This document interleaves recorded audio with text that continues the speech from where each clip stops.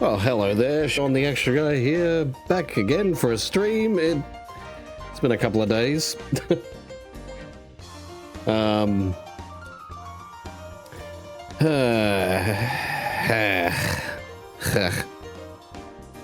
It's what it is, you know. But anyway, I'm here. I'm not too late, actually. I was only like 5 minutes late when I started the stream, so... But, anyway. It feels like it's been, I think it's been like probably a week and a half since I last played, Ace Attorney. Yeah, last played 7th of February, so, yeah. Didn't expect to go that long without playing this, but, yeah, oh well.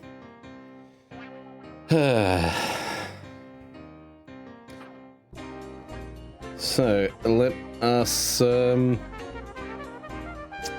us do the thing, eh? Bob, excuse me. Pause the jazz music elegantly. And let's just get right to it. I am within range of scheduled time. Within range.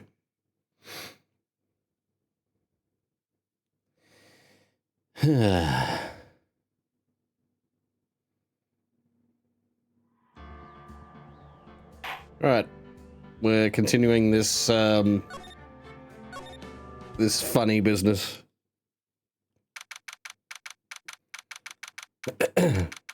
December 30, 9:41 a.m. District Court, Defendant Lobby number 5. Good morning, Max. Oh, yeah. Good morning, sweeties. You don't seem like your usual sparkling self today. I'm always like this before I go in front of an audience. I'm working up to it. Tee-hee. Don't get nervous, Maxie. Here, have a glass of milk. Here, have a glass of milk. Regina? I remember what you did.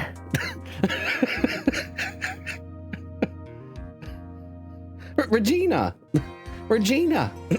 Hang on. Regina!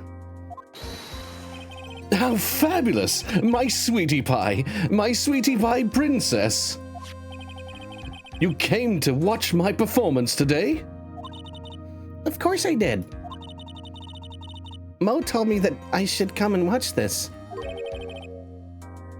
I guess from what you remember, a paraplegic who you don't think is a paraplegic witnesses a figure walking by his room to kill the ringmaster.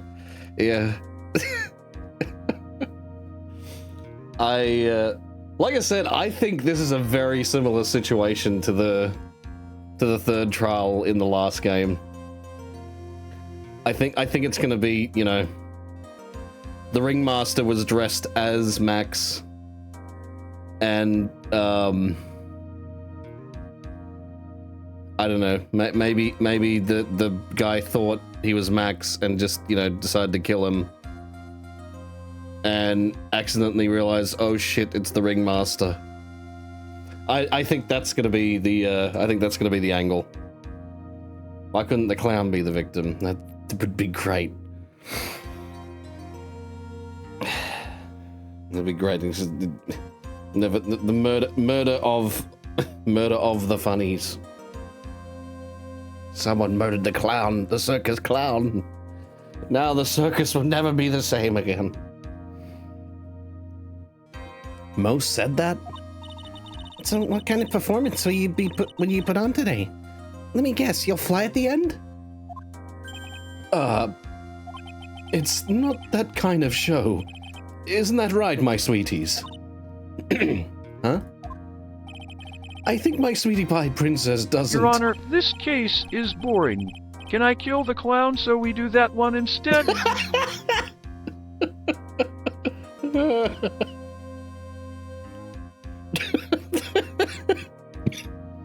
Love how that could be the opening. This case is too boring. Can we just kill the clown and just try to investigate that?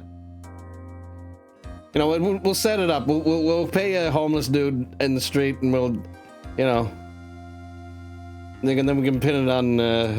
We can pin it on the ventriloquist.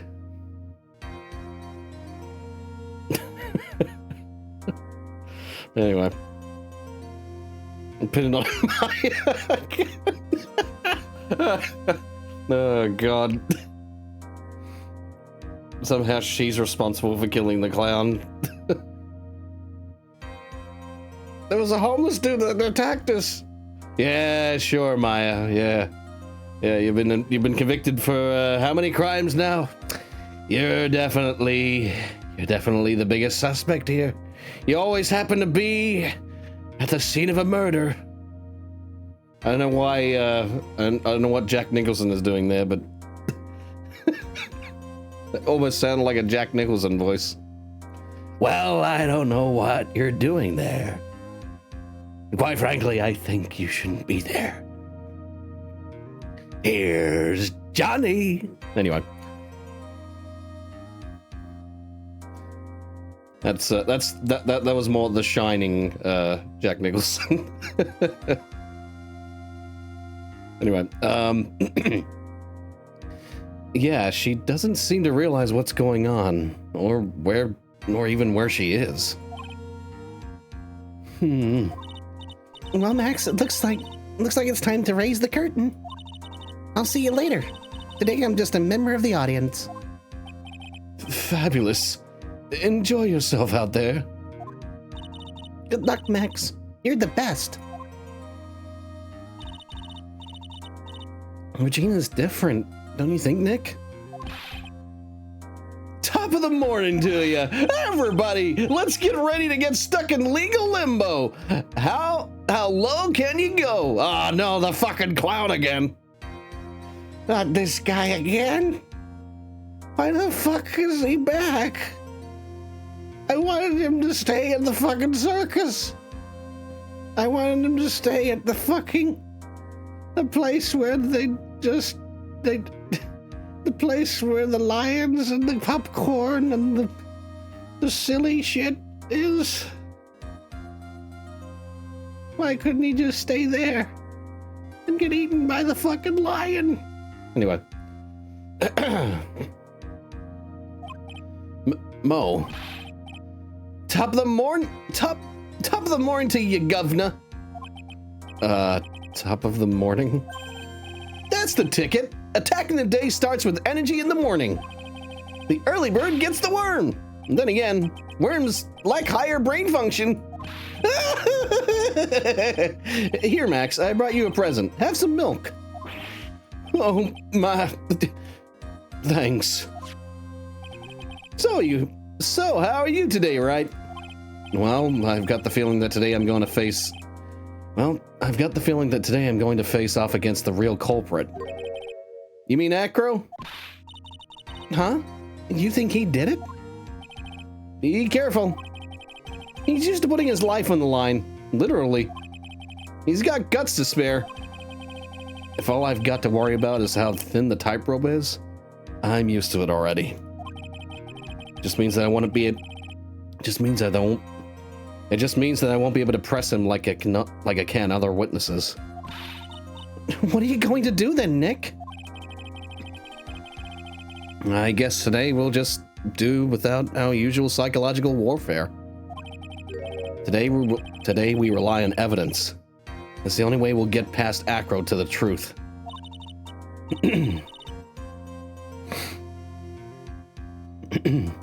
You're right, but it's gonna be tough.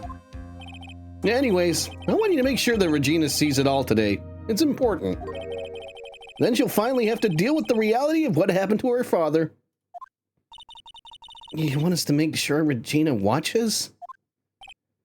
Yes. That's why I brought her here. That's why I brought her here to court today. What's that supposed to mean? She needs to know that when people die, they don't just become stars. I may be an old-fashioned clown, but I don't believe in people becoming stars.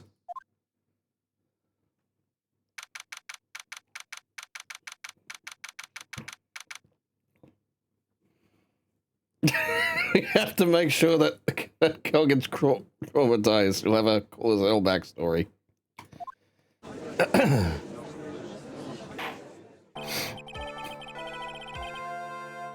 Court is now in session for the trial of Maximilian Galactica.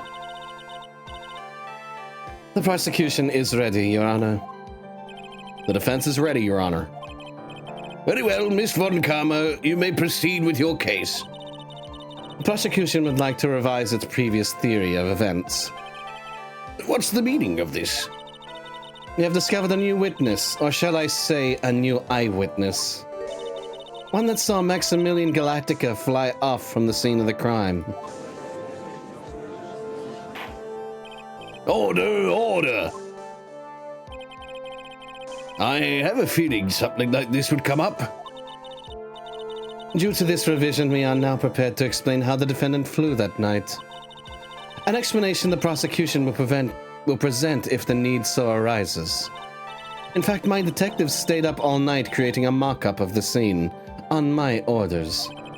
Poor Gumshoe.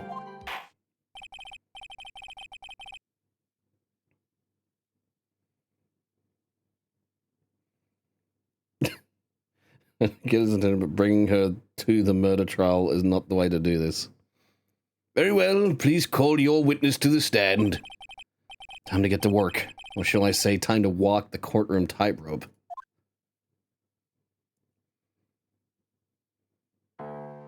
I would not allow... there's no animals allowed in the courtroom unless they are witnesses. Please, those birds need to be confiscated or put in cages at the very least. Oh, God.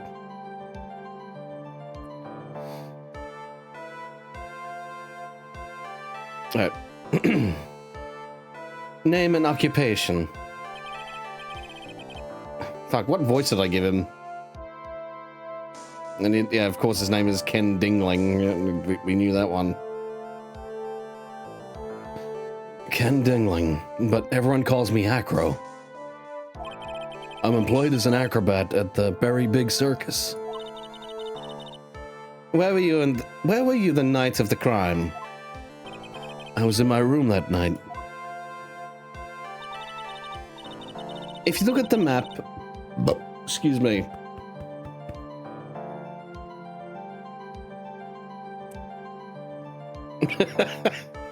Oh my God. Your Honor, Miss Von Karma didn't bring one witness. She brought 3. She's a big fat cheater. And she should get a timeout. Why did he say it like that?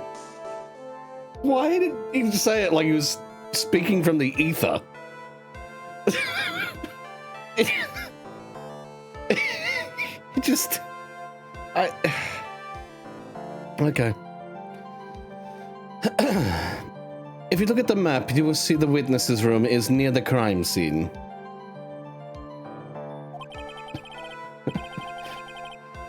My room is on the 3rd floor. The crime scene is below my window. The night of the crime, the witness saw something quite shocking. Oh. It's at first he was like, it sounded like he was stuttering, like, you know, the Miss Von Karma, however the hell he said it, but still, it sounded like he was speaking from the ether. From the other world.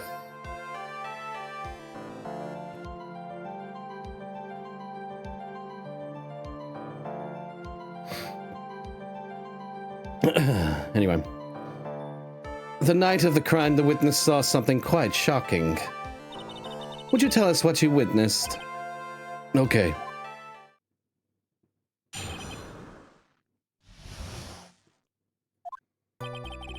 It was just after 10 p.m., and I was resting in my bed.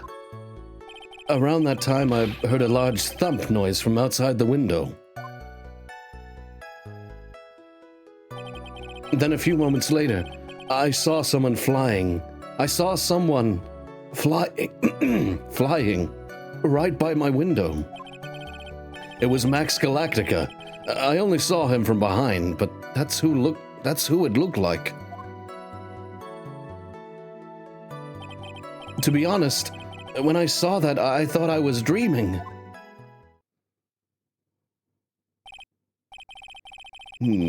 This witness's testimony matches up exactly with that of the clown.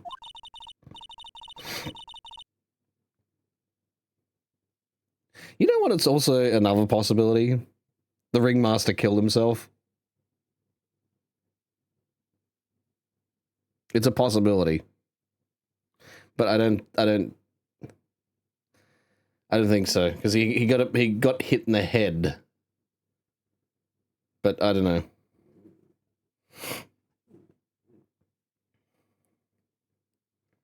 Is the next trial over Buzzy's murder?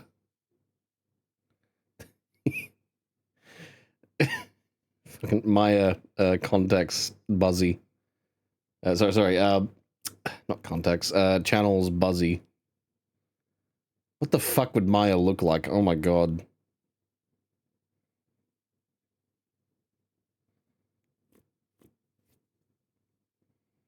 And 2 witnesses have mentioned 2 suspects, right? They've all said it's been Max so far. Just, there's been doubt over, like, okay, is it actually Max or someone dressed up as Max? So it's like, you know. I don't think it was 2 people. Like, yeah, anyway. If that's the case, there's very little the prosecution need add. All that's left is to explain how the defendant disappeared into the sky that night. Before we get that far, I'd like to cross-examine the witness. A foolish choice by a foolish fool who wishes to feel the foolish sadness of a sad fool.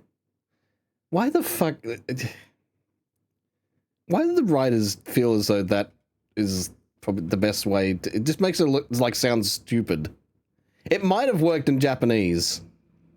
It may have worked in Japanese, but I don't think it works in English. It just makes her seem like she's inelegant. A man must know the proper timing for things, Mr. Phoenix Wright. Just like your old friend, Mr. Miles Edgeworth did. Mr. Wright, do you have a problem with the witness's testimony? In the words of Miss Von Karma, may I quote yesterday's proceedings? There's no way that actually happened. There's no way that actually happened. Very well, you may proceed with your cross-examination.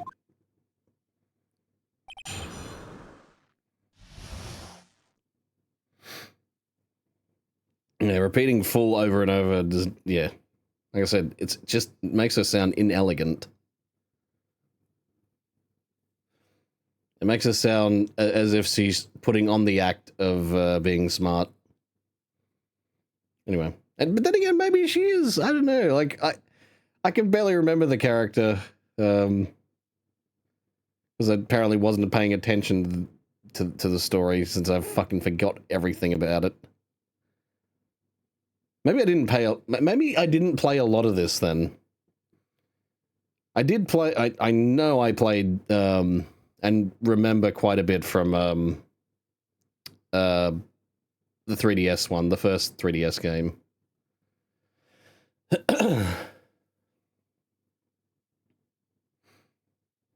Anyway.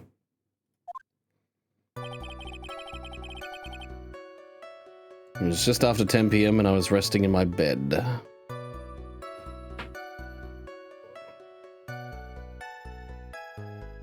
I just wanna...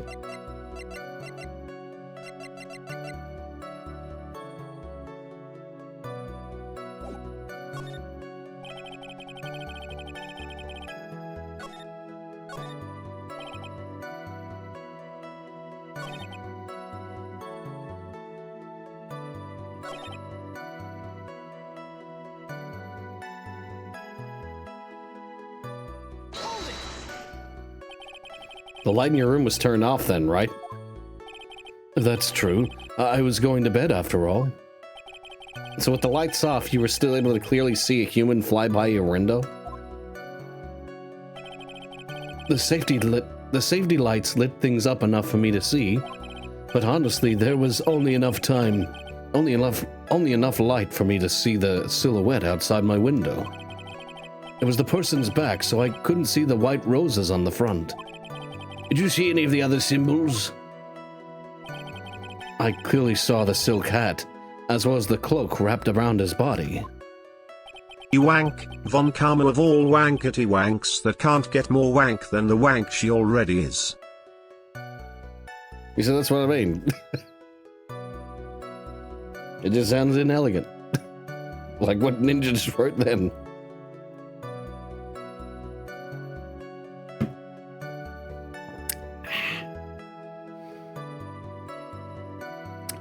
Anyway, I'm convinced that the person I saw was Max Galactica. The more I press him, the less results I seem to get. But maybe there was something fishy with his latest bit of testimony. That's a contradiction.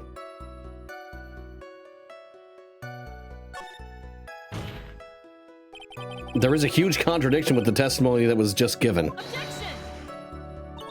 If there's a contradiction, then prove it with evidence. She's right.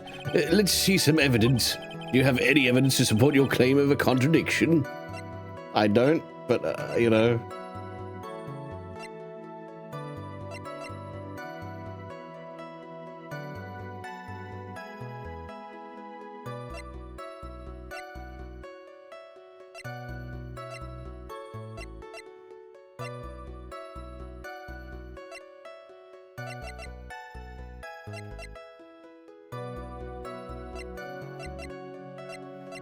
I might need a bit of help with this one.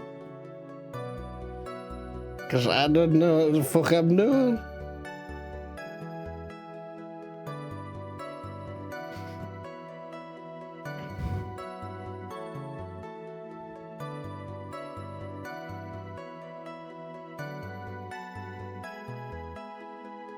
Silk hat. Ah, okay. I guess he didn't mention the, yeah, he didn't mention the feather.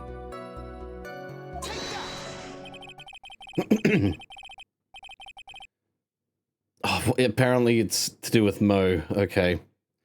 You claim to have seen the exact same thing Mo saw last night. Do you stand by that? What do you mean? The silk hat. What about the silk hat? I saw it on Max's head as he flew by my window. Well, you should have tried looking down out... Well, you should have tried looking down out of your window that night. That would have been quite difficult considering the state I'm in. Just looking outside the window was a tough enough challenge for me. That's a shame, because you would have noticed the silk hat from the... You would have noticed the silk hat found on the scene. That's the ringmaster's hat, right? Afraid not. No matter how you look at it, this is Max's silk hat. Yeah, makes sense. But it might have blown off, that's the thing. I wouldn't have thought of that, but the thing is, it's like, well, okay, and then it blew off with the wind or something.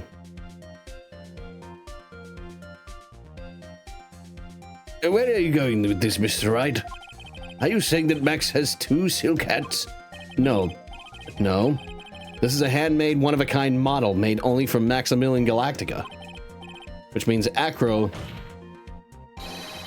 that you've been fibbing on the stand. Order! Order! Objection!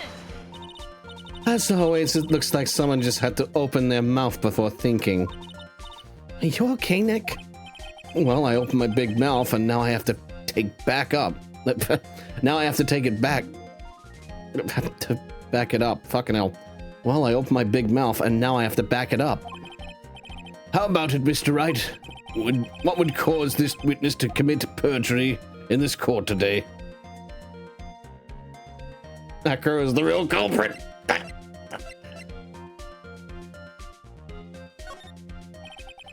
Perhaps it's because Acro has a grudge against the defendant, which is why he's trying to frame Max.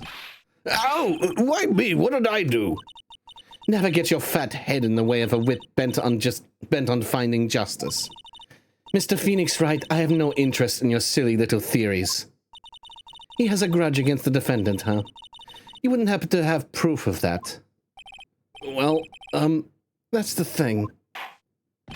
Mr. Wright, thanks to you, I got my head lashed by Miss Von Karma's whip. I don't like getting hit for nothing, so how about you answer the answer with an explanation? Are you okay, Nick? Fuck. Acro is the real culprit. Your Honor, on this occasion, the defense accuses Acro himself. On this occasion? Accuses Acro? What in the world are you accusing him of? Obviously, we accuse him of the murder of Mr. Russell Berry.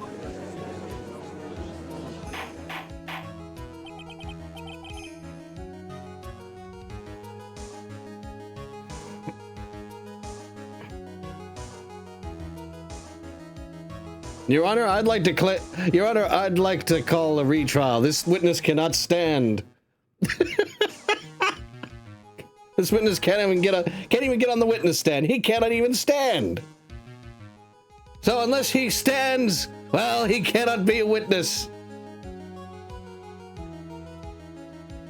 You're right. We are very discriminatory here in this court.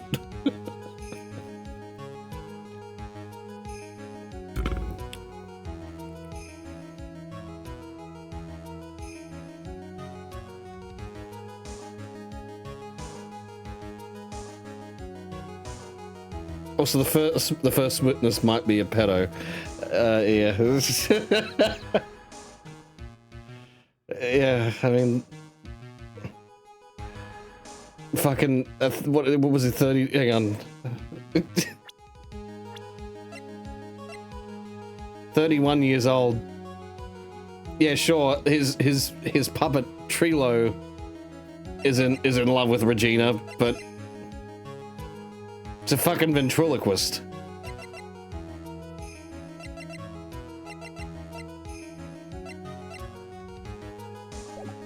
Anyway. Mr. Wright, are you serious? Deadly serious, Your Honor.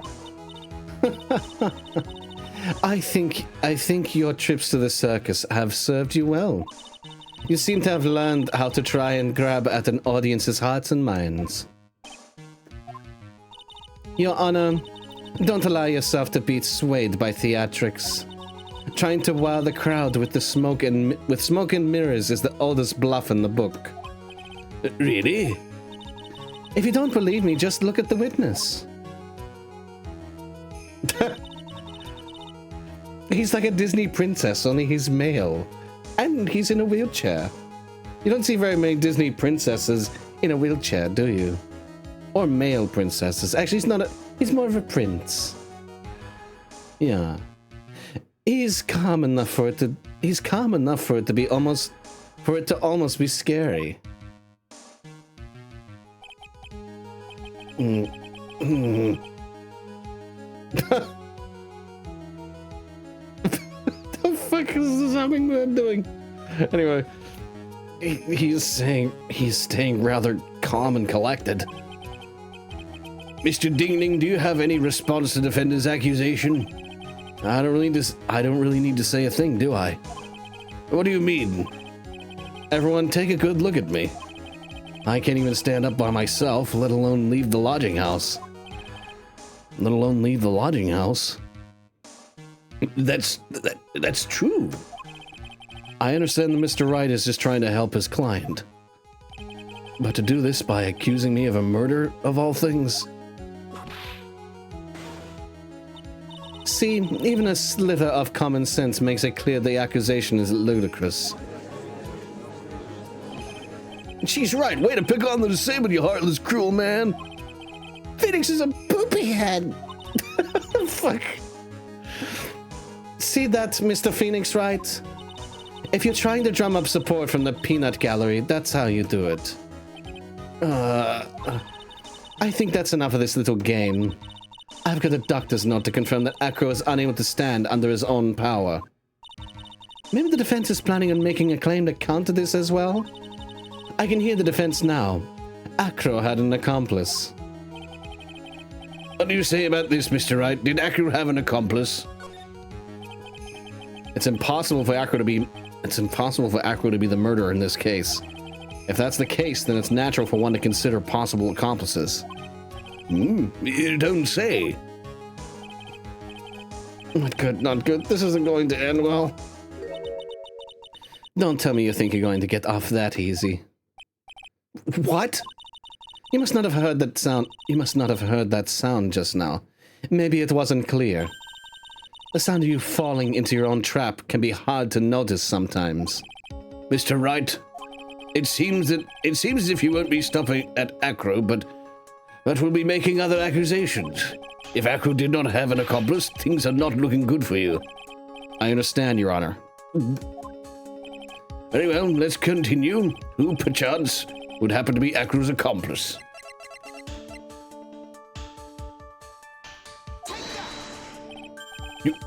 You don't say. Uh-oh, this is suddenly looking very bad. Don't tell me you think you're going to get off easy.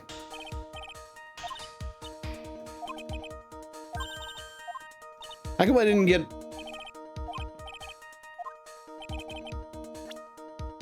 Well, I mean, you know... It's possible the monkey did it with him. The monkey was his accomplice. He's not a murderer, but he's an accomplice. Just not exactly, you know... His accomplice was him.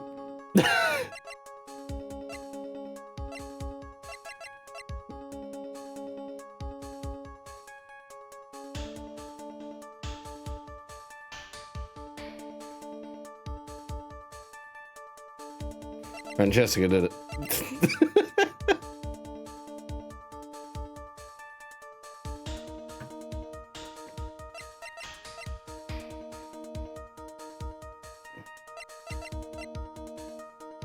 You know, I'm listening. Mr. Wright? Yes, Your Honor? This piece of evidence is lacking in persuasive power. You didn't miss that sound, did you, Mr. Phoenix Wright? You know, the sound of you receiving a penalty. Hang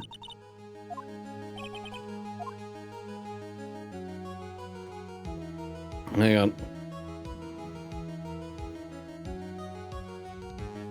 Okay, well, of course he didn't. Alright, apparently that's...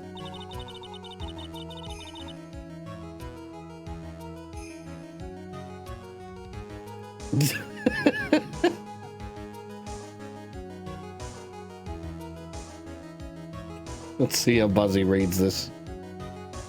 Your Honor, my client Max was the accomplice to the murder, which means my client never killed him. Can I redo that?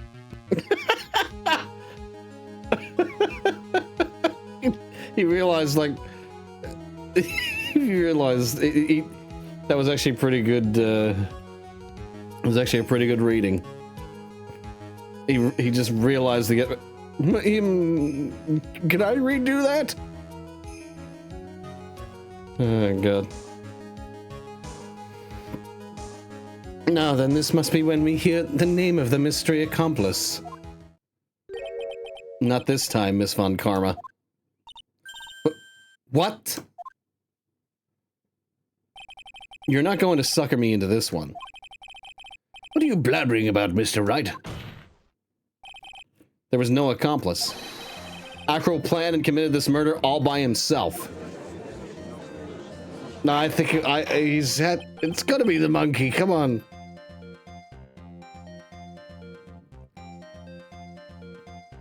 It was at this moment that Buzzy knew he fucked up. Oh, order! Order! What are you what are you getting at? Way to keep them on their toes, Nick. Now I'm going to have to prove how it all fits together. I have to show how Acro murdered Russell Berry. Can you do it, Nick? Can you really do that? I know what I can't do. I can't stop now. If I stop attacking, I'm doomed. Alright, then let's do this. Mr. Phoenix Wright. If this witness is the killer, then his eyewitness account is all lies, right? Mr. Wright, excuse me. Sorry, that was my beef bean burrito I had for lunch. Because of course the judge would eat a beef black bean burrito.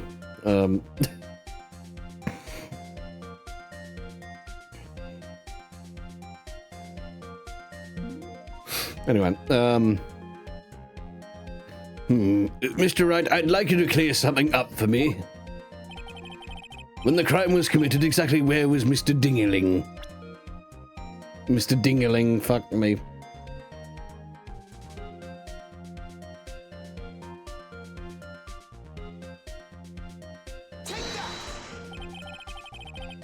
He was obviously here the entire time.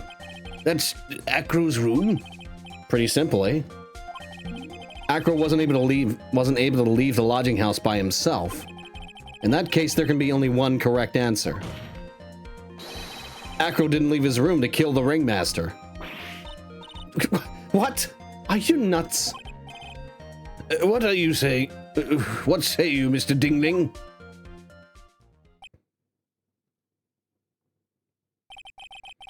It's an interesting theory. That's it. Considering that what you proposed is impossible. Yes, that's it.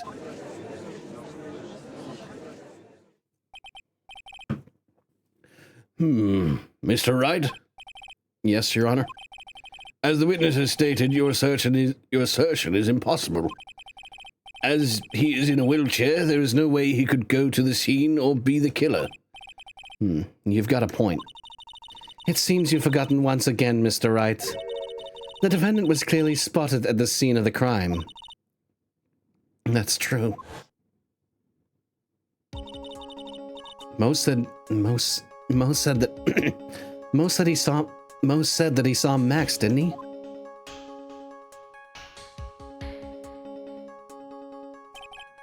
But Maya, it's still impossible for humans to fly. Do you mind if I ask a question, Mr. Wright? What is it?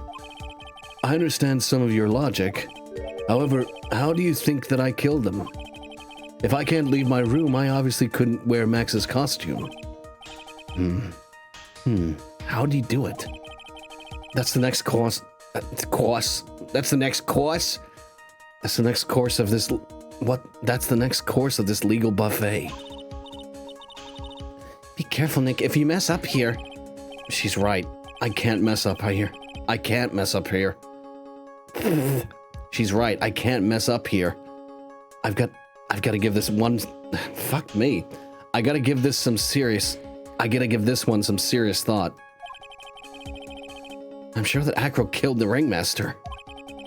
And he did it while he was in his room. No doubt about it. Time to enlighten us as to how Mr. Dingling committed the crime, Mr. Wright. I don't think I can present evidence. Yeah, I don't think... Oh no, apparently I can. Alright, I can present evidence. I was gonna do this, actually. Present the bust. So I'm like... I think it's the bust.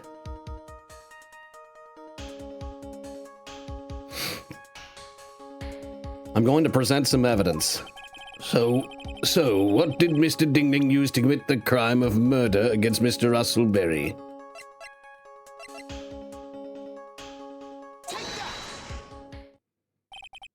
What's that? A picture? Excuse me. It is indeed. The problem is with the item. The problem is with the item that's shown in the picture. The bust. It's quite a large bust, and, because it is life-size, it is also very, very heavy. heavy. Heavy enough to guarantee a certain death. Especially if it was dropped from the third-story window.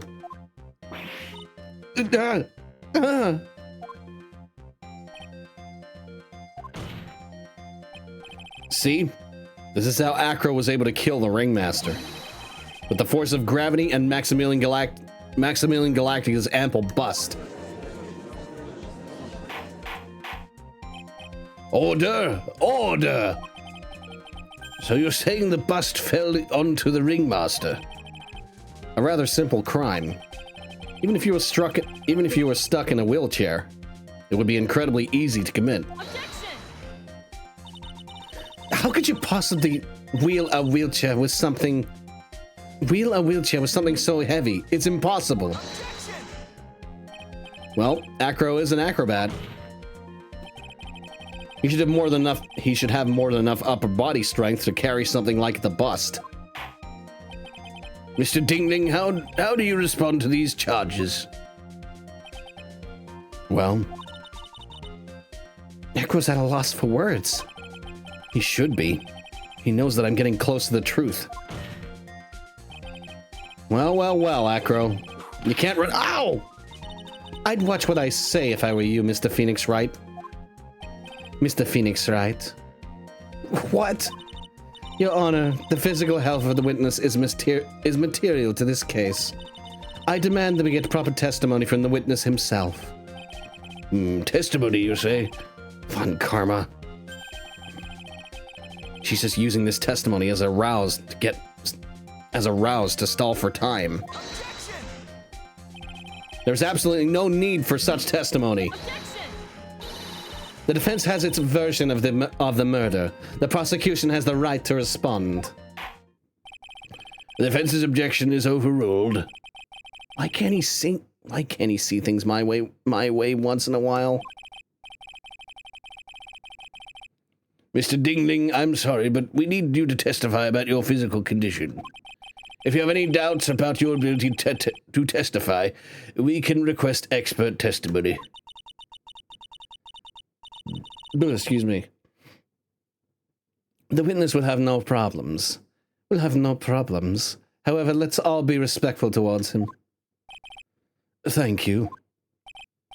That woman will sink to any low to win a case.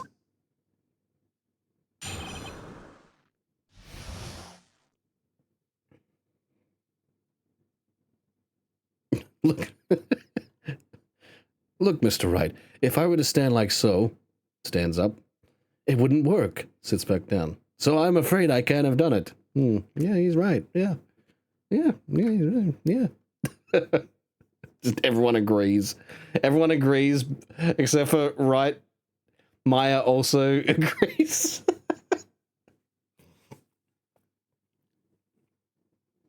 Like, he just stood up. He just stood up on his own two legs. Everyone saw it.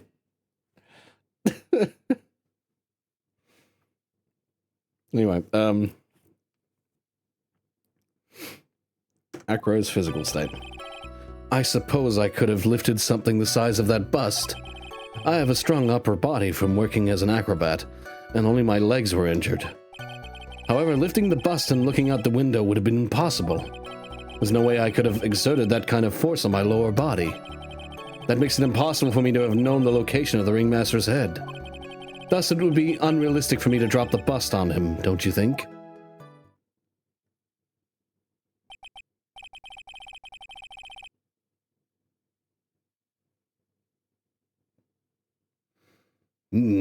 I have no doubts in regards to this witness's testimony.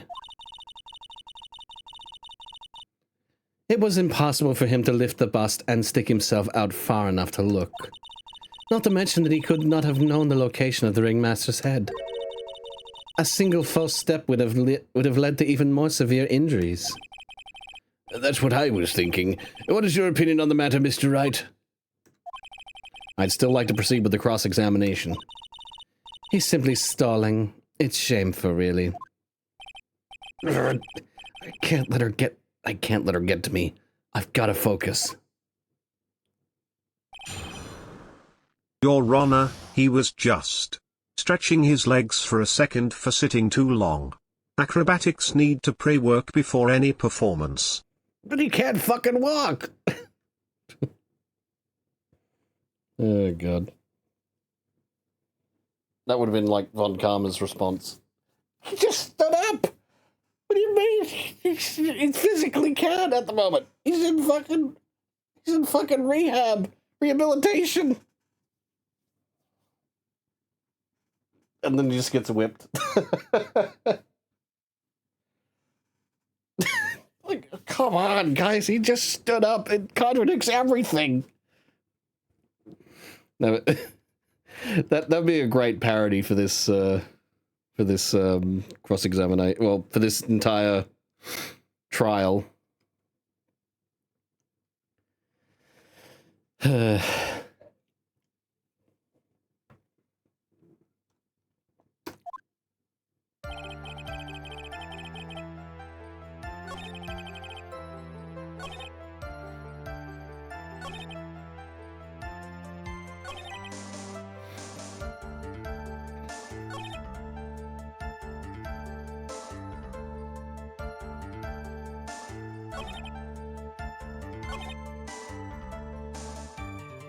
I think it's got something to do with the box. I think it's something to do with the box.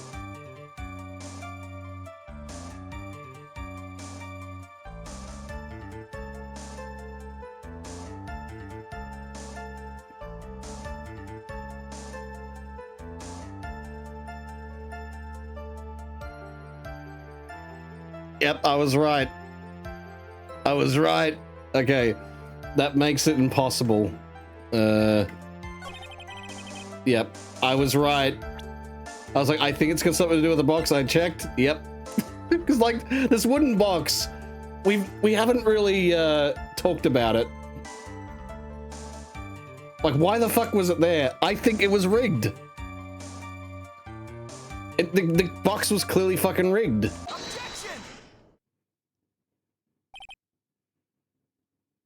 I was just like, okay, which statement do I have to present the evidence on? Because I was already like, because at the start, I was like, okay, you can't really press him on anything that's like, you know, it's not going to do much. Ooh, yeah, ooh, yeah, ooh, yeah. Whereas you need evidence.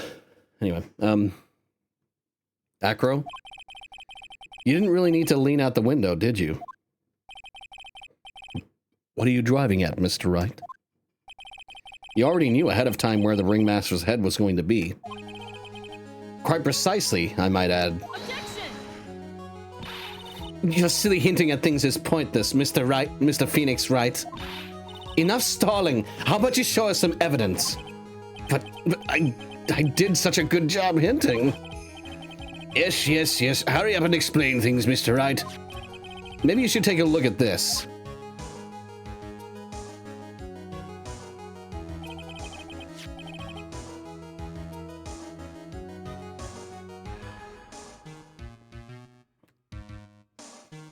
The key point here is the wooden box. The same wooden box that the victim was found hunched over. The same. Wait, who said that? Was it the judge that said that before? The same wooden box that the victim was hunched over? The same. The question is, who placed the wooden box there? Who? When Ben and company saw the ringmaster, they didn't see him holding the box, which means that this wooden box was already placed at the scene of the crime. I have to admit that your theory makes a lot of sense. The moment that the bus came falling down was exactly the same moment that the ringmaster lifted it up. This was the exact same moment that the ringmaster lifted up this wooden box. Which means that the answer to all these questions is now crystal clear. You mean, if the bus were to fall upon the point marked out by the wooden box, there would be no way that it could miss the head of the victim. No. No! No! No! No! No! No! Anyway, I don't know how the fuck, like, some of the dialogue is quite awkward to, especially if I'm, you know, especially if I'm, like, voicing female characters. God damn. Order! Order! Order! This is unbelievable! Finally, some of these loose ends are starting to tie themselves up. Now I just gotta keep going. There's only one way to go from here, forward. So the next question I have is, who placed that wooden box in the scene? It was Mr. Dingling, of course. He connected it to a rope, and then all he had to do was lower it down. Ow! Allow me to whip some sense into you. Mr. Phoenix Knight. Ow! Ow! Ow! Ow! The ringmaster's head could have been anywhere when he lifted the box. That's why the box was so specifically made. Specifically?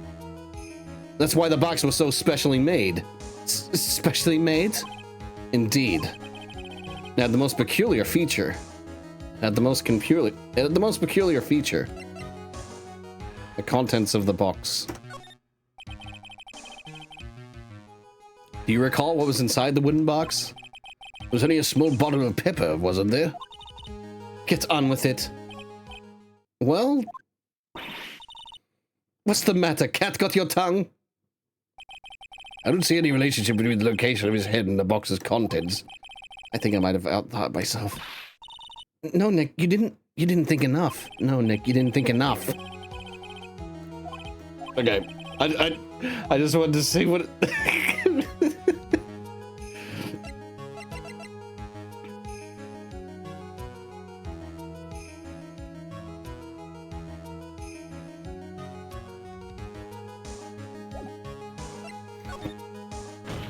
Remember the white, I reckon.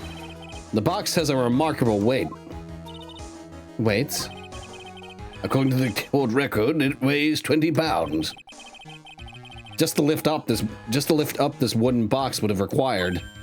Oh, I see. One would have to squat down, then lift it up with their body, wouldn't you say? That's exactly what I was trying to point out. The box is also very large. The box has carrying handles on either side, doesn't it? That is correct. To lift up the box, you'd have to squat down. Which means that no matter who you are, your head will be in approximately the same place. Fool!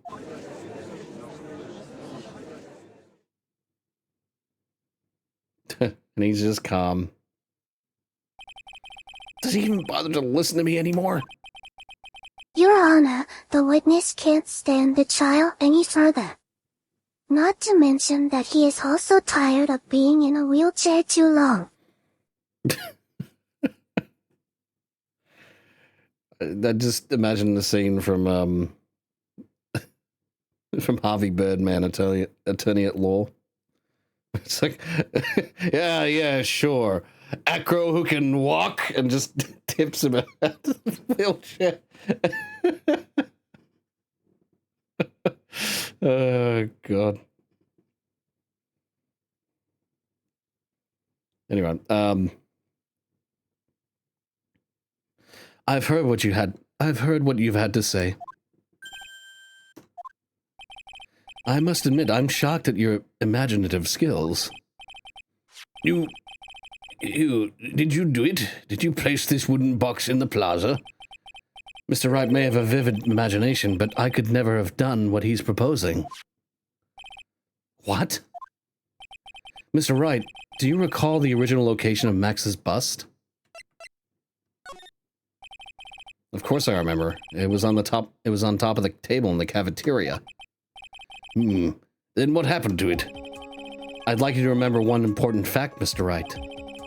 I could not possibly leave the lodging house by myself. Ah, that makes sense. You understand what I mean, don't you? I may very well have been able to drop the bust from my room. However, how would I have gotten the bust from the cafeteria to my room?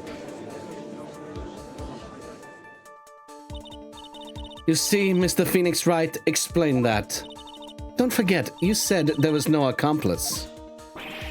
Yeah, well, there was an accomplice. That's why I said... I said there wasn't an accomplice. It was the fucking monkey.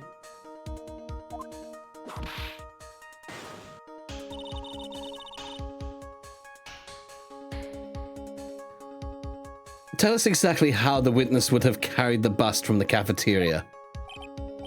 Yep, we definitely have a problem here. But this is no place to get perplexed. I've got to get my wits about me and prove how things happen once and for all. All right, Mr. Wright, let's hear your example. How did the witness get the bust from the cafeteria back up to his room? It's the fucking monkey. I'm telling you. It's the monkey. I fucking used the monkey and that is his accomplice. That is his fucking accomplice. That's what I did first. God damn it. A monkey? Everyone knows money. He loves shiny objects any size. Oh, like when he stole the ventriloquist's ring.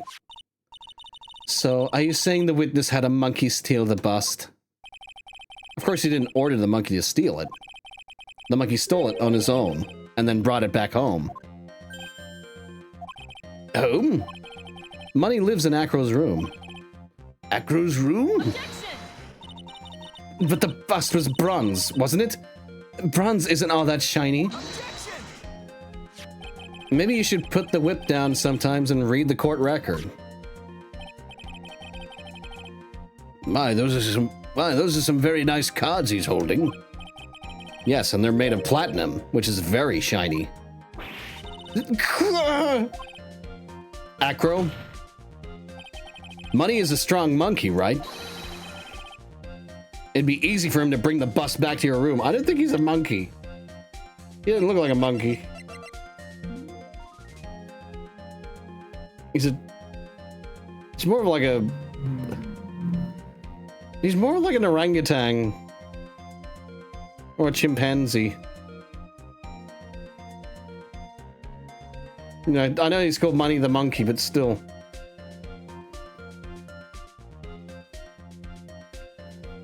It'd be easy for him to bring the bust back to your room. If he wasn't able to handle that himself, I'd be on the market for a new roommate. Order! Order! I said order! Miss Von Karma! Where is the bust in question at this moment? I don't know. We're searching for it as we speak. This is a rather strange turn of events. But let's say that the monkey had not stolen the bust. What would have happened then? Well, in that event, something else would have been used as the murder weapon. Wait. Then you mean this bust was the murder weapon purely by accident? That's possible. Maybe Acro saw Money's mountain of stolen goods and thought to use one of them. Anyways, I think we've more than proven one critical fact. Namely, that it was entirely possible that Acro was the murderer. Moron! Mr. Wright's argument was so circular, I'm still a bit dizzy. However, his argument does hold water. There's no denying that. Ow! Don't seem so flamboozled, especially by this fraud of an attorney. Fraud? You've forgotten the absolute most important thing, Mr. Phoenix Wright. And what is that? You should know. You should know.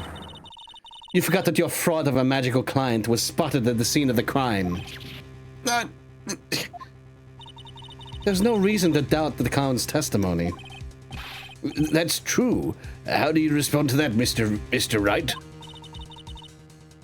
Nick, don't let her beat you now. I won't. This is my chance to turn this trial around. When the murder occurred, there were two people at the scene of the crime. One was the victim, Russell Berry, and the other was the murderer himself. Answer this and only this, Mr. Phoenix Wright. Who is the murderer the clown saw?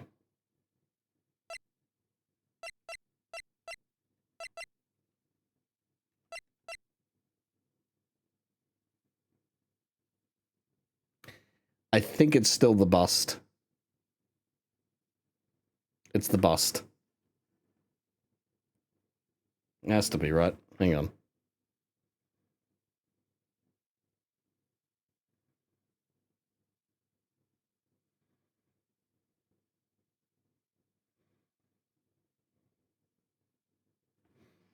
Yeah, it has to be.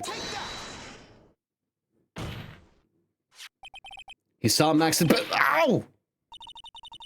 I asked who was the other person Mo saw on the scene. That evidence has nothing to do with the question. Au contraire, mon frère. It does indeed have something to do with the question. Mo said that he saw Max's silhouette. But he did not actually see the man himself. It wasn't a human being he saw. How is that possible? It's simple, really.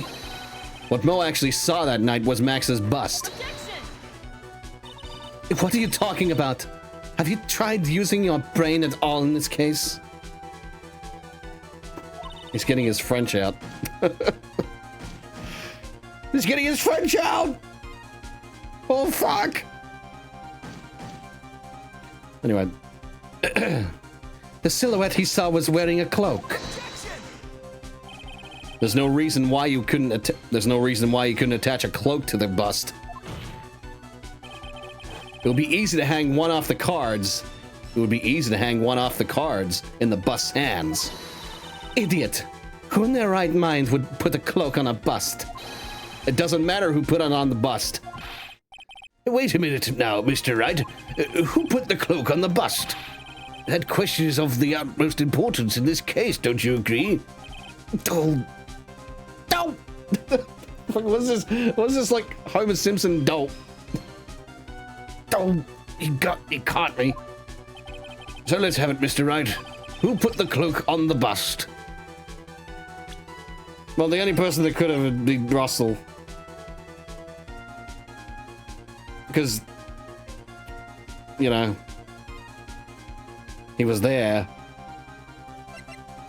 It can't have been him.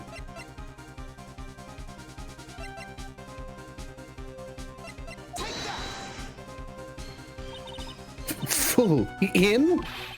You're saying it was the victim himself, Russell Berry? That's what I'm saying. The victim himself placed the cloak on the bust.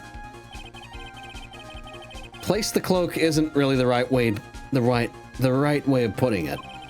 And what would be the right way of putting it, Mr. Wright? Explain yourself. Explain yourself. Nick, do you really have a handle on all of this? Who busted on the cloak?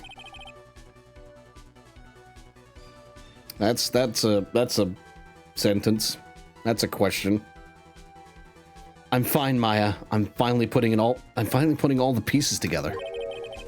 There's really only one picture I can paint anyways. All right. So, you want to know what really happened that night? Let's step back in time. Acro used a rope to lower the wooden box onto the scene. Then he attached that rope to the bust and dangled the bust out of his bedroom window directly above the wooden box. At the same time, the ringmaster told Max to wait in his room and went to the scene. Of course, at the time, the ringmaster was wearing Max's costume. Perhaps he didn't want anyone to recognize him that night. But just as he feared, he was spotted at the entrance of the lodging house. But none other than the ventriloquist and his puppet, Ben and Trilo. Then the ringmaster arrived at the scene. He bent over to lift the wooden box. And that's when Acro took his chance and released the rope.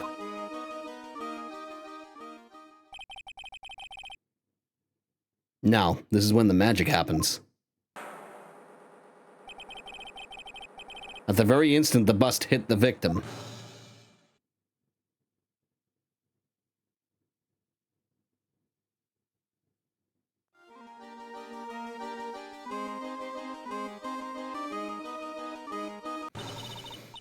You wait just a second there, Mr. Phoenix Wright. As much as you try, as much as you scheme, this just isn't true. It can't be. It's still a little early to be getting up. It's still a little early to be getting up. Fuck me. It's still a little early to be getting so upset, Miss Von Karma. This circus isn't over yet. What?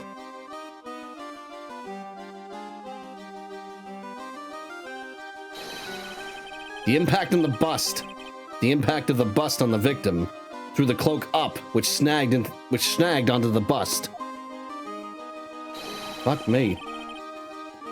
Can I please, like, say, like, one line without fucking, like, everything else?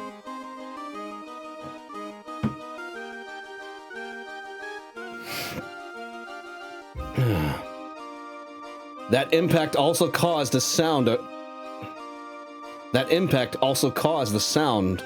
a certain witness heard, prompting him to take a look.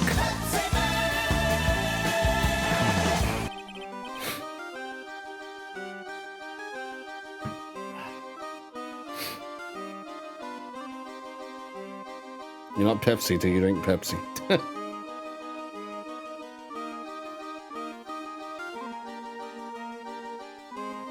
That witness was, of course, Lawrence Moe Curls, the clown. When Moe looked out his window, the cloak had already snagged onto the bust. Now, having completed the crime, Acro naturally went about pulling up the murder weapon. Of course, he had no idea that Moe saw the bust being raised with the cloak dangling on it. Primarily because in his wheelchair, he couldn't see out of his window. So he just kept pulling the bust up.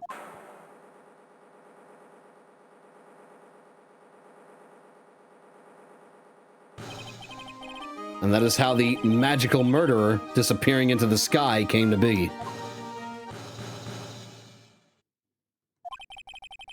So you see the only person who could have pulled this off is the one person who was able to drop the murder weapon from above the crime scene. Acro. It could only have been you.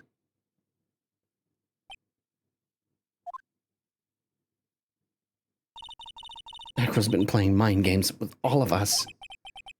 He sure has. But he has come to the end of his rope now. So, what now? What now? You've graced us with a rather long-winded tale. But do you have any evidence to prove that your fairy tale is true? Evidence? In this court, only two things matter. The power of evidence and the power of my whip. Don't forget the power of my gavel as well. Mr. Wright, the prosecution brings up a good point. Can we see some evidence? Nick, they say they want evidence. I just explained how there can only be one possible murder method. But there is still something unusual about Moe's eyewitness account. Unusual? A contradiction, actually. Okay then, use that and get us out of this jam. That's enough talking amongst yourselves. Proceed, Mr. Wright. Present some evidence to the court that backs your claims. I want hard proof that you have unraveled the trick to this magic case.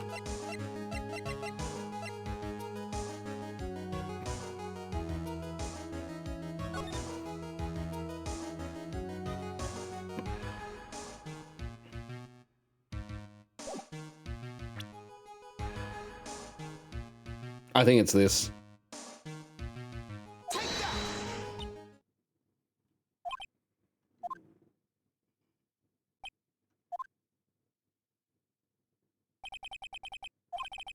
Try again. God damn it.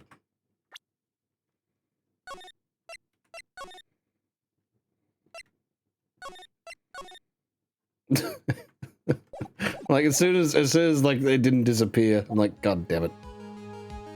If they had been silent for 2 more seconds, I would have screamed.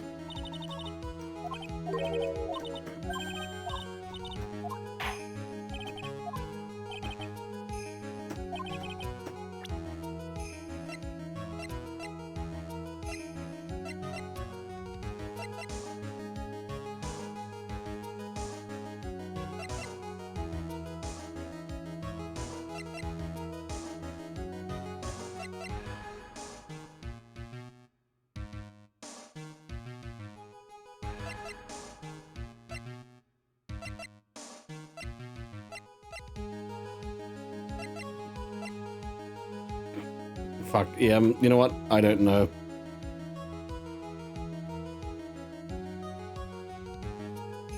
Ah, fuck. Apparently...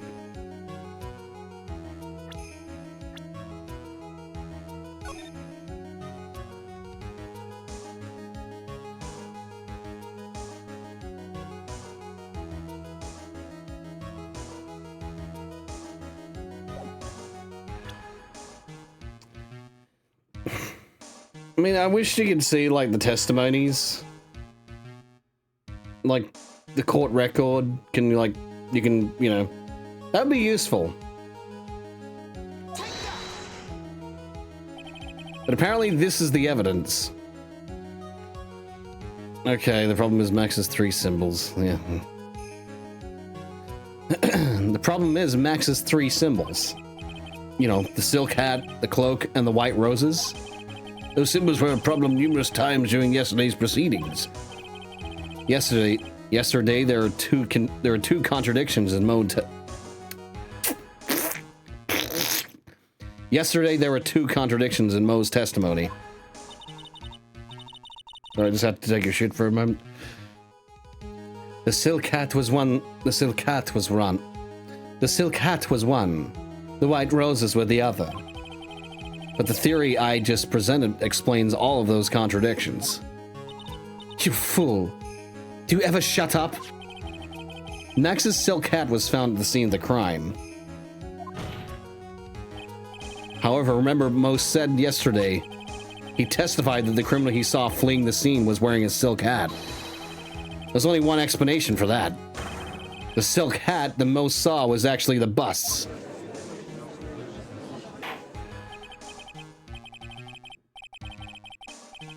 It makes sense. Makes sense, if you look at it that way. Then he did see the silk hat. Well, sort of. Fine, you've got one, but what about the other contradiction? The other contradiction? Remember what that ventriloquist said in court? He said that he witnessed white roses on Max's chest that night. The clown's testimony doesn't match. The clown said that there were no white roses. I'd like to see you try and explain that one away. Can you do it, Nick? Of course. Of course. I can explain all of it. What was that? Please recall the instant when the cloak snagged onto the bust. If the cloak snagged onto the bust, what happened to the white roses?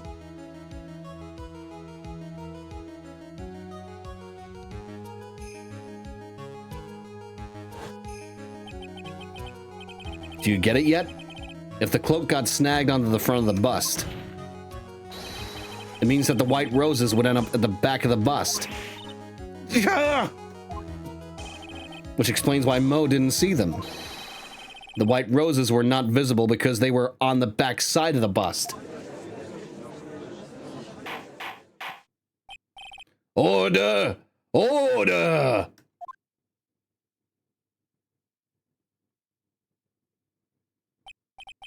This is quite the shocking state of affairs. Mr. Wright's theory still sounds a bit absurd to me. However, let's just keep going down this road for a while and see where it leads. Let's do this, Nick. Then maybe Von Karma will finally throw in the towel.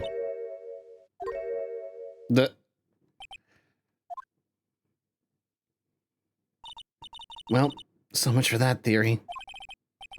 Mr. Wright, do you mind? What is it? You took the time to research our circus, didn't you? Well, yes, I did. Is there something making you think that I didn't? If you did, then maybe you'll understand why I think you're off track. Why is that? Motive. This witness feels an incredible debt of gratitude towards the ringmaster. Anyone with any relation to the circus is well aware of this.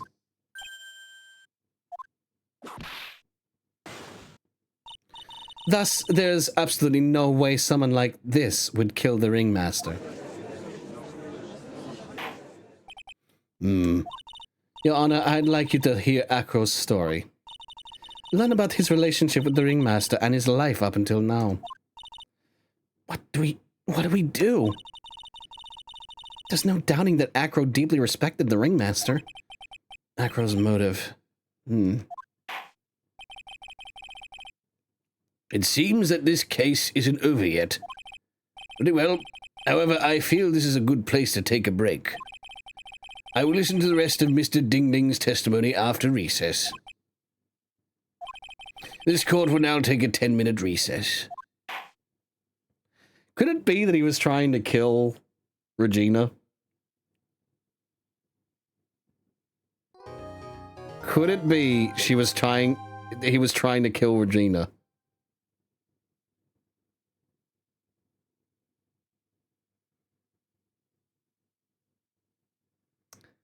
I think it's a possibility. He seems to have like some sort of grudge against Regina.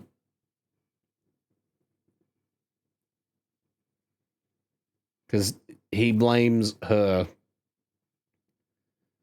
for the way his brother is.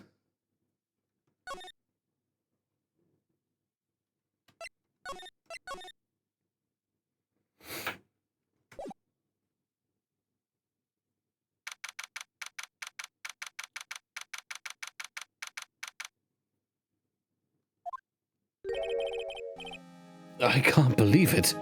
Acro. It's pretty shocking, isn't it? It definitely is. I don't think he was all... And to think he was always the most straightforward to the group. Jeebus, am I that hated?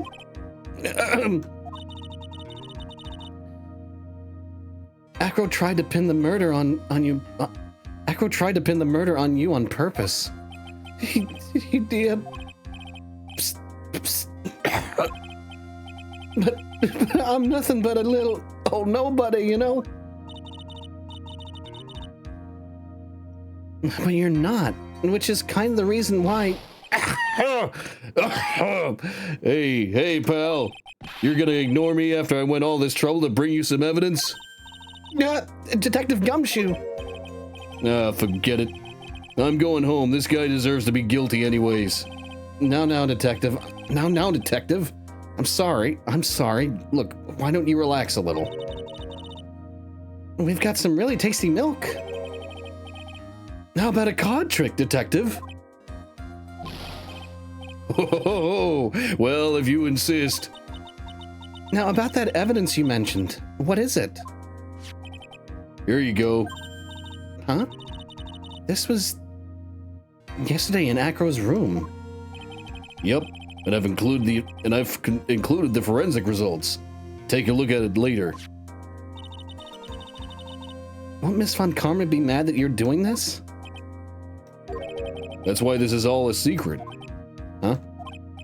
Look, details are on a need-to-know basis. We're not really allies or anything, but everything that's happened in court up until now has gone according to our plan. I don't know. Miss Von Karma didn't seem in control of things in there just now. You'll figure it out eventually, pal. Yesterday, our final plans were set into motion. Final plans? Uh-huh. That reminds me, I've got a message from the prosecutor for you. Nothing is ever truly decided until the very end. That's it. And that's it for me too, pal. I'm out of here.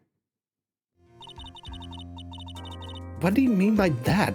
The very end part? I'm not sure. It was all pretty cryptic to me. Oh, one more thing. Nah! Don't scare me like that! It looks like there's a large care package from the circus for the defendant. What? For me? It's milk. The reception area looks like some kind of dairy. So hurry up and drink it all before it spoils. An entire dairy's worth of milk? For me? It's quite funny when he goes into his, like, farmyard, country bumpkin voice.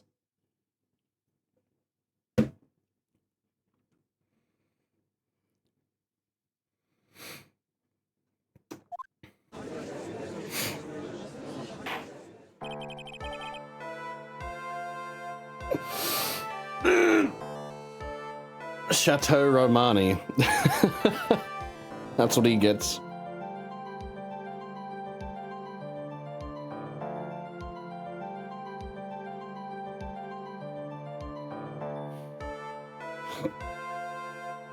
Court is now back in session. Miss Von Karma, please continue from where you left off. I'd like to continue with I'd like to continue with Akro's testimony, starting with his relationship to the victim. I'd also like to get proof from the defense. Proof of what kind of motive Akro would have to commit his crime. To commit this crime. Understood. Now, Mr. Dingling. Yes, Your Honor. Please proceed with your testimony. Finally, we get to the motive. Wait, Nick, are you okay? Just do me a favor and don't ask questions you don't want the answer to.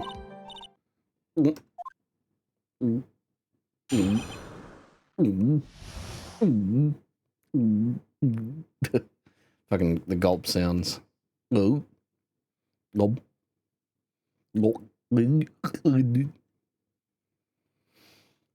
Anyway.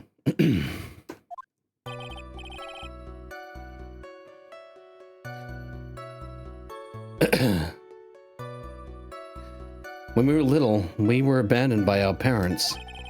That's when the ringmaster of Berry Big Circus, Russell Berry, took us in. I became an acrobat at around 9 years old. I waited to find a way to repay the ringmaster. That was my sole purpose in life.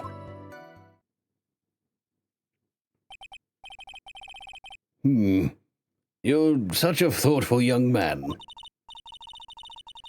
As you heard, the witness deeply respected the victim.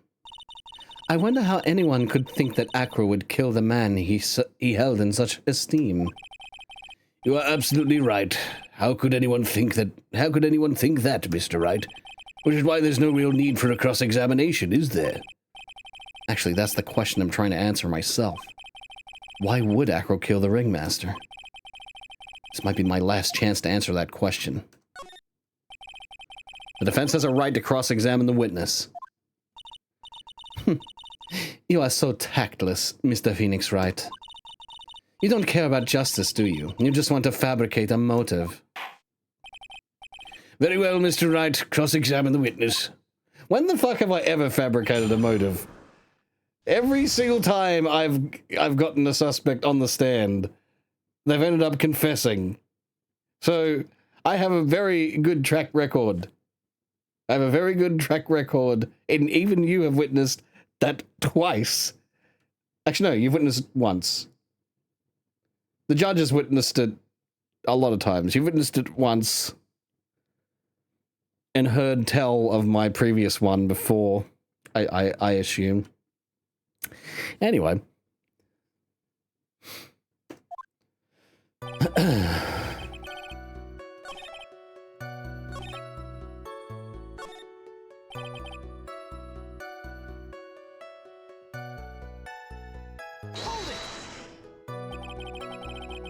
Did you ever have any trouble with the ringmaster? Ow! How could you ask such a thing, Mr. Phoenix Wright? Do you have some sort of fundamental misunderstanding of this witness's testimony, or the heartfelt emotions contained within? You better think about this, Mr. Wright. You had better think hard. Ow! Ow! Ow! Ow! No matter how you look at it, there's no way I could see this witness ever taking the victim's life.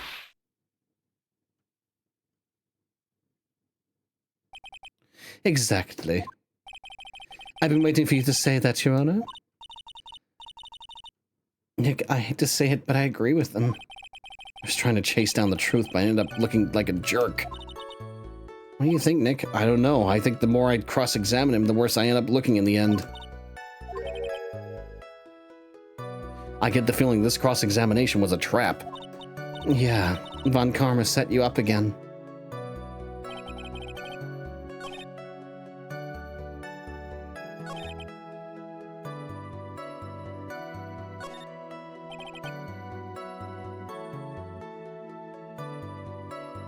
Okay, I gotta present the...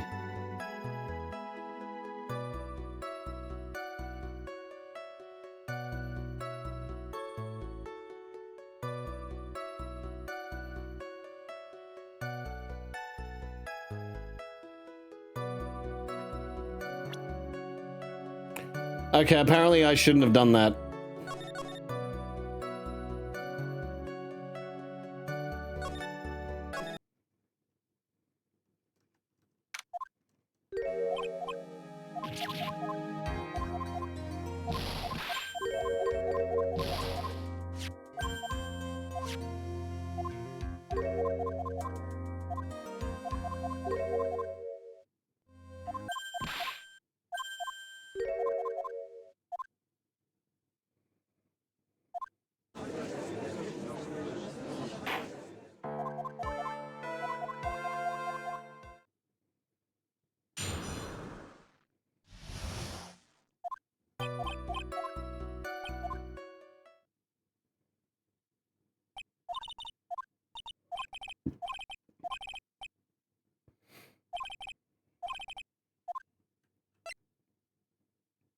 No need to question him.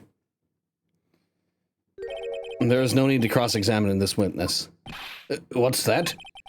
Why was the ringmaster murdered? There is no need to delve into the bit of testimony when I know the answer already. Mr. Wright, I'd like to ask you a question. Go ahead, Your Honor. I would just like to know, can you provide an explanation as to why Acro would want the ringmaster dead?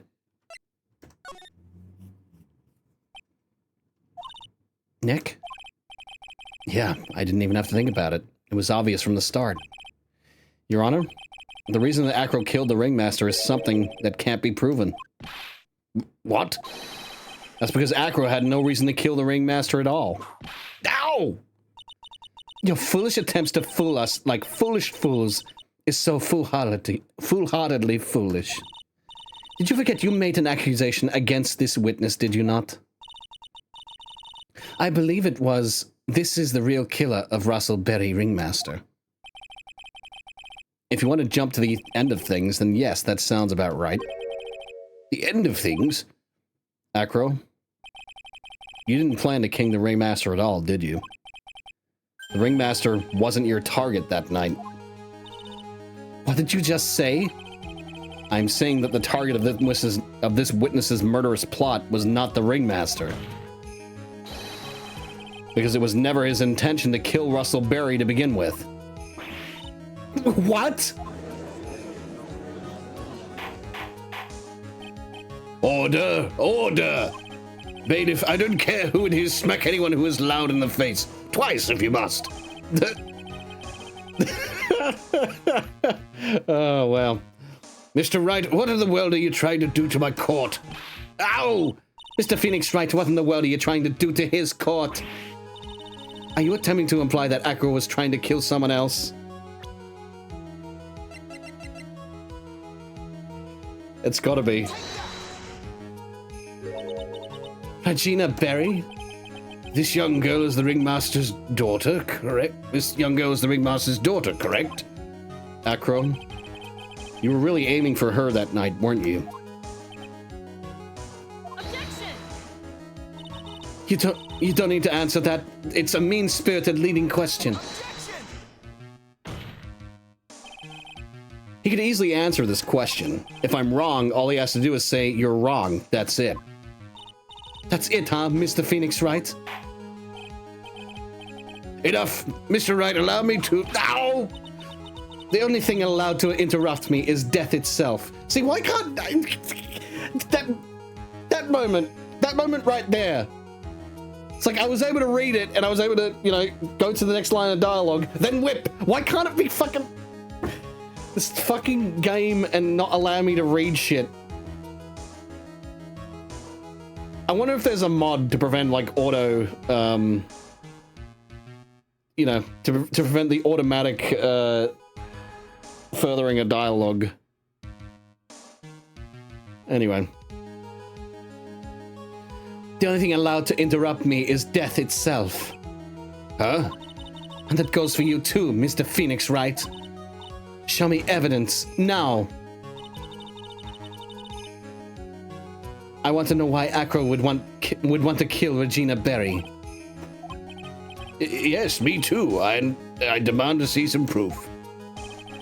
Is it evidence that proves...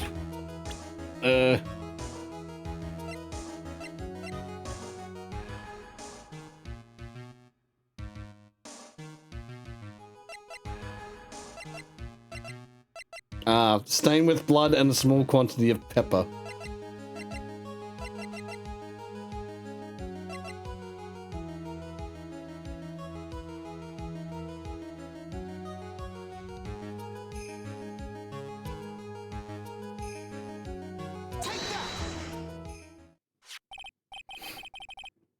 Acro, you remember this, don't you? It's a piece of paper that we found inside the Ringmaster's tailcoat. The Ringmaster's tailcoat. Inside the victim's tailcoat? Acro wrote this note. It's ironically titled, "To the Murderer." Its purpose was to call someone to the plaza at 10 p.m. So you're saying that he called Russell Berry with that note? Yes, but there's just one little problem. Problem? Acro did indeed place this note into someone's pocket. However, that someone was not the Ringmaster. You mean it wasn't for the... That's exactly what I mean. The person this note was intended for was none other than Regina Berry. Order! Order! Order! Mr. Wright, this little theory of yours... It's the truth, Your Honor. It isn't a theory. Simply put, Regina didn't think the note was meant for her. Which is why the morning of the crime, she placed it on the cafeteria bulletin board. But that's when her father, I mean the Ringmaster, saw the note. That's correct. The Ringmaster ended up in that plaza instead of Regina. And he was killed because of that mistake, instead of Regina. That's incredible. Remember the testimony that Acro gave us earlier today? Lifting the bust and looking out the window would have been impossible. There's no way I could have exerted that kind of force on my lower body. If I were to do that, I'd end up falling out the window myself. Acro had no idea who it was that arrived in the plaza, because he couldn't look down out from his window to see who it actually was. I've got it. Acro thought it was Regina down in the plaza. And that's when he let the bust fly. Hey, Nick, isn't Regina listening to all of this from the audience? She is, unfortunately. Unfortunately, it's only going to get harsher from here. I hope Regina can handle it. Acro wrote this note to Regina. Foolishly foolish fool with the full ideas of foolish tomfoolery. Ever so foolish, you've even made me sound like a foolhardy fool. Very well, Mr. Phoenix Wright. If you're so sure, then tell us about this line. I have conclusive evidence of what took place. Yes? What about that line? Well, if the note was meant for Regina Berry, it would mean that this note is declaring that Regina Berry is a murderer. You just don't get it, do you? What? What did you just say? The Ringmaster knew what the note meant, which is why he went to the plaza, in place of his lovely daughter. Hold it right there, Mr. Wright. What is this incident that is alluded to in the note? The incident 6 months ago. An incident occurred 6 months ago. And now I'm more ready to show this court what happened at that time. Moron. Wait, are you sure that relates to the present case? It does indeed, Your Honor. Everything in this case has its start in what happened 6 months ago. Really, Nick? I think so. Well then, if that's the case, hurry up and tell us all about it. What is this conclusive evidence mentioned in the note? I know I'd certainly like to know what it is. If I can't answer that question, the judge is going to think I'm bluffing. It's the salt.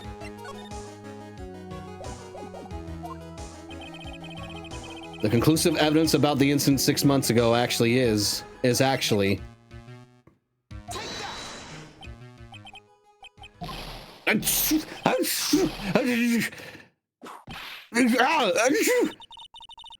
What kind of spicy joke is this, Mr. Phoenix Wright?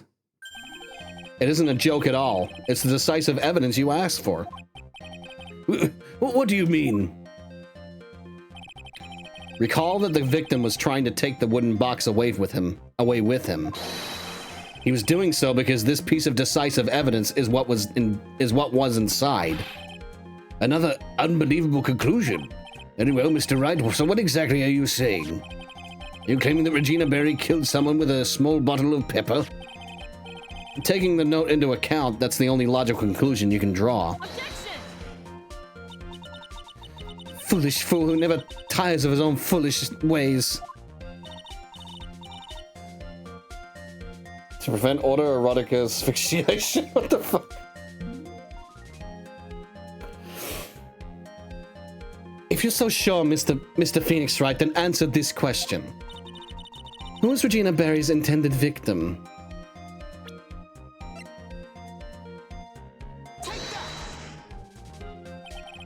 Who is this? That is Acro's younger brother. What does this prove? His younger brother isn't dead? Technically, that's true. However, Bat has been in a coma for 6 months now. It's not a stretch to see how Acro could feel that his brother is. It's not a stretch to see how Acro could feel that his brother is dead. Regina, she did that to him? You spend your entire life dreaming up new ways to be a fool. Naturally, the prosecution has looked into Acro's brother, Sean Dingling. 6 months ago, he was bit by a lion and fell into his current comatose state. A lion? Miss Regina Berry is an animal tamer by trade. However, no tamed animal in that position is ever trained to attack another human. They wouldn't understand the command. Moreover, Miss Regina could never do something like that. It's just not in her. So, then what happened to Acro's brother? He's not the victim of an attempted murder. He's the victim of an accident. I see. Now what do we do? No one seems to be going along with your theory. Do you think what happened to Bat was actually an accident? I mean, it was just an accident, yeah. But yeah, I guess more than that. Yeah, okay. It was more than that. I had to answer that. The lion-biting bat was no accident at all. What? You're such an amateur, Mr. Phoenix Wright.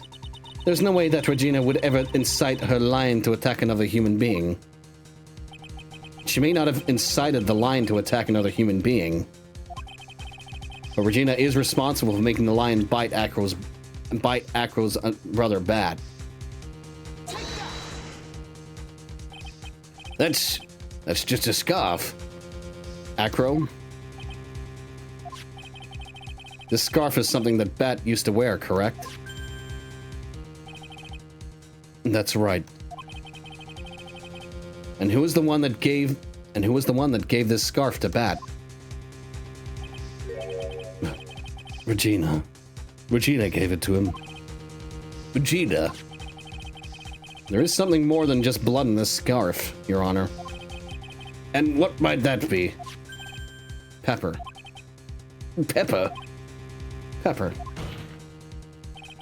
Regina gave this scarf to Bet right before the accident, and she covered it with as much pepper as she could.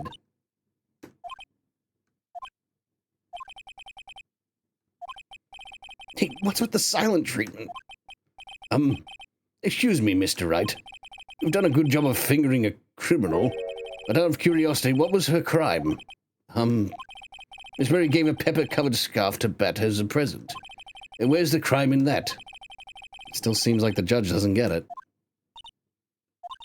Mr. Phoenix Wright, isn't it said that the lion seemed to be smiling? Smiling? The lion was smiling?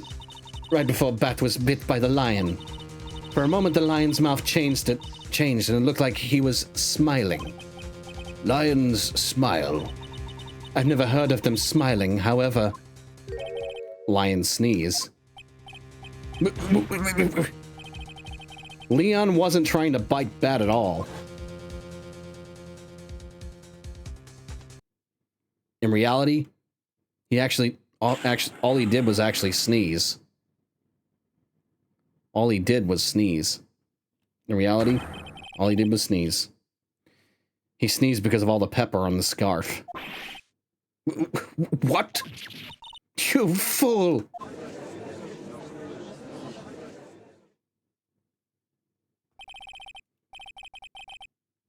You've got to be kidding me. Objection!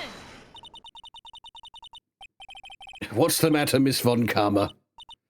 I object for objection's sake. Mr. Phoenix Wright, this theory, you believe it? You really intend to say that this is how this joke of an accident actually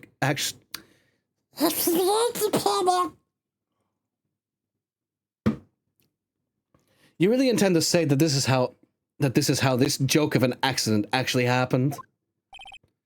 Of course I do. It's the truth. The lion sneezed due to the pepper, and that's when Bat lost consciousness. Acro nearly lost his brother due to this accident, or this joke, as you put it. Which is why he tried to get his revenge against Regina. You foolish idiot.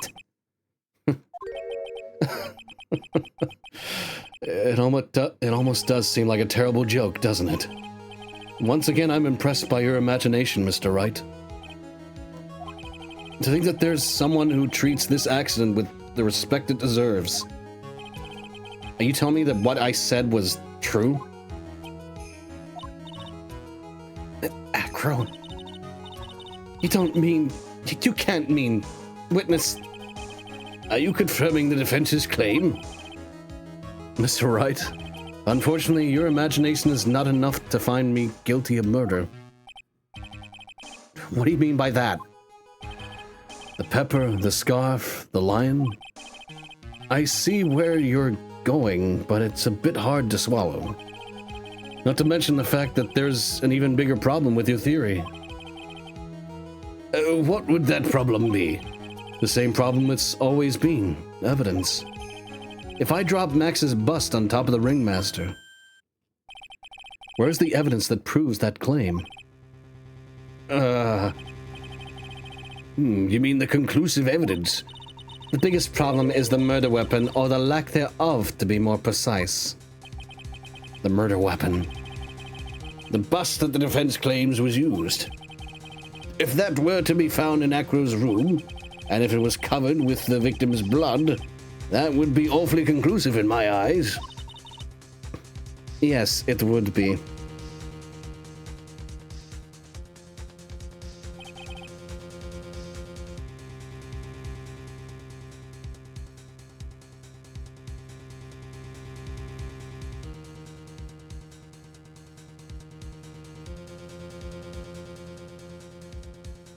Sorry, my eye.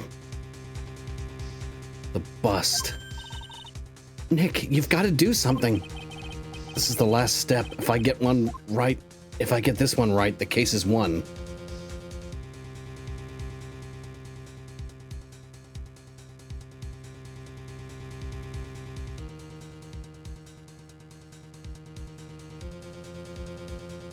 Choose what you want on the next... Okay.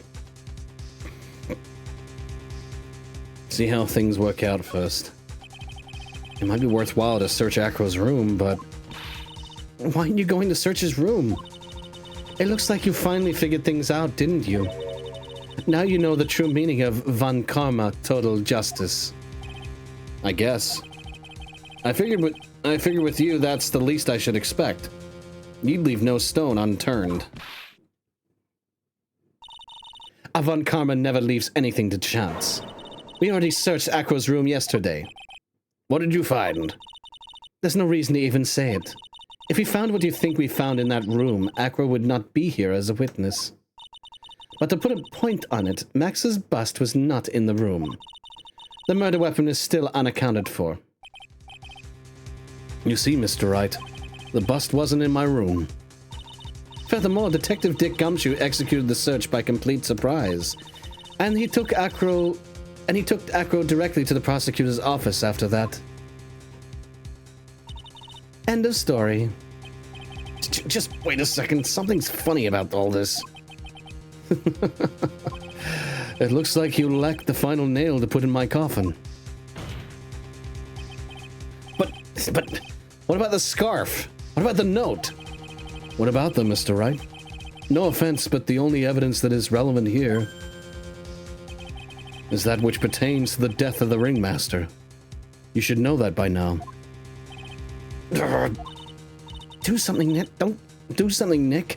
Don't let this case slip up. Don't let this case slip away. The bust. Where is it now? Where's the bust right now?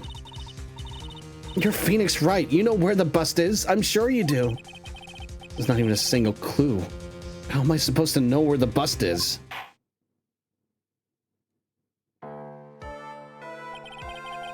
It seems this case is coming to a close. The defense's counter-arguments look to have fallen short. Thank you for your support. I'm terribly sorry, Mr. Wright. I think that brings to an end to the cross-examination of the witness.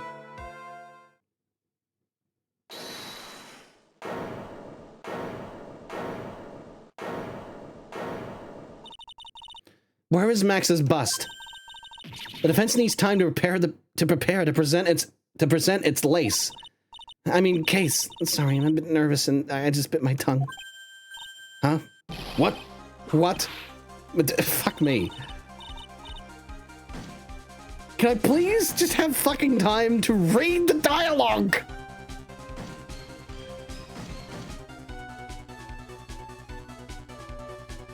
Anyway. Why are you the most surprised person here? She's your aide, isn't she? Do you really have a case to present, Mr. Wright? What? Why are you asking me? The rest is up to you, Nick. Good luck. Hey, wait, you can't be serious. Acrobats always have their lives on the lines, don't they? That's how Acro's lived his life up until now. Now it's time for us to walk across our own tightrope. If we don't, we're certain to lose. Very well, the defense may proceed. He doesn't have a clue, and I don't think he'll be finding any. I don't think he'll be finding one anytime soon. Walking the tightrope of logic, there's no room for a false step. Sink or swim. The only way through is forward. The murder weapon. Where is Max's bust now?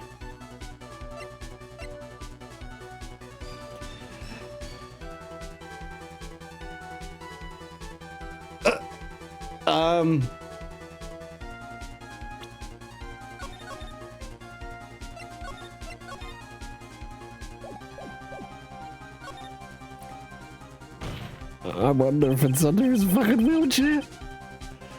I wonder, well then again, if there's covers under the wheelchair. Oh, I know where it is. It's right up his ass. It's up Acro's ass. He somehow managed to get it up there. That's how he has the physique.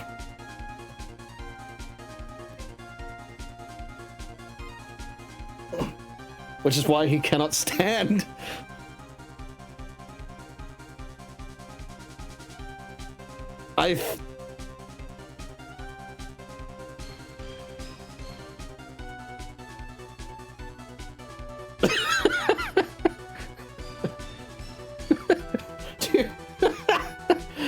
Do you have the bust? No, he says with a bust-shaped ass. He put it in his pants. He fucking the old put it in your pants trick.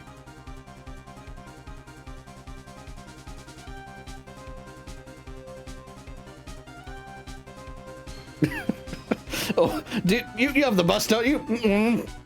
Somehow shoved the bust in his mouth. He swallowed it. Fuck. Like a cartoon character.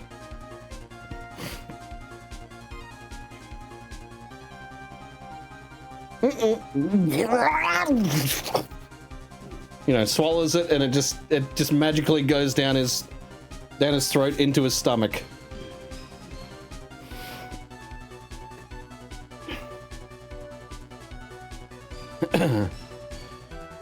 Anyway, it's obvious the bust is inside this very courtroom. It's obviously where? Allow me to pinpoint the location of the bust once and for all. The judge's bench, the prosecutor's bench, the witness stand. Acro? I'm sorry to ask this, but do you mind if I take the blanket off your wheelchair? Off your wheelchair?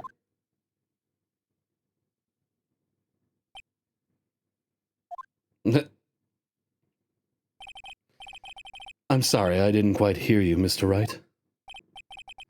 Well, you're a big guy, and you have a pretty big wheelchair because of it. Your Honor, may I ask the witness to open his inventory? I just wanted to make sure you weren't hiding anything under that blanket. Because it seems to me it'd be really easy to hide a bust under there.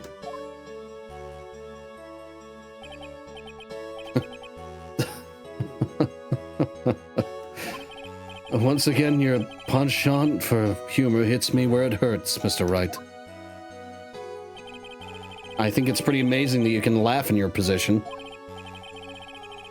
However, your lightheartedness doesn't change the fact that the bust is under there. We all know that you can't leave the lodging house by yourself in your condition. That proved inconvenient when Miss Von Karma happened to search your room yesterday. If she had found the murder weapon in your room, it would have been all over. Which is why you had to hide it. And the only place that you could hide it. Under your wheelchair. Under your wheelchair. Which is why, Acro, I have to ask you again. Would you please remove the blanket from your lap? Well done, Mr. Wright. Masterfully played.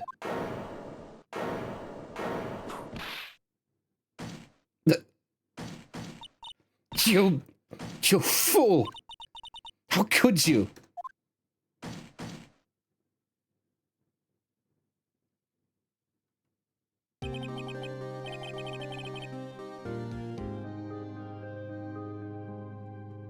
Acro has it in his lap, which is why he cannot stand.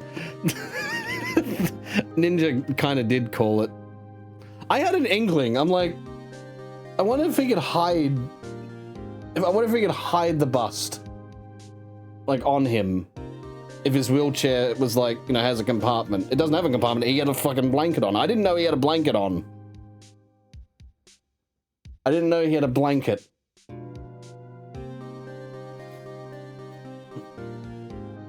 But anyway, I guess that's one way to hide a murder weapon. You've got me. And I've been bagged by a real pro. Actually, two of them. Two of them?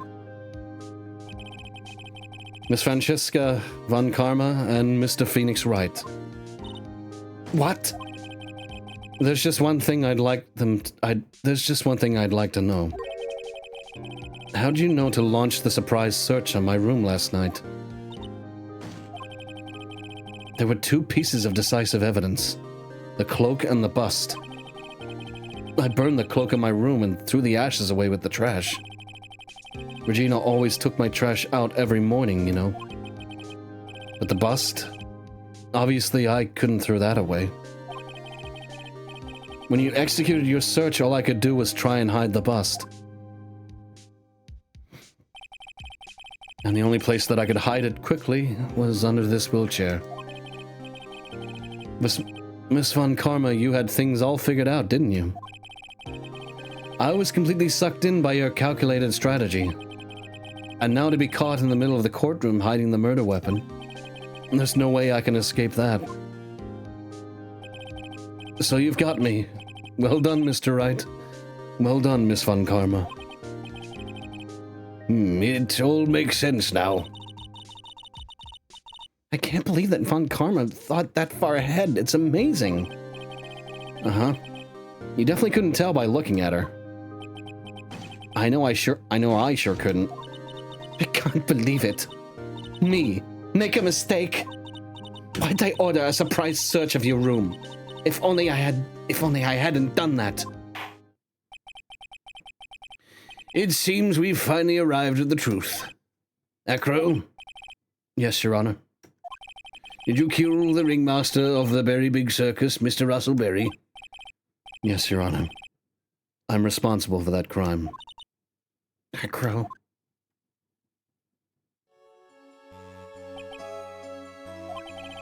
All my brother wanted was for Regina to like him. That's why he'd tease her. One day my brother sprinkled some pepper on Regina. She started sneezing so hard you couldn't help yourself from laughing. And that's why Regina thought it'd be funny to get him back in the same way. And that's why she covered the scarf. And that's why she covered the scarf with pepper. I know she didn't mean for anything bad to happen. I know this. She just wanted to make my brother sneeze a few times, too. But I just couldn't forgive her, no matter what. What am I truly guilty of? I'm guilty of never ever being able to understand her. Your brother became a star. Regina believes in that so purely that she would laugh innocently when saying it, too innocently. I just couldn't stand it, no matter how hard I tried. That's when you decided to do something about Regina.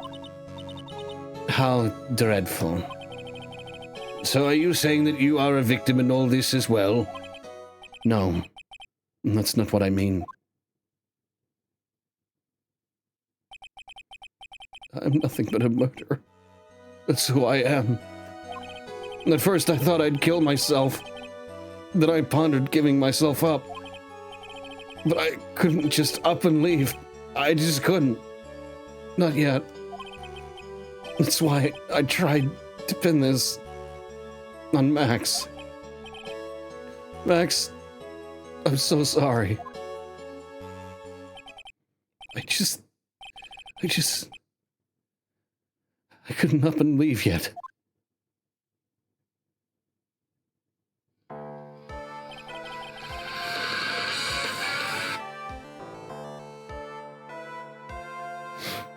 Yep. This has been such a strange case. It's almost a reflection of the circus itself. I'm an idiot. I can't believe it. You beat me again. I believe this case is now beyond any point of possible discussion. Thus, I'd like to declare my verdict. Not guilty.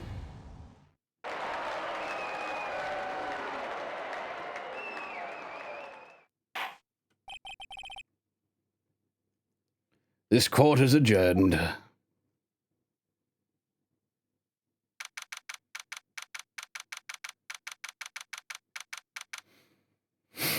All right. December 30, 4:27 p.m. District Court, Defendant Lobby number 5. Fabulous! But to be honest, I can't really be too happy about this. Acro, the Ringmaster, Regina, and Bat. Not a single one of them was a bad person inside, huh? And that's a good question. and one I don't know the answer to. Many congrats, but only at max 1,000,000 of them. Thank you. What's with the vibe in this room? I'm just thinking about Acro. No. If you worry about people too much, then you'll be like this forever and never be happy. Huh?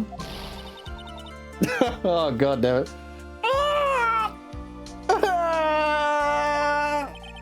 She's been like this for a while now. It's always my fault. Sweetie pie. Pat and Acro, they're never coming back. Now everyone's gonna split up. Regina? Mr. Wright, tell me something. What do you want to know, Regina? Acro said something right at the end. I just couldn't up and leave yet. Does that mean that Acro... is he gonna try to get his revenge on me? He's not gonna do that to you, Regina. Are you sure? You're really sure? I can't believe that. Yep. Acro doesn't have any desire for revenge anymore. Acro doesn't have any desire for revenge anymore. If that's true, then I want to see some evidence. Huh? I want to know you're not just making this stuff up about Acro not wanting revenge. That's profile. Yeah, I guess that it makes sense. Acro didn't want to get caught for a reason. He wanted to see his brother open his eyes again. Pat. That's right, Regina. He's still alive, you know. I never knew. But now that Acro's been caught... Uh-huh. I know. What? I'll do it. I'll stay next to Bat as long as it takes. Until he opens his eyes. And then until he can meet Acro again. And that's so sweet of you, Regina. I'm sorry, Acro. I'm sorry, Bat. Well, hopefully this is enough to give her a little peace of mind. Oh gee, bringing the naive child to a dad's fucking murder trial was a bad idea? Can't believe it. Hey, Max? What is it, Mo? We really put you through a lot, didn't we, buddy? I'm sorry about what happened. So, whenever you'd like to leave us, I'll pay for your fee to rip up the contract. I understand. What a fabulous thing to do for me. I might leave tomorrow. What's going to happen to the circus now? That's the big question. Our ringmaster was really an amazing person, wasn't he? Even though he's not here anymore, everyone is sticking together. The staff, the performers, no one wants to leave the circus. That's why I've made a decision. What is it? I've decided that I will take over as the new ringmaster. I'll turn this circus into the best circus this world has ever seen. The best circus in the world? The best circus the world has ever seen? Don't laugh. That's quite the goal. Yay! I can't wait. Then I guess that changes things. Huh? There's only one thing the best circus in the world has ever seen needs. The world's best illusions. Which means this circus needs the best magician the world has ever seen. Max?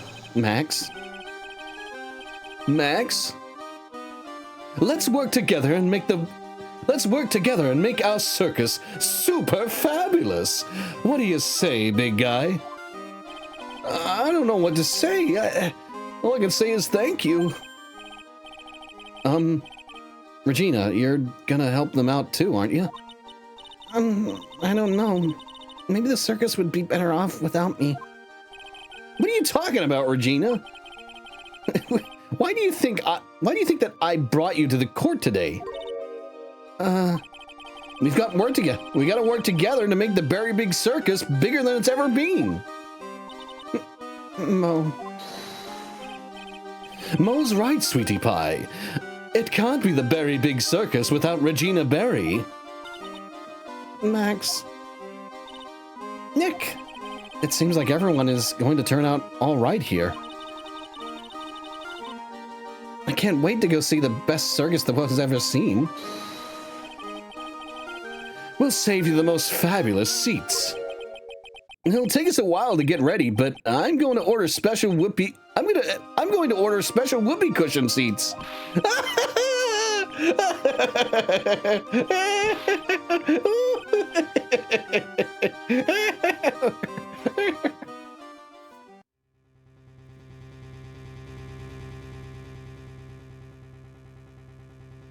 I see. What minute? Yesterday's surprise raid, it really paid off just like you said it would, sir.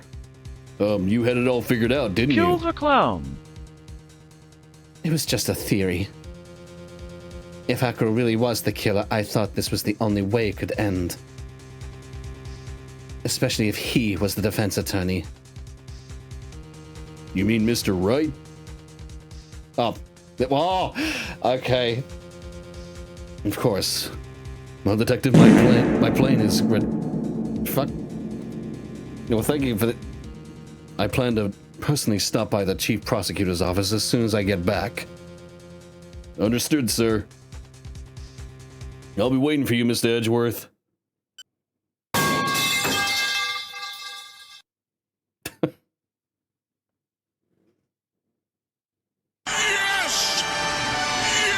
Sorry, I should have been doing Edgeworth's voice. Farewell, my turnabout.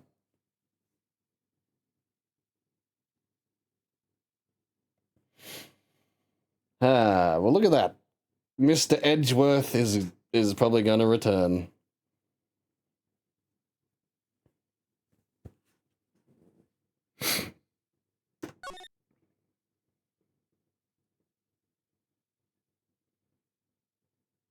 Especially if he was the prosecutor. Because I didn't know who was talking. I wish it would just, like...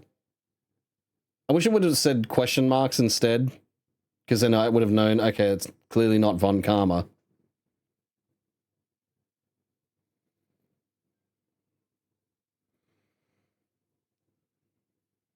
But yeah, anyway. Yeah, I thought so.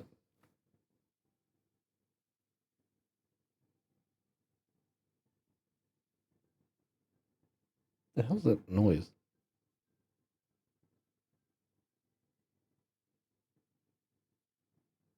Yeah.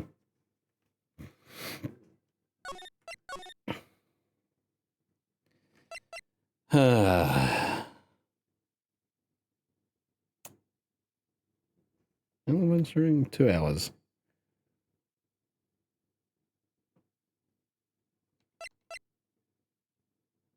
Shall we continue with this?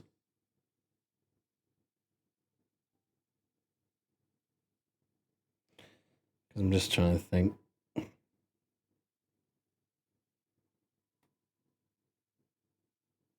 Oh yeah. Now that it's in my mind, at some point I want to try and do another Sword and Shield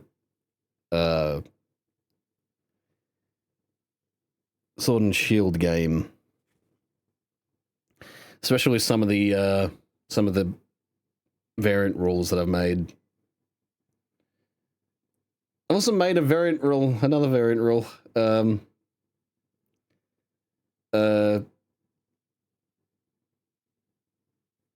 at least, well, I've improved the writing of some of the the newer variant rules I made, and also just added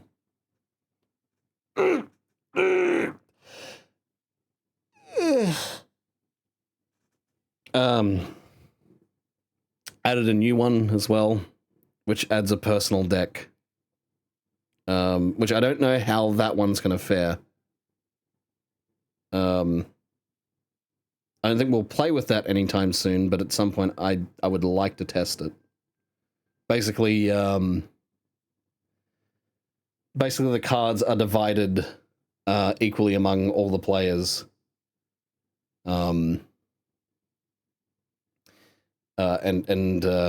Yeah, so the deck is split equally, and everyone just gets their own deck that they draw cards from. Which, yeah, I don't know how it's going to work out in terms of like you know, when people run out of cards. That's the thing. But yeah, that's why I want to test it out. But yeah, next time I play, I want to play with the 2 actions per turn thing. Somehow you get a deck with all the jokers. That would be like the best luck that you could have. Or end up with a deck with no jokers. You know. Again, it's all like, you know, it is all RNG, like it's all random chance.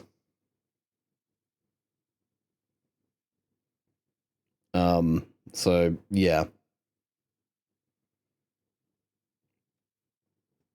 It just depends, really. I don't know. Like I said, I would like to work on it at some point. But my priorities are, you know, mainly to get the excuse me, the other variant rules tested out.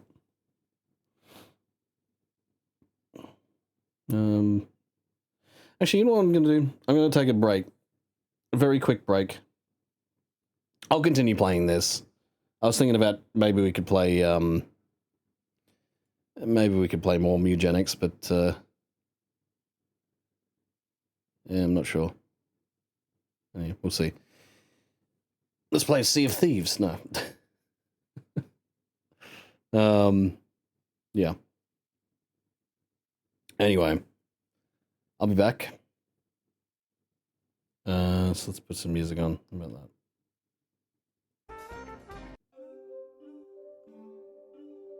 Alright. I'll see you guys soon. We'll continue with this, and yeah. Don't go away. We're coming up.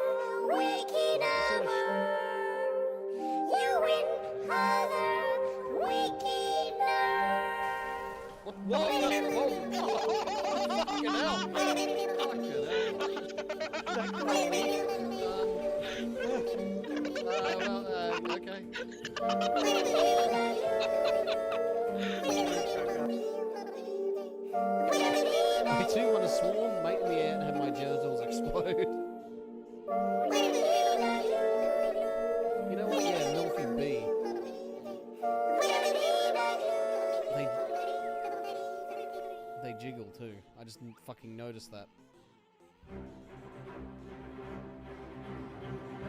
they fucking jiggle. Look at it. It's glorious.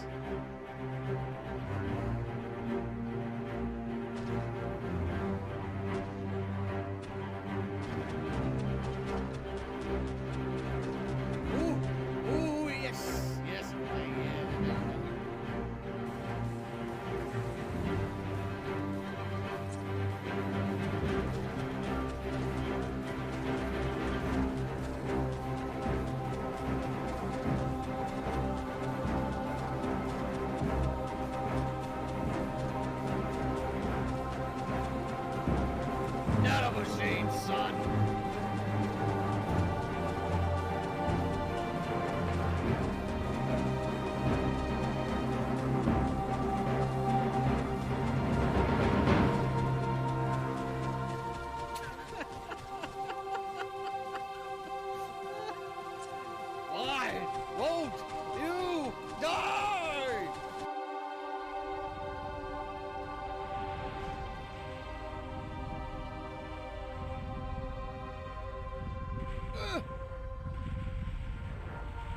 out of here. I'm out of here. Fuck. Yes. Oh, fuck. Yes.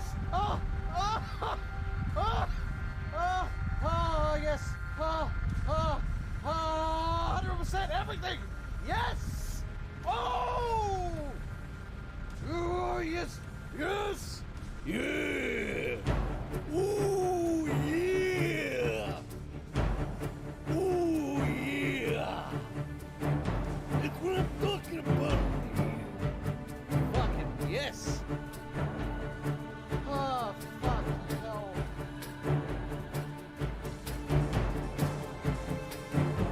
Oh. Don't come too hard. I can come as hard as I want.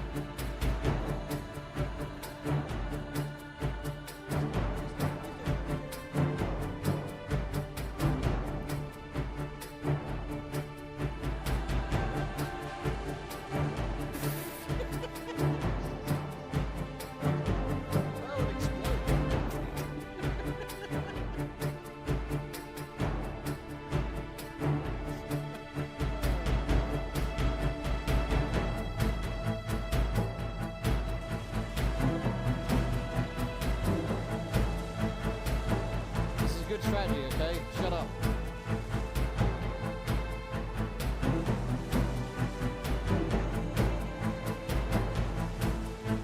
Oh no, oh god!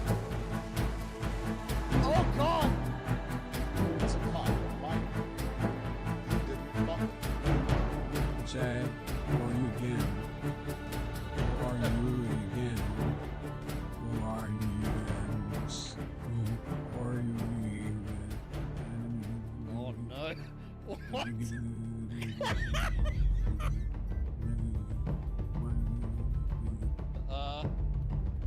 I don't know how you did it, but you actually managed to have a fucking stroke.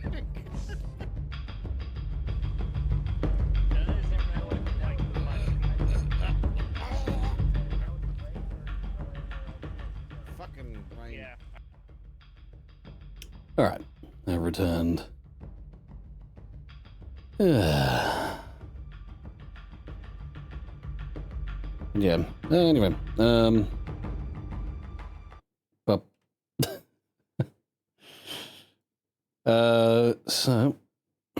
but yeah, at some point, yeah, with Sword and Shield, I'd like to get people together, to play that again. I think this Friday we're probably going to do Sea of Thieves again, but hopefully, well, I mean, this time we'll have another player, so, well, we'll have Luna joining us. He couldn't join us because of the because he had to install the game. It is quite funny how I've got really excellent internet compared to Americans who were normally the ones that had better internet than I did. So, yeah. Yeah, it's not, you know, it's kind of shit that Luna couldn't join us last Friday, but, you know. Yeah. Anyway.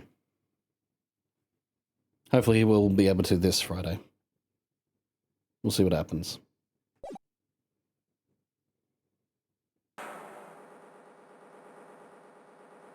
Now, the woman you've been waiting for, who'll be this year's Grand Prix champion?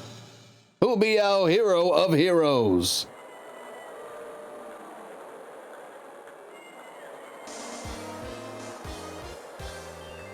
Will it be last year's runner-up, Jammin' Ninja, or maybe Captain Saipan, all the way from lovely tropical island of Saipan? I see students of certain starry school and the hero of... What the fuck?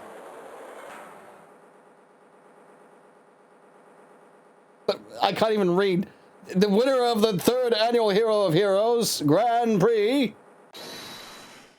It's me! It's me. They split the fucking moon asunder. Whoa! The true hero of the night. It looks like this year's Grand Prix goes to this fantastic warrior. The Nickel Samurai. Too bad, Jamma Ninja. Looks like the title eludes you again this year. The Nickel Samurai. That sounds really fucking gay. That sounds really fucking gay.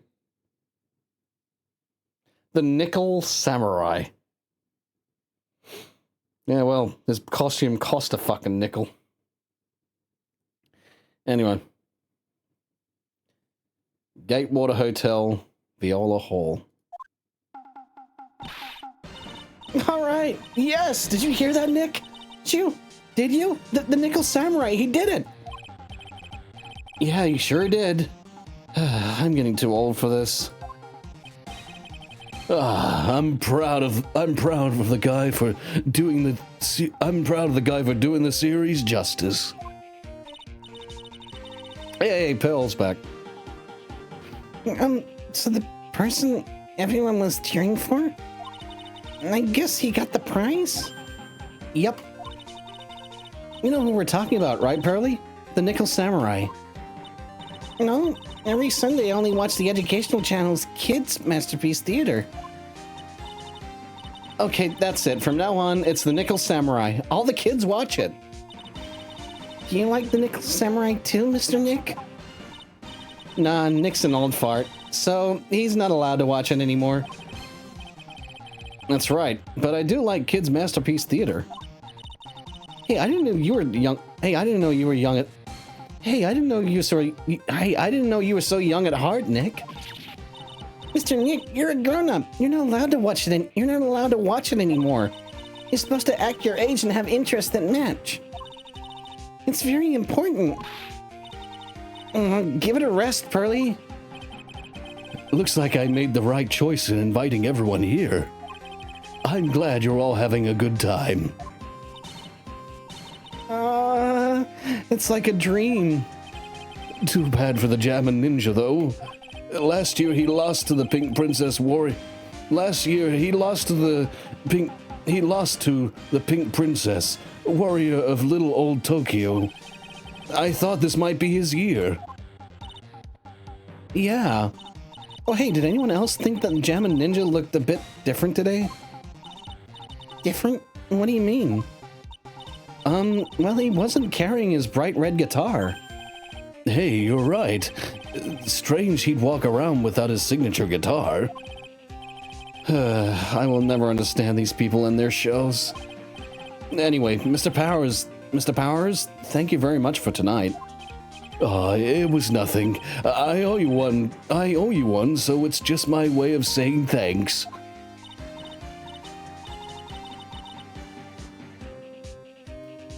Hey, Nick, come on. It's time to get going to the lobby.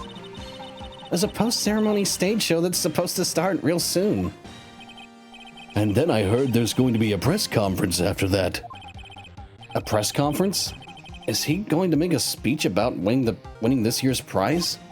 Well, not exactly. Something about the Nickel Samurai confessing something. Confessing? Sounds pretty serious. Nick, come on. You don't want us to be the last ones there, do you? Yeah, Mr. Nick, do you? Why me? The show doesn't even start for another 20 minutes. Thank you very much for inviting us today. It was nothing, really. Guys like us don't get to come into a place like this often, so I thought I'd invite you all. Hey, Mr. Powers, what have you been up to lately? Well, since the Pink Princess successfully wrapped up last month, I've been on a kids' exercise show, while wearing a rabbit mask over my face. Oh, I see. I'm still really sorry about all the headache I caused that time, Mr. Wright. Well, what's done is done, so let's forget about it. This is Will Powers. He's an action star. His popularity exploded when he was a Steel Samurai. And he was the first case Maya worked on with me. It's too bad you look scary, or people would know you're a real softie who's good with kids. Thanks. I can't believe they're going to make a movie based on the Nickel Samurai. Why did it just bring back the Steel Samurai? What the fuck, like, Nickel Samurai? What kind of a fucking, like, name is that? Nickel Samurai. Call it the Platinum Samurai, you know, Silver Samurai. Fucking Silver Samurai would have been at least 10 times better than Nickel Samurai. Golden Samurai, hell, yeah, even then. But Silver Samurai just makes it sound, you know, like, it's you know, it's 2 words starting with S, you know? Same with Steel Samurai. Steel Samurai, Silver Samurai. You know. The Slutty Samurai. Well, that's the porn parody. That's the unapproved porn parody. Oh, God.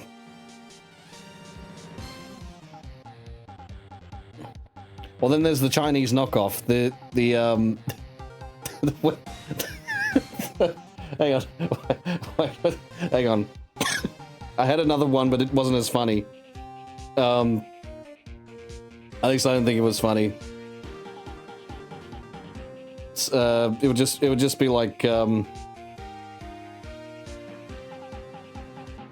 Armed Ronin or something. But no, that needs something that's like pretty shitty sounding, just to like get around copyright. Well, copyright in the West anyway.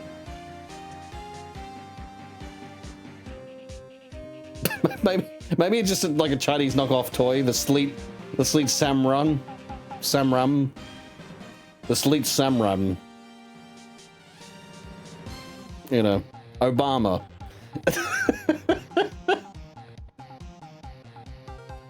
Or the Ninja Turtles. Spelled with an E. It's got nothing to do with the Ninja Turtles. Oh, hang on a second. Alright, sorry about that. I had to take an important call.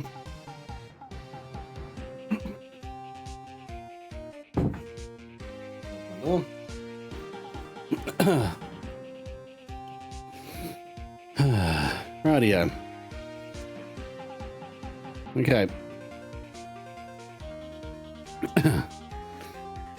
Alright, continuing. I can't believe it either, but for a different reason.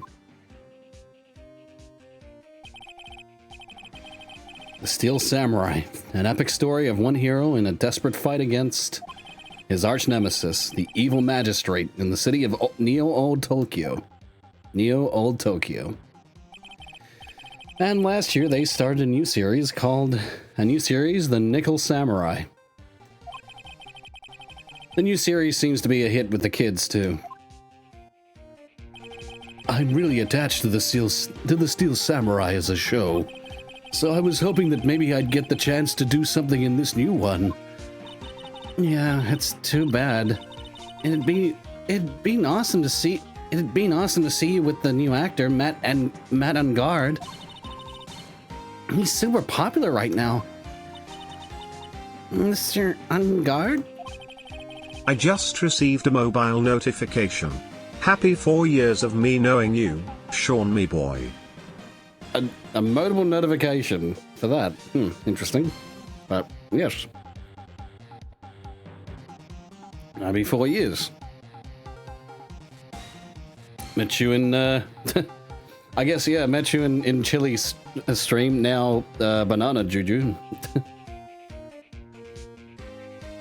Funny how the world works like that.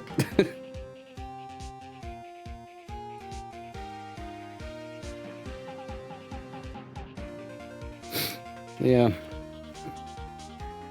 I still look at what she's doing from time to time. She's gotten herself into controversy, but she holds on. She doesn't take no shit. So that's good. That's the thing. Don't take shit from no one. Someone calls you something that you know is not true, you just fucking hit them right back going, fuck off. Easy. Anyway, an interview with her at that time. No, but I think that was more like, I think what we... I don't know when it was, but I played the part of Todd Howard. So, you know.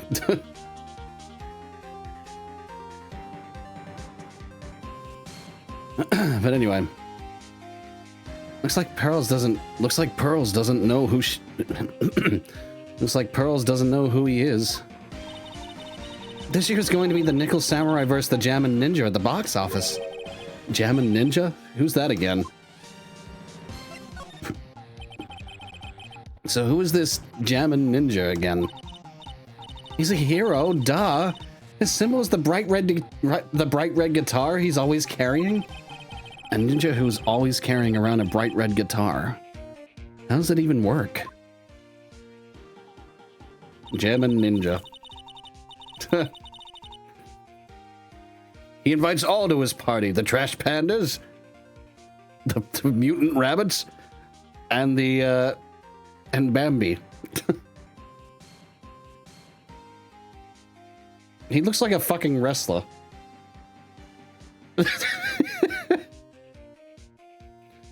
It looks like a masked wrestler, and that's his costume. That's his, like, entrance attire. Entrance attire. Anyway. With a scarf around his neck and a guitar in hand, he rises to stardom in an ancient time.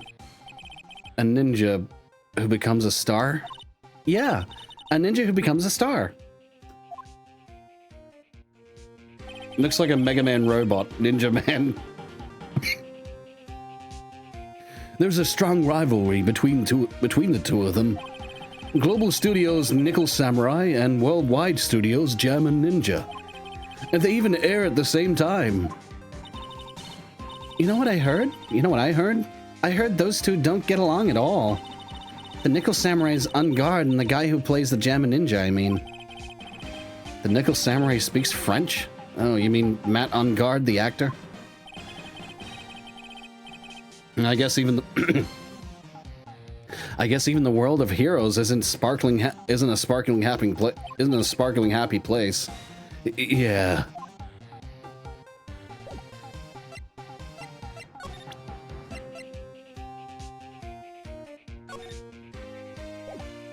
Nickel Samurai. Hallway. March 20, Gatewater Hotel hallway. Let me guess, the fucking, the guy, the bellboy is gonna show up. He's gonna be a witness, isn't he? He's gonna be a fucking witness again. Wow, what is with this place? Looks like I've stumbled into Oz or something. Way in the back, there's a sign for the bathroom. Maybe I should visit it while I can before the show starts. Blah. I can understand flowers in front of the dressing room, but what are stuffed bears doing here? Could it be that there's an action star with a soft spot for teddy bears? Nah, can't be.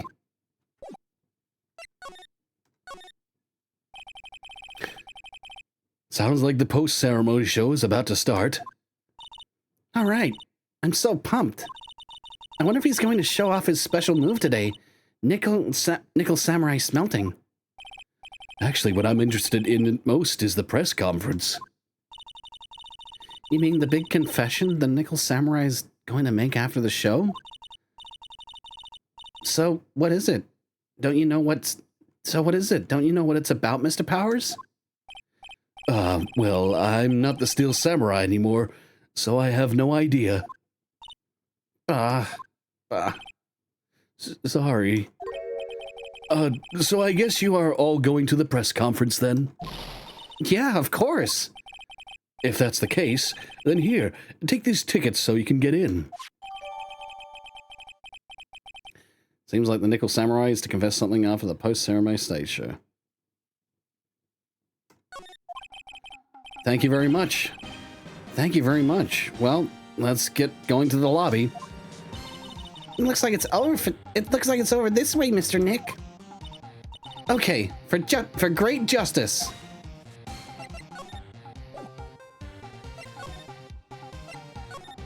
hotel lobby. I'm gonna have a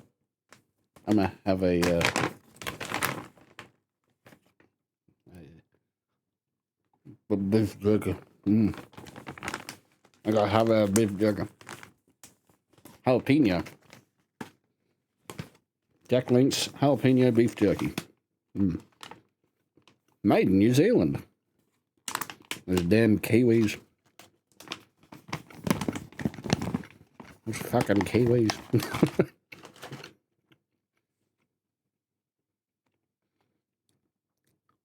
Mm. Mm. Mm.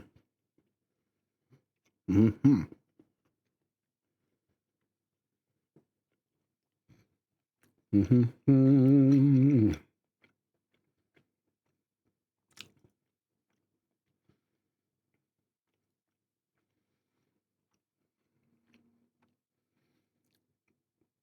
The fuck?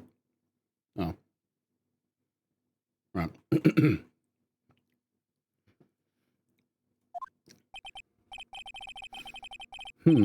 Only a really gaudy hotel would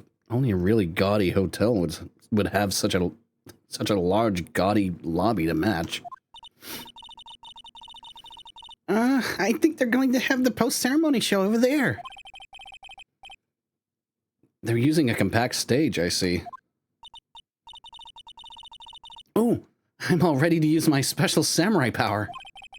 Maya looks like she's ready to start a fight. Your attention, please. Your attention, please. The Nickel Samurai's post-ceremony stage show will not be held tonight due to unforeseen circumstances. What? Why? Ow, you didn't have to pinch me. Pinch yourself if you don't believe it. We are asking for everyone's cooperation at this time, so please stay where you are. This is a special request from the police. The guy hates his job. He didn't even care there's been a murder. There's been a murder. We all know there's been a murder. Police? Did they just say the police? Do you want me to go check out what's going on? Wait, I'll come with you. Freeze! Freeze! You two didn't you hear the announcement just now? I just finished the oh, wait. Freeze! You two, it's fucking gumshoe. Goddamn. Freeze! You two hear the announcement. Don't move. That voice. I've heard that voice somewhere before. Oh, no. It's got gumshoe. Honestly. Well, who the... Oh, wait. No, I know who this is. Honestly, youth these days can't be bothered to listen to other people when they talk. Then I just beware bridge out. Some punk kid to the bridge. I tried to tell the boy to be careful. And listen, of course not. He was on part of the thing. And then I am not kidding you here. The kid did that. I really mean it. Well, I really have to. I would have knocked him out and knocked off the bridge. And I would fucking This non-stop chatter. It can't be. Miss Oldbag? Was it to you, young whippersnappers? Do I know you? Wait, you. You're powers, aren't you? Yeah. About what happened back then. You didn't even get nominated this year, did you? Oh, that's right. You're doing that children's exercise program. Trying to play nice. Yeah, that's me. Thankfully, I still have a job. I love that show. And you're a hoot. You're the big brother. Yes, even your face covering the mask, I know. What a work of art, but that's how it is, you know. I mean, you know, yeah, TV shows would break, really, it's exercising. They're getting what they deserve. This is what they should have been. What are you doing here? Look at my uniform and tell me you can't. And look at my uniform and tell me you can't tell I'm a member of security. But that outfit. Annoying. Noisy brat, get the blaster. I love how the ray gun has dialogue.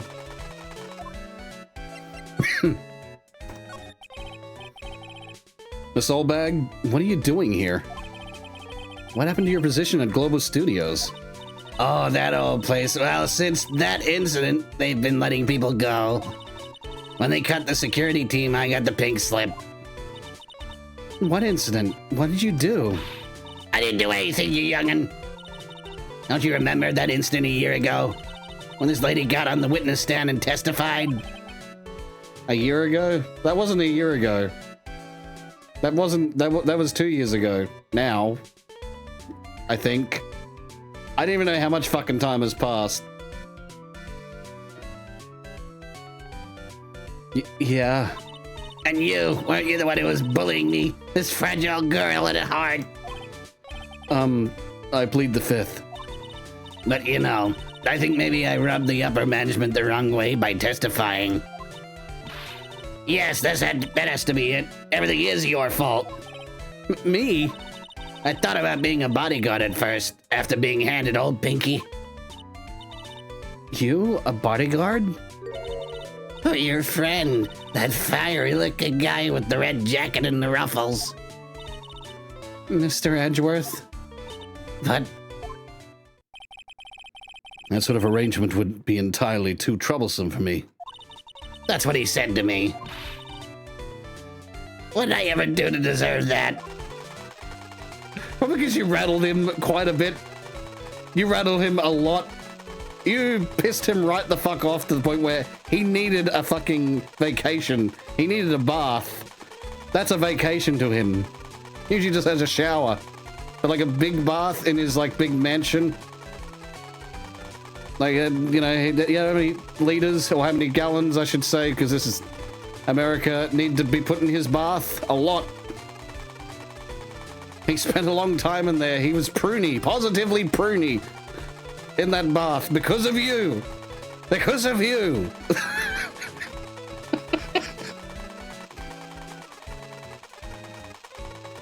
You know you've been too long in a bath when your hands are starting to look like an old woman.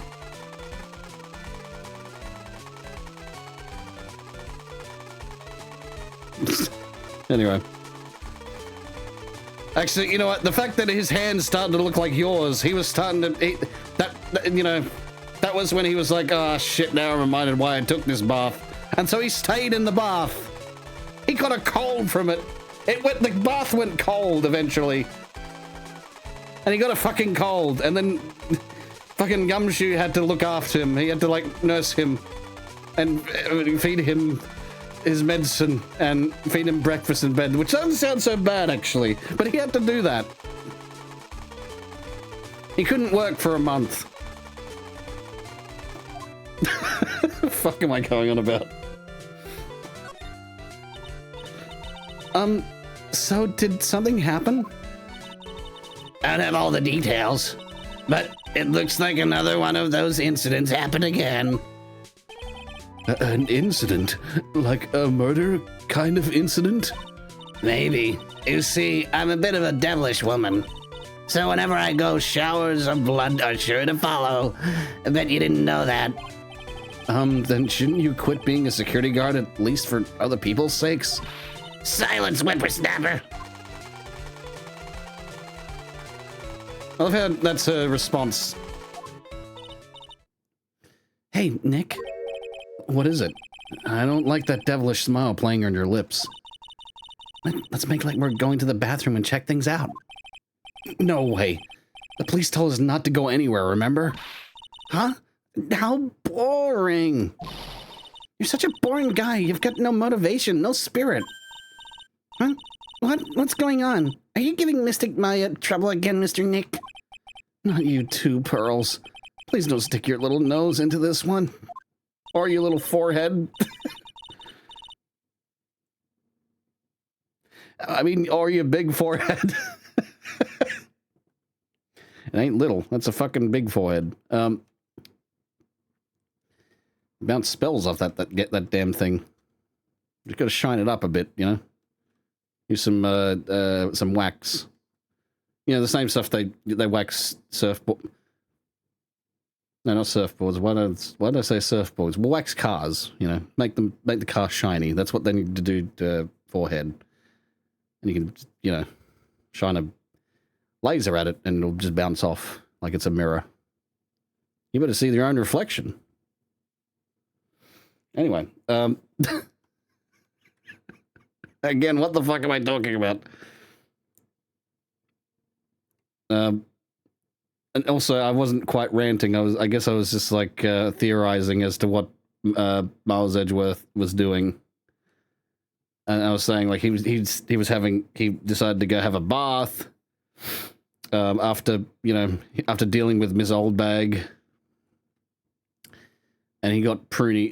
He stayed in the bath too long that he got pruny and remembered. Well, he remembered why why he was having the bath, and then he stayed in the bath a little too long, and the bath got cold, and then he caught a cold, and then Gumshoe had to like nurse him back to health. It was a whole thing, all right.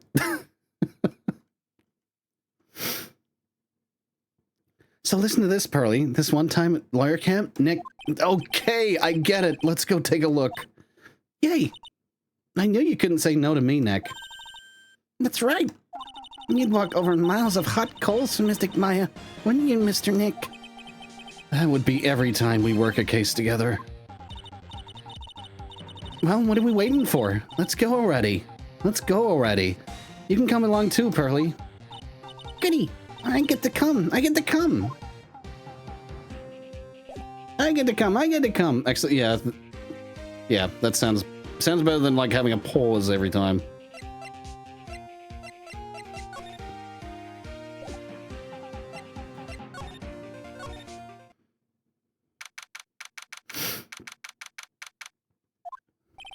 There's nothing really out of the ordinary here.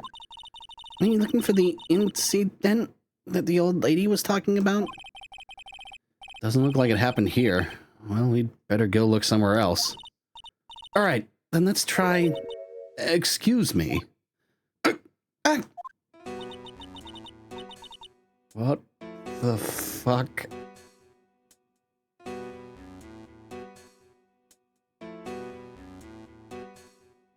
He's an alien. He's a fucking alien. He's not even fucking hiding it. He's a fucking alien. Look at the ziplock. Look at the zip marks. That is a skin suit.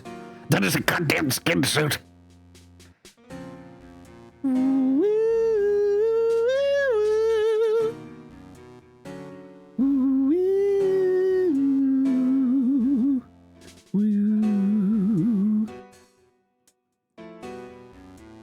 Anyway, are you by chance Miss Maya Fey? Yeah, that's me. You have a phone call waiting for you at the front desk. A call?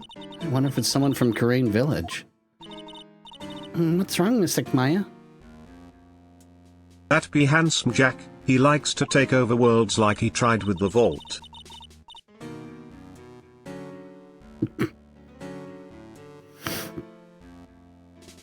Oh, nothing. You guys go on ahead, and I'll be right there, okay? Okay. Right this way, Miss Faye. Right this way, so I can kidnap you, because I am an alien, and I am going to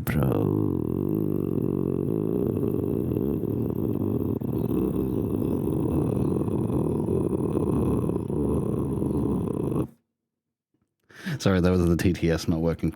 Okay.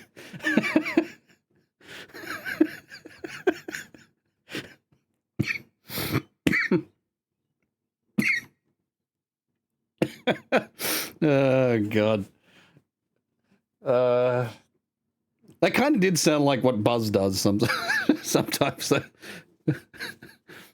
I'm going to and it just gets louder. And just cuts off abruptly. Oh, God. Anyway, fun aside. Let's go look somewhere else now, Mr. Nick. Yeah, okay. This is a little exciting and a little scary.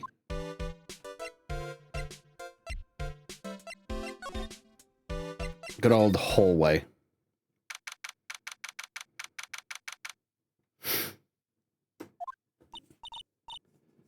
I told you. I get the people the info they want, which means that I've got a right to know. No, don't care who you are, pal. No, don't care who you are, pal. We're still investigating, so you can't go in. It's Gumshoe. What's your problem? Just you wait. It'll be all over in the morning paper. Scruffy Detective's secret scandal revealed. You'll see it. I'll get you back. Oh, wait. It was two people talking. So there was Detective Gumshoe and some random person. Those two sound pretty serious. Oh, okay. So it's Lotta. That southern accent can only mean, hey, Wright. Hey, Lotta. Come on, do a gal a favor and tell this cop I'm just doing my job and I've got rights. Detective Gumshoe. Hey, pal, help a guy out. Tell her that only the police are allowed here. This is the scene of a murder, so she should leave this to us pros. A murder? Shoot me in my big mouth. See, I knew it. My gut instinct told me so. I always trust my gut. A murder, it said, and that's what it is. A genuine murder. A genuine murder. Hey, wait. Yeehaw, a murder. Of a big star, no less. Oh, man, I'm in trouble now. So, Detective Gumshoe, a murder? No, that's not it. I got my facts mixed up for a second there, pal. Mr. Nick? Is the dead person the Nickel Samurai? Huh? Why do you ask? Well, Mystic Maya was rooting for him, so... It wasn't the Nickel Samurai that got bumped. Actually, the Nickel Samurai is the one under suspicion of doing the bumping off. What? The guy that died was this hero named the Jammin' Ninja, pal. The Jammin' Ninja. That woman with the big puffy hair that looks like cotton candy. You mean Lotta? That woman, she was there that time too, right? That time? When Mystic Maya did that channeling. Oh, that time. Well, Lotta's a journalist, so that's why she was there. Journalist? It looks like she was hanging around It looks like she was hanging around here before the murder happened. Hanging around? Yeah, hiding and waiting in front of the Jammin' Ninja's door, pal. But why would she... She wouldn't tell me, pal. Just said something about getting my big scoop. Scoop? What sort of news could she be after? I'm gonna get these.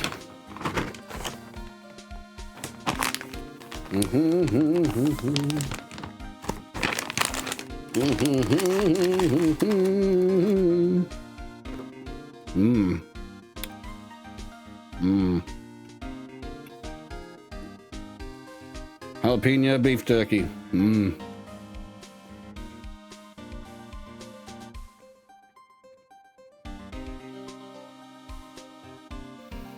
I remember when I was younger, I never used to like chili. I never used to like spicy stuff. But it just seems like as I got older, I started to like spicy things more. I also never used to like dark chocolate, and I like dark chocolate now, so I don't get it.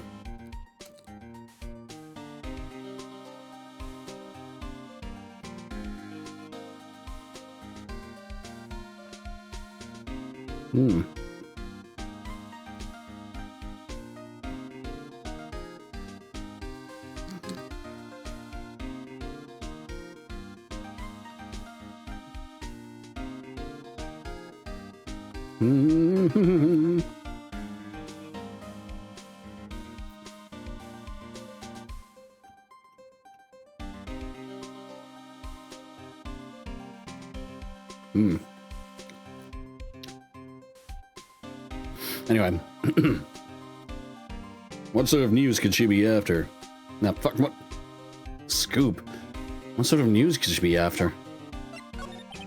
So the victim was the Jammin' Ninja? Mr. Jammin' Ninja? He was on a really popular rival TV show, The Nickel Samurai. Hang on. Sean never liked spices growing up. Until he met chili.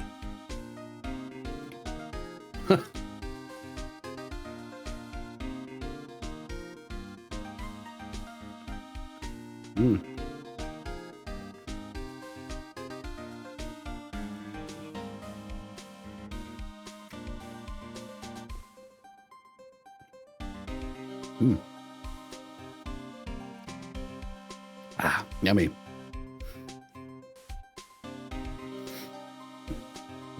Anyway. He was on a really popular rival TV show to The Nickel Samurai. Oh, The victim was the action star, Juan Corrida. Juan Corrida. He got a huge push and rode the express train to stardom. I mean, even I know who he is. Yeah, even I recognize his face. But I heard lately that Matt Unguard's been taking the wind out of his sail. I'm telling you, pal, as far as who's popular, those two are hogging all the limelight. I guess there's no space for Mr. Powers at all, huh? Poor guy. Mr. On Guard. That's the Nickel Samurai, right? Yep. I mean, no, you've got to say with more oomph. With more oomph. The Nickel Samurai. Anyway, so now that Juan Corrida's gone, that means Mr. On Guard has the whole stage to himself, wouldn't you say? I wouldn't bet on it, pal. We can't have that happen, you know. Can't have that happen? What's that supposed to mean?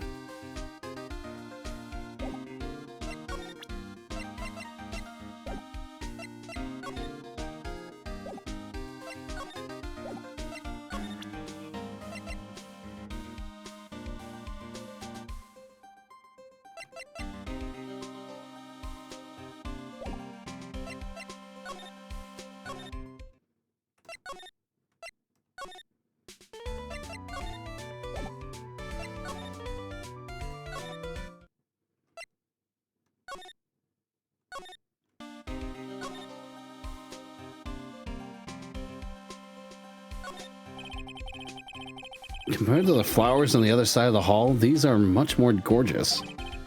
Let's see. Record companies, fan clubs, company workers, family. 4 years, 1 hour. I love how so exact it is.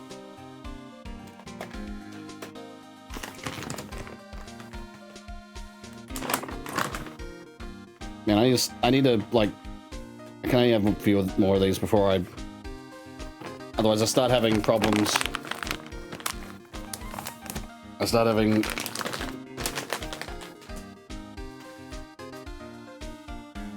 the issues when I have to, you know what it is.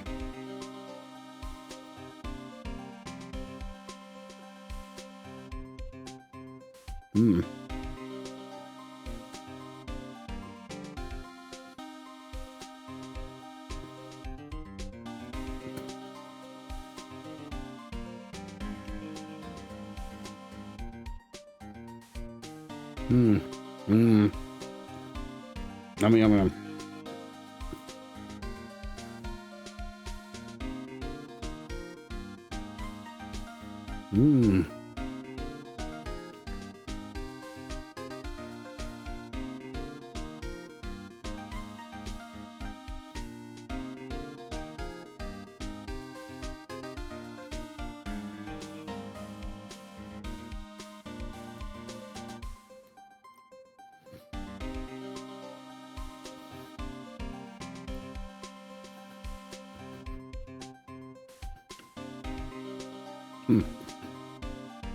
Okay.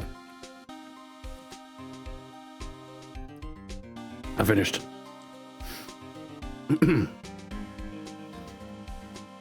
Carrying all these flowers home would be hard, I think.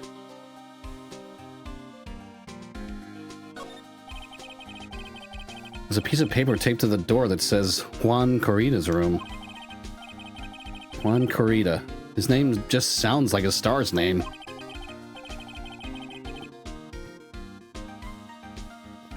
I've read it before, but I don't know anything about him at all. There are toilets in each room in this hotel, but since all sorts of events are held here, there are bathrooms for people who aren't staying here to use as well. Pregnant people like me who can't afford and can't afford to stay here in the first place. There's a piece of paper taped to the door that says Matt on Guard's room. Matt on Guard. I've heard that name before. Oh yeah, Maya's always yammering about him like the obsessed fan she is.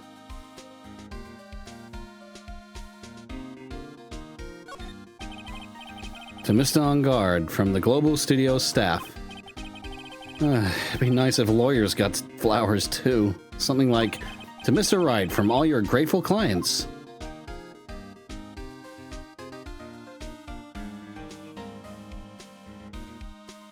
Okay, well, there's nothing else I can examine.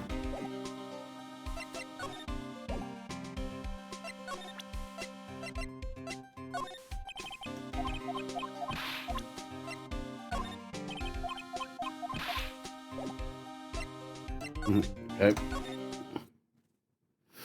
Examine. Lobster. It's a feast fit for a king. Yeah. It was the first time I ate that food. What was it called again? I think it started with kiwi. And that's right, a kiwi. I don't know what to say. It's a sweet but sour fruit all in one. Poor Pearls. Having eaten only vegetables all her life, she's been missing out.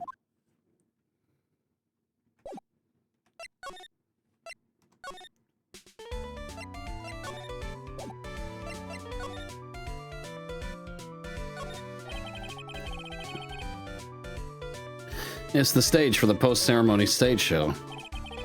There was supposed to be a press meeting after the show, but now it looks like no one will hear what Nickel Samurai had to confess after all. He has to confess that he is a gay. These cameras must belong to the press that came to cover the conference. They're all basically doing the same thing, staring at the empty stage. A lobby with a grand staircase always feels enormous. But right now, the only thing filling this enormous room is anxiety about the murder. I really hope nothing else bad happens here.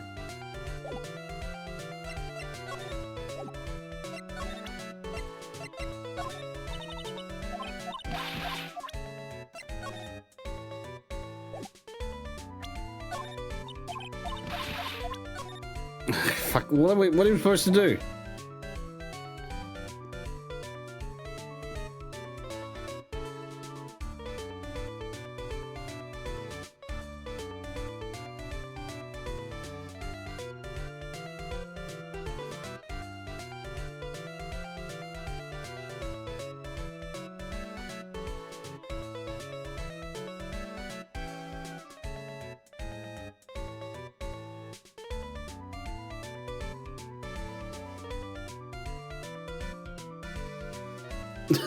Okay, apparently you can get a bad ending.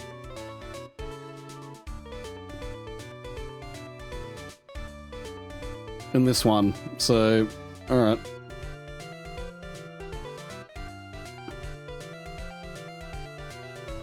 Talk to Will about all available topics. Hallway, talk to Gumshoe, present Matt on guards. Oh, okay. Fuck, I forgot about that.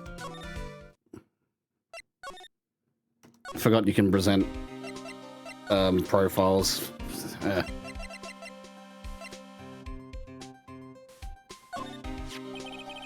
The Nickel Samurai. He really took the Grand Prix tonight.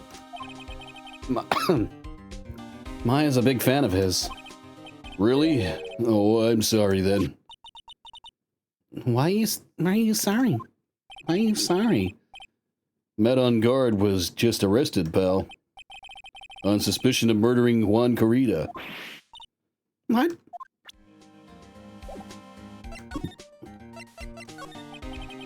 Why was Mr. On Guard arrested? Sorry, pal, but that's not something I can tell you. We just started the investigation, so we don't want any leaks. Looks like yet another Steel Samurai hero is in hot water. Oh, Mr. Nick, Mystic Maya knew about this.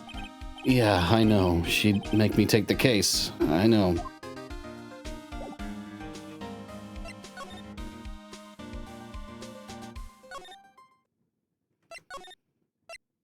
Okay.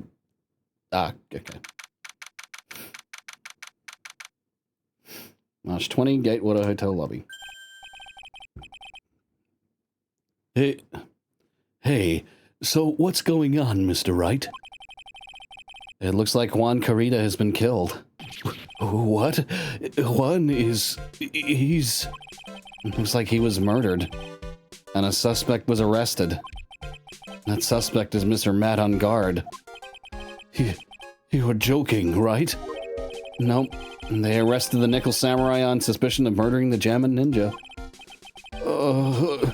Not again. I feel sick. Again? About a year ago, something just like this happened, Pearls. I still can't believe. No way. No way Matt would... What's Mr. Powers got in his hand? Oh, before I forget, this is for you, Mr. Wright. I got this from the bellboy that came by earlier.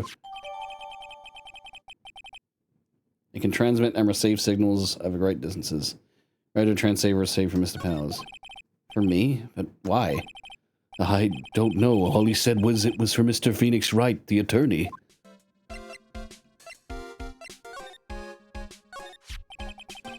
Matt is the most energetic and I thought he said attractive. the most energetic and active actor out there right now. The Nickel Samurai really sealed his place as a pop idol, but he kept adding fuel to the fire of his rival with Juan anyway. Mr. Juan, he's the Jammin' Ninja, right? Those two would butt heads over everything they could think of. But I'd say that Matt was the one who almost always came out on top.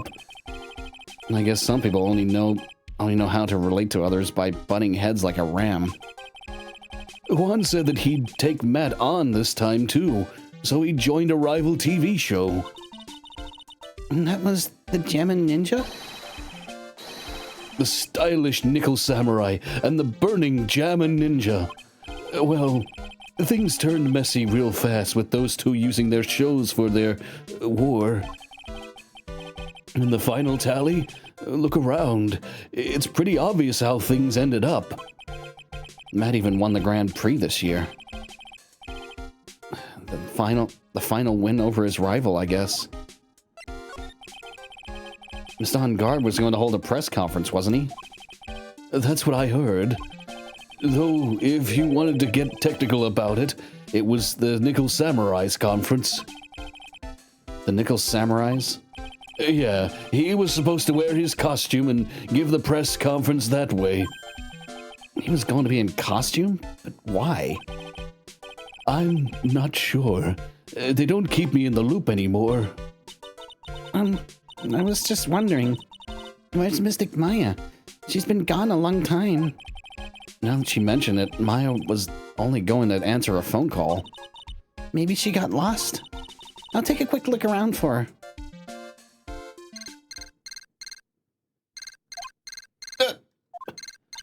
What is it, Mr. Nick? Huh? I'm not sure. It's coming from this transceiver. Yes? Hello? Right here. Is this Mr. Phoenix Wright, the attorney? And you are? You need to know who I am. I think you have other things to be concerning yourself with. Such as... Help! Help! Help, Nick! Help, Nick! Mystic Maya. Maya. So, Mr. Wright, wouldn't you agree that the more important issue is the fate of the girl? Her fate? Does he mean what I think he means? Maya, where are you? Are you hurt? Come now. Don't fall apart on me yet. No, this can't be. Now that I have your attention, Mr. Attorney, I have a modest proposal for you. If you do what I require, then I will return to you your valuable item unharmed. What is this called again in your fancy lawyer terms? Kidnapping for ransom. Yes, that's it. This is a kidnapping. Oh, Mystic Maya, Mystic Maya. My sight. Everything's fading away. Maya's been kidnapped. You, Mr. Are you there?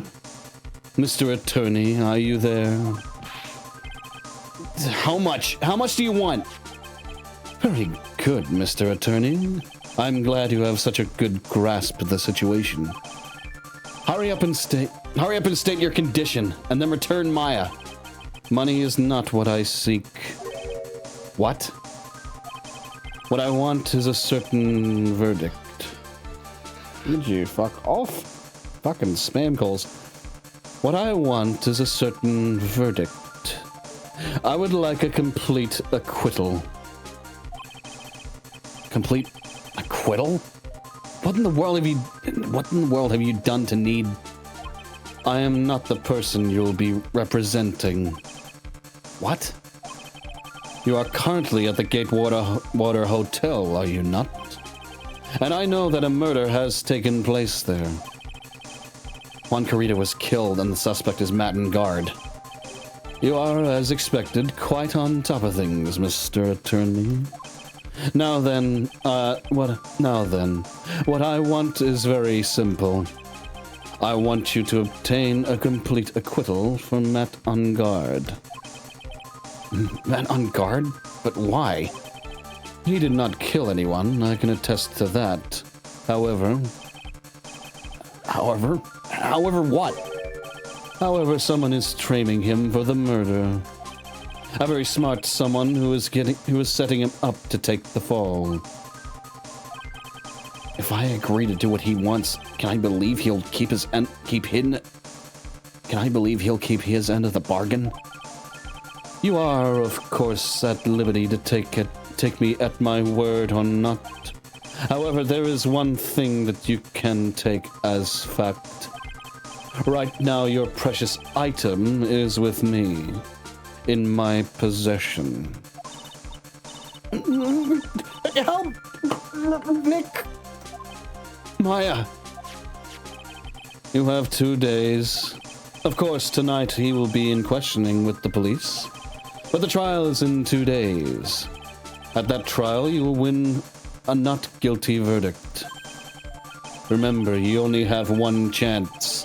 One chance, Mr. Attorney. One? You expect me to get a not guilty in one trial? You expect me to get a not guilty in one trial day? Yes, exactly. I don't believe I was wrong in choosing you, so don't let me down. Oh, yes, that's right.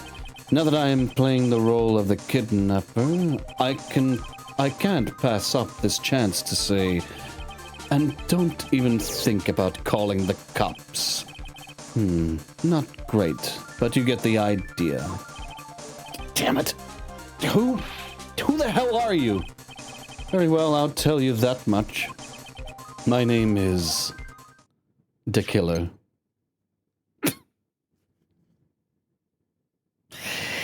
Wow, fucking shit poster. You fuck. fucking asshole. Calling yourself the killer. Really? Just DE killer? The killer? Wow. You were so mysterious up until the point when you said the killer. It's like you had nothing, didn't you? You fucking bullshitted your way through that, like through the entire thing to scare me. You've kidnapped my special someone. You kidnapped my special friend who helps me a lot, and you went through this elaborate fucking scheme, and then at the end, your idea for your name was the killer.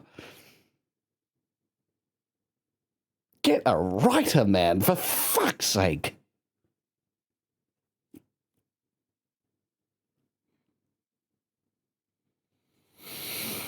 So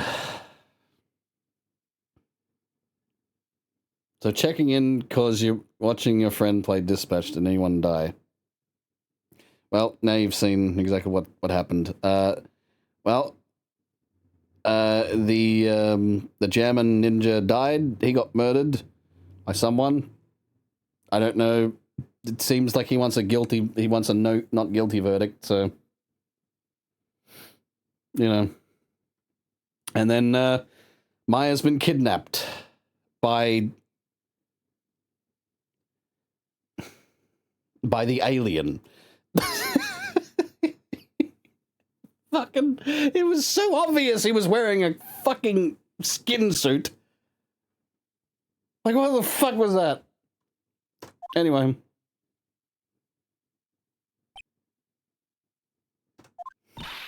Mr. Nick, where's Mystic Maya? She's been kidnapped. No, it's not my fault. If only I had gone with Mystic Maya. It's not your fault, Pearls. But it is Mystic Maya. Mr. Wright, I think we should tell the police what's going on. No, we can't do that. If we do, who knows what will happen to Maya. Mr. Nick, what about the detective we saw earlier? Detective Gumshoe. Yes, that's it. Wait here, and I'll be right back. All right, I'll take care of Pearl. I'll take care of Pearl while you're away. What? Ransom? Shh, not so loud. The ransom is complete acquittal from Matt on guard. Wait, the deal is complete acquittal in exchange for Maya, you mean? And this means Matt on guard is obviously the killer, pal. No doubt about it. But the guy said that Matt on guard is innocent. You really believe what a kidnapper tells you, pal? I guess he has a point. If on guard really is innocent, then why the kidnapping? And on top of everything else, there's all this evidence we keep finding. Huh? The forensics team's having a field day back there. But it's strange. There's so much evidence that it feels like something's wrong. There's too much evidence? Is that possible? Actually, didn't the kidnapper say something about on guard being set up? Anyway, looks like you won't be leaving here tonight, pal. Just sit tight and cooperate with the investigation. Tomorrow you can start yours. All right. Isn't there another way? We've also got to be careful about pushing the kidnapper the wrong way. You're right.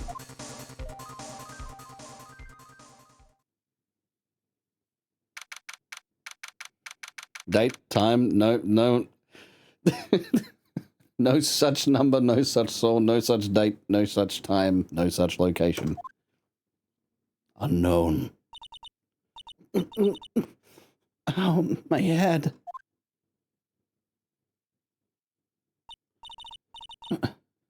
Where am I?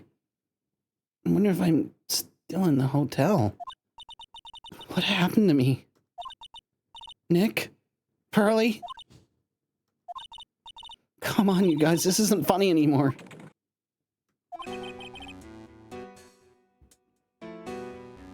I see that you have awoken. Who are you? Me, I am known as the Killer. The Killer? You mean an assassin? I'm too young to die. Don't worry. You are not my target. For now, anyway. Ah! Nick, where are you? Help me! Yes, that's right. Only one person can save you now. And that is Mr. Wright. Mr. Phoenix Wright. Huh? What? Nick's going to save me? Calm down, be a good girl. Think of this as a business transaction. I'm doing like a fucking Agent Smith kind of voice. Mr. Anderson. You hear that? It is the sound of inevitability.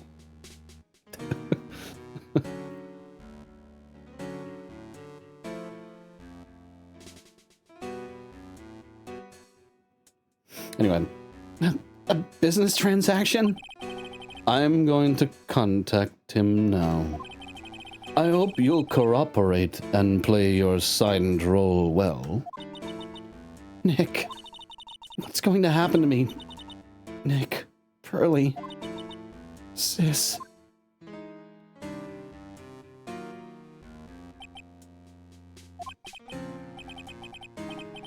Is this Mr. Phoenix Wright, the attorney? You don't need to know who I am. I think you have other things to be concerning yourself with, such as...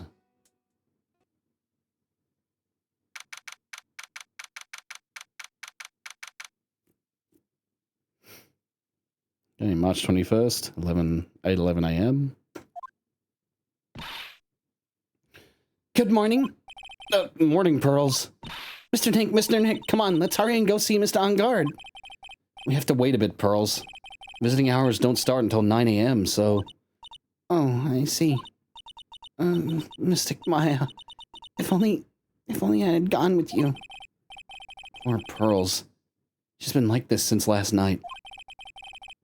We managed to get home somehow yesterday evening. Thanks to Detective Gumshoe gently holding her by the hand and led her here. But by the looks of it, I don't think Pearls got any sleep at all last night. Mr. Nick, Mystic Maya, she's all right, right? Yeah, she's all right. Either way, I'm going to save her. You can trust me on that. Please, help her. I'm only able to stay this calm and collected. I think I remember this trial a little bit.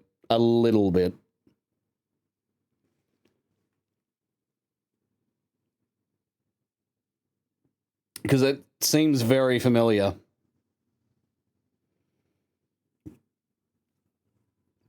But I can't remember if the guy is actually guilty or not. I'm only able to stay this calm and collected. Because Pearls is doing the crying for the both of us. Pearls, you're really worried about Maya, aren't you?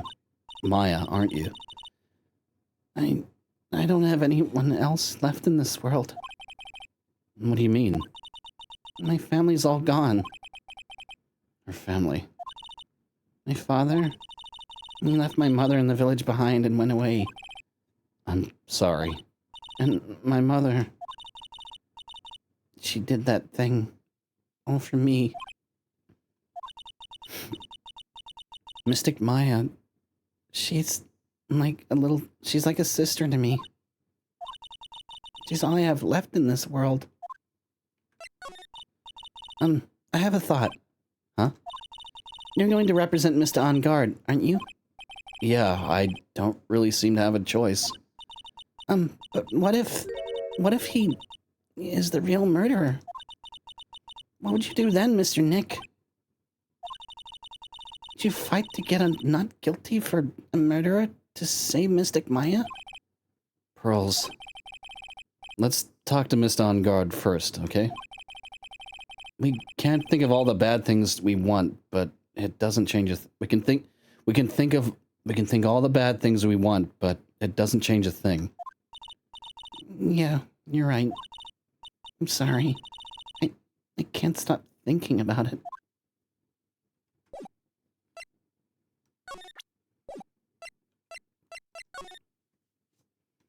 Detention. March 21st, 8:57 a.m. Detention center visitors room. We couldn't wait for visiting hours to start, so Pearls and I came down here early to visit one nickel samurai charged with the murder of the Jammin' Ninja.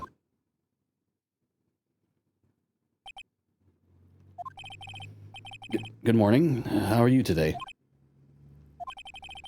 I know this situation might be a little tough for you. Where... Oh, sorry, dude. I already signed up. Excuse me? I already have life insurance. I signed up a long time ago because my job is, you know... Oh, no. We're not insurance salespeople. Really? Dude, I really don't need it. I really don't need that right now either. Fire extinguishers. I mean, this building isn't my house, so... Is this the one dumb motherfucker? No. We're not here to sell you fire extinguishers either. I'm a lawyer. My name is Phoenix Wright. A lawyer? Hold on a sec. I'm gonna ask my manager, okay? The Nickel Samurai sure is a strange person, isn't he? I think strange is an understatement. Sorry about that. You're just in time. Huh? You're a lawyer, dude, right? My manager's looking for a good one right now. So how about it? Mr. Nick, this is our chance.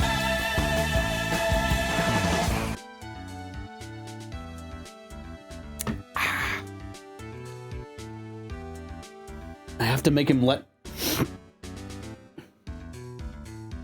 No. I have to make him let me take his case. I have to.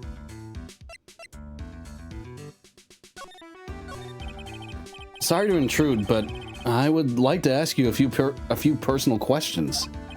That's okay, but dude, my autobiography's coming out soon, so if I say stuff without the publisher's approval, then I'm gonna be in real hot water. Hold on a sec. I'm gonna ask my publisher, okay? Mr. Hungard is lucky. He has so many people he can talk to. I don't know if he actually has anyone he can really talk to. Sorry about that. Like I thought, the publisher said it'd be real bad if I said anything, dude. Does he have a mind of his own? Mr. Hungard, I would like to ask you about the murder. Oh, are you covering for this tabloid as a side job, dude?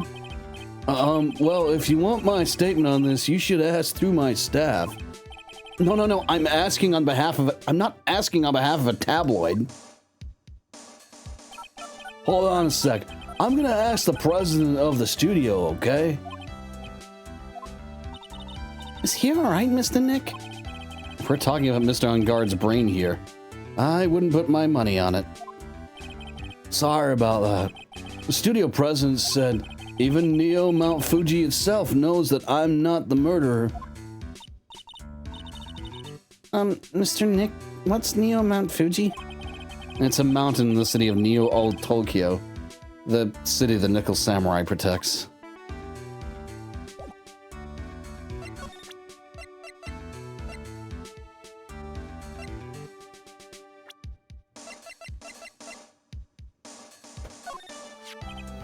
Man, it's too bad he's dead. You killed him. That's the most logical conclusion, don't you agree? Dude, what are you talking about? You're making a huge mistake. If that's such a mistake, then why did they issue an arrest warrant for you? Hold on a sec, I'm gonna ask the guy in charge of this place, okay? Stars sure know a lot of people, don't they? I wonder if that phone even really gets reception in here. I guess you're right about the warrant after all. Ladies and gentlemen, I believe we might be making some progress here.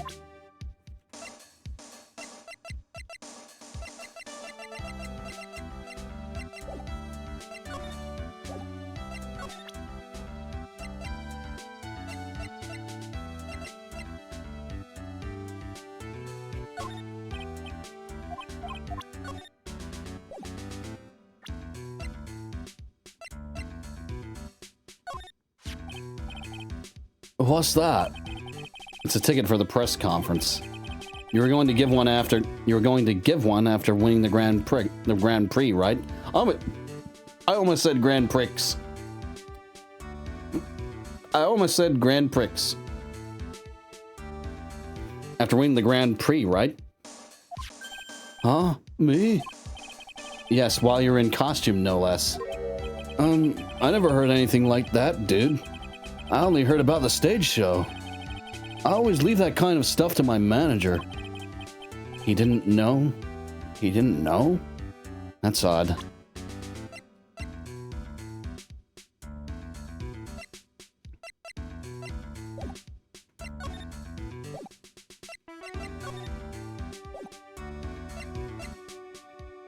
God damn it, this is...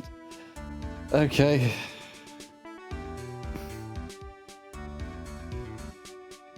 Okay, yep, makes sense. Gotta present the radio transceiver.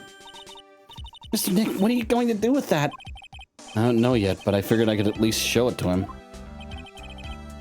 Is that a transceiver? Hey, it looks like a real nice one, too. I got it as a present from someone. Interesting. I've also been instructed to take your case. Is that what you heard from the transceiver? Yes. Dude, that's terrible. Don't let some disembodied voice boss you around. This coming from a man with a cell phone in his wrist. Well, dude, I think it's about time for me to get going. Please, wait. I really need to take your case. There's always other people in need of a lawyer, right? Want me to introduce you to a few? Please let Mr. Nick represent you. Man, oh man, lawyers these days. Now you dudes use kids to pull in clients too? If you don't take me as your lawyer, then the killer is going to. Wait, what did you just say? The killer. The killer. What's he doing? He looks like he's mulling something over. Alright, dude. I'll accept your terms. Huh? I'll let you represent me in court. We did it! We did it, Mr. Nick! Yeah. I don't feel any better for it, and he doesn't look too happy either. Go ahead, ask me anything. I'll help out as much as I can. Man, I thank my lucky stars that people know my name. Well, you're quite the hero and you're in the national spotlight. I didn't know who he is. Does that mean I'm not a good citizen? Oh, it's really great to be the Nickel Samurai. Like he'd be a character in Street Fighter. Or King of Fighters, or fucking... Maybe Dead or Alive. Nah. He needs tits for that. Fatal Fury, maybe? What other, like, fighting games? I guess Tekken.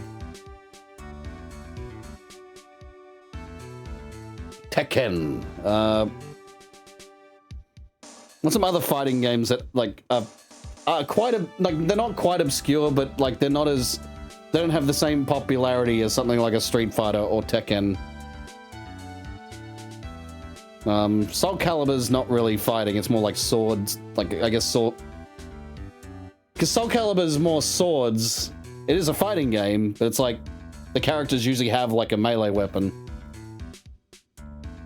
Yeah, Guilty Gear, yeah, it's one. But yeah, I don't see it. BlazBlue.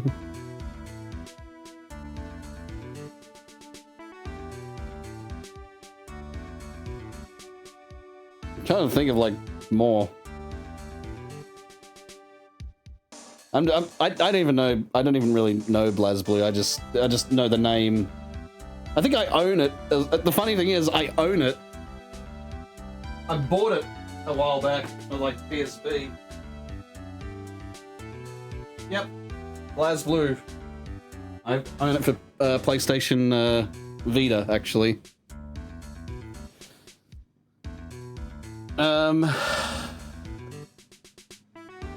Man, I can't think of other fighting games. I'm not like a fighting game. Hang on. Alright, I'm back. Sorry about that.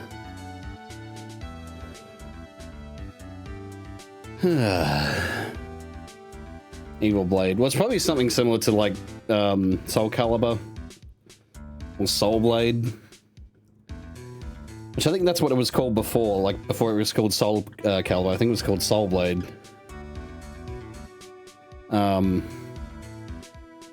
But again, it's like usually that's. Then again, he could always, yeah. You know what? If he had a sword, it could work out. But usually, like it's fantasy characters in those games. Actually, I bet he could be a Devil May Cry character. How about that? Because hey, Capcom.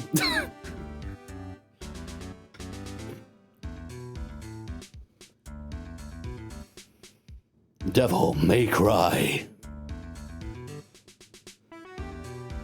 He does kind of have a DMC2 Dante look. Just all you need would just be like white hair, and that's like, you know, the new look for Dante. This is Dante's new modern look for the modern audience for the modern audience. Twink Dante. Never in my life would I ever thought to hear Twink Dante. You know, yeah, that hair is pretty twinkish because of the fact it goes over one side, you know, hides one of his eyes. That is very twinkish hair. Now that I really, like, analyze this.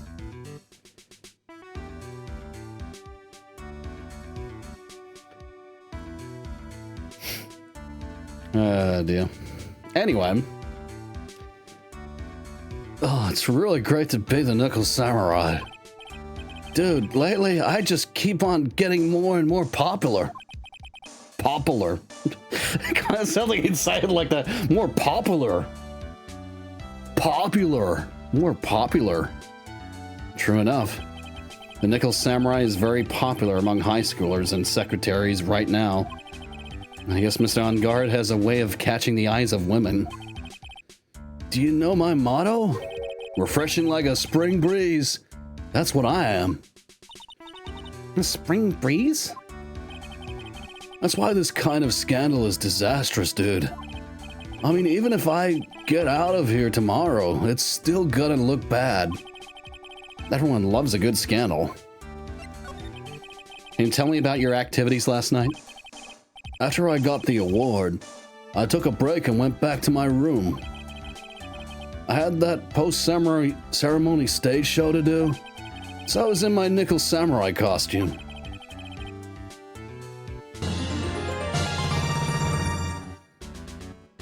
Ah, look at that. Ninja of Comedy just resubscribed. They have now subbed 47 times. Like, dude, like I can't believe that I, like, have been subbed this long. Like, wild.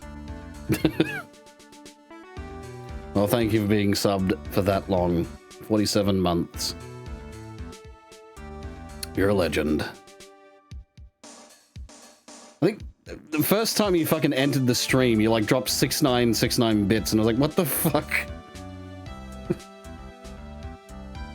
The first time I'd ever received that amount in tips before. But that the fucking mad lad did it.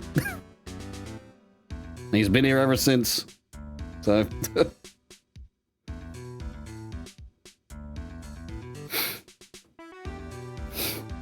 anyway, we can't get rid of him. There's no way to get rid of him.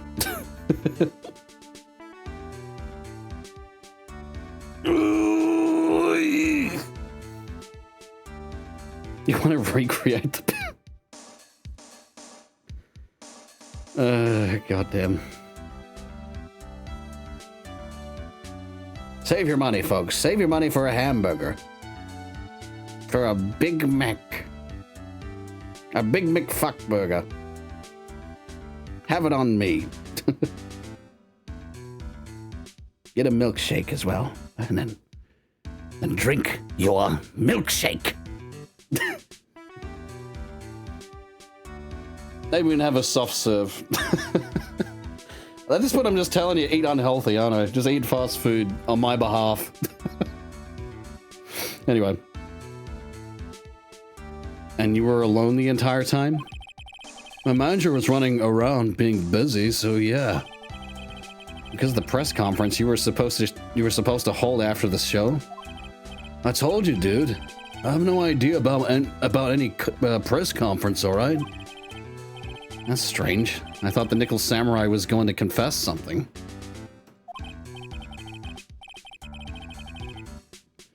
Go out there and eat one item at every US fast food restaurant. Yeah, that'd be an interesting thing to do. Like, what's one item out of all the fast food restaurants that you either frequent or that you at least enjoy food from? What's one item that you would buy from each of them? Macca's, it'd be a toss-up between a Grand Angus and a Big Mac for me. I like Big Macs. I don't know if you guys have the Grand Angus burger in the US, because I don't remember seeing it on the menu. I actually can't remember what the fucking menu was like. I know there was Quarter Pounders and Big Macs, but I can't remember the US specific items.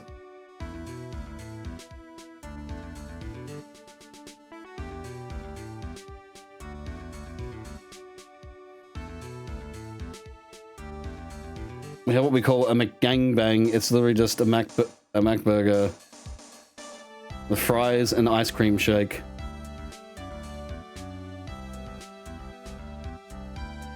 Stuff is put together as one sandwich. What, including the fucking milkshake? What the fuck?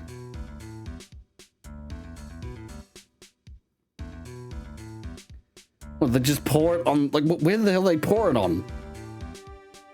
On the patty?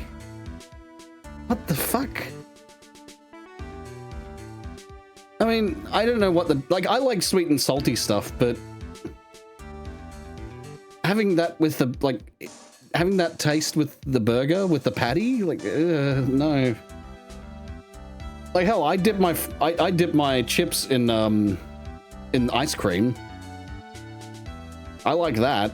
And that's pretty weird, but it's the sweet and salty,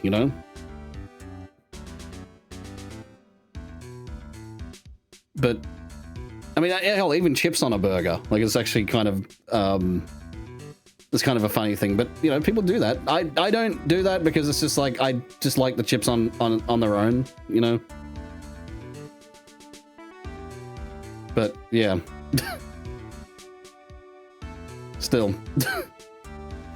Can't imagine pouring a fucking milkshake or, ice cream milkshake on a burger. It would also end up really fucking soggy too. As soon as it drips down into the bun,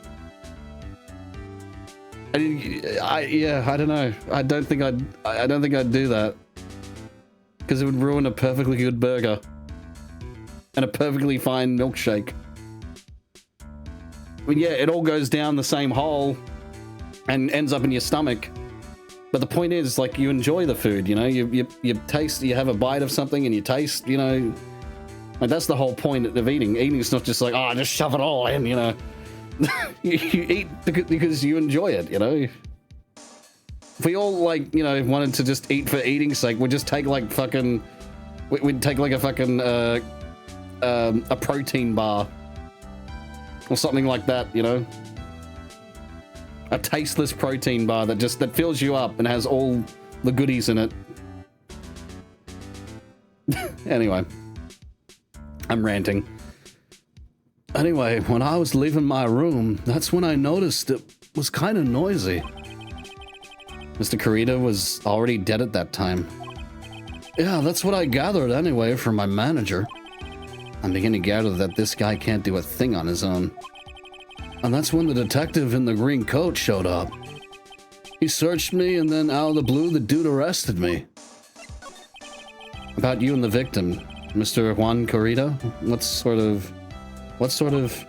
That's got nothing to do with anything, dude. Man, with that face of his, you can't even tell he's the same age as me. And he wanted to try to make a Jammin' Ninja movie, even though we all know it'd fail.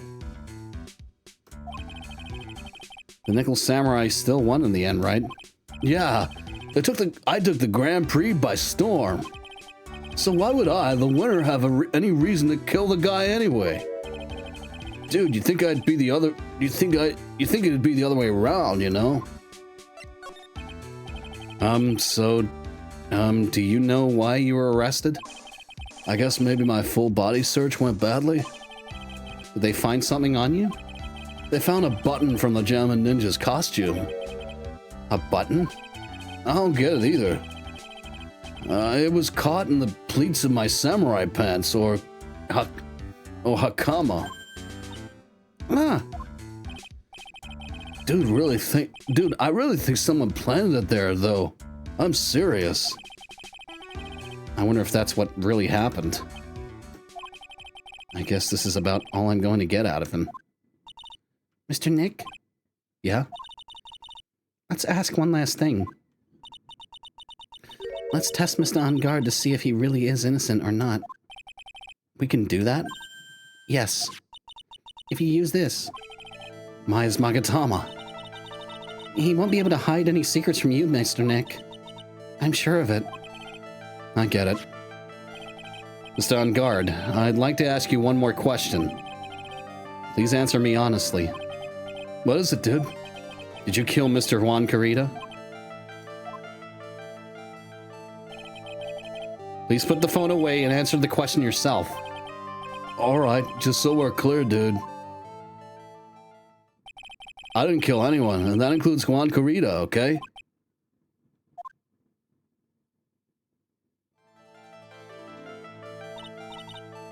Well, Mr. Nick? Nothing. Not a chain or lock in sight. Which means it's alright to trust him. Yeah, it does appear that way. Well, at least I can breathe a sigh of relief knowing my client is innocent. The trial's tomorrow, right? I'm counting on you, dude.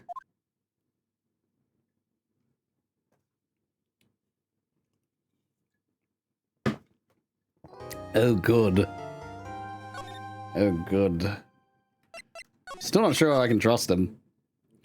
Because why the fuck do I have to get a not guilty verdict I know in I'm one late day? to realize this, but Pearl is literally a me avatar creation. Holy moly. That is a very rare insult. That is an extremely rare insult. Poor Pearly. Her only... Look, she may have a big forehead, okay? She may have a big forehead. That doesn't mean you get to insult her that she looks like a me character. And I guess also her ears are also kind of big as well. She's got like monkey ears.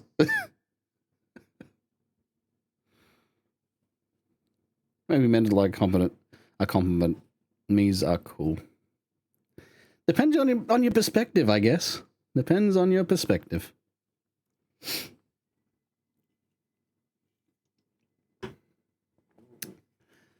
Anyway. Well, at least we were able to get Mr. Matt on guard as our client. And we know that he didn't do it, which is very important. I think... You know what I think? Just from memory. Or at least this could be a memory. I think he hired the killer to do it. I think he hired the killer to do it. I think the killer is the murderer, but he's an assassin.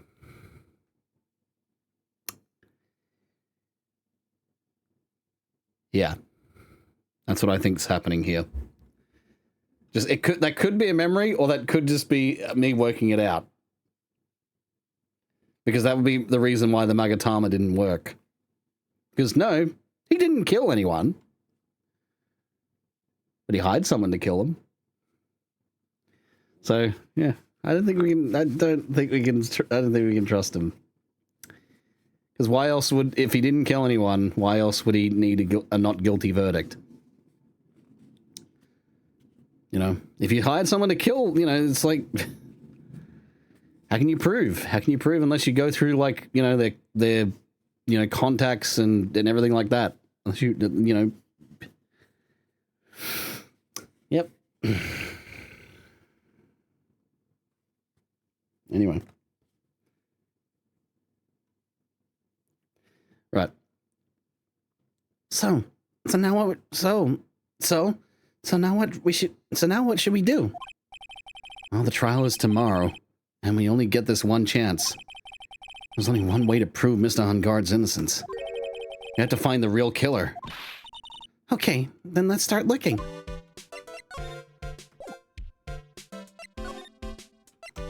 Hotel lobby. Hey, what do you think you're doing? You can't come in without... Good morning. Hold on, it's you. What are you going on? What is going on around here? I heard poor Juan was killed. Is that true? It's a bad rerun is what this is. Another steel samurai doing the most evil of deeds. You know, that's not entirely... I'll have you know that I was a huge fan of Why was I about to say that is Jesus? A huge fan of Jesus. I was a huge fan of Jesus.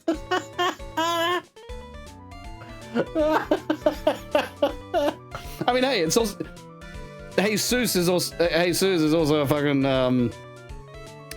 is also a Spanish name. I was a huge fan of Jesus's. Anyway. I was a huge fan of Juan's. Why do all the stars I'm interested in drop one by one like flies? It's always been that way, ever since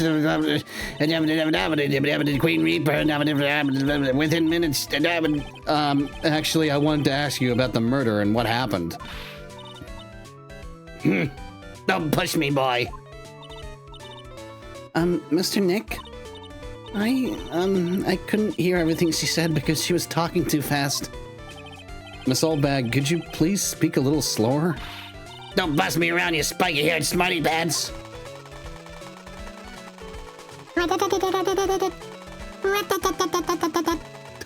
Maybe every time that happens.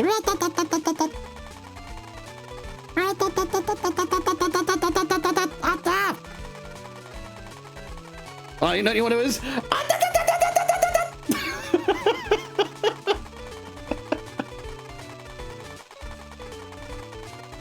Omae wa mou shinderu. Okay.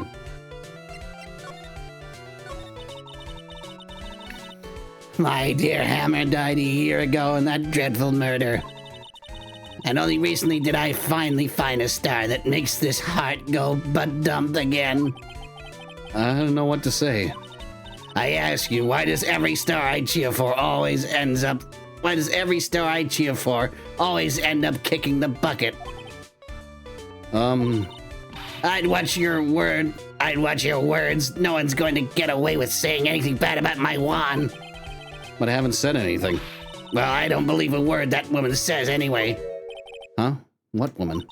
That irritating backwater girl from with the afro and the horrible country accent. I mean, what is that manner of speaking supposed to be? And why does she never stop? Honestly, women these days, they don't know the meaning of the pressed flowers and read the stars and beautiful... Pearls, are you thirsty? A little. Okay, I'll go get you some juice or something. Thank you very much. Hey, are you paying attention, youngins, today? Are you paying attention, youngins, today? So I'm guessing Miss Oldbag heard everything from Lada. I want to ask you what happened around the time of the murder. I didn't know anything about that. I was here getting ready. Getting ready? For what? The show, of course. Well, and the press conference afterwards. Cue mysterious music for the magical press conference. Anyway, I don't know anything about the murder. Oh, I see. But But if you're talking about what I saw, that's different. I saw it very clearly. What? I saw the most important moment of the night. The most important moment? You don't mean... Oh, so now you treat me with respect, you disrespectful child. When you speak to your elders, you should always be polite. Really, kids today. Please tell me, what did you see? Oh, of course. The murder last night was gruesome, wasn't it? But then what murder isn't? Please don't stray onto another tangent. Please. If you want to hear more, then show your respect and bring this lady a present. Present. There we go.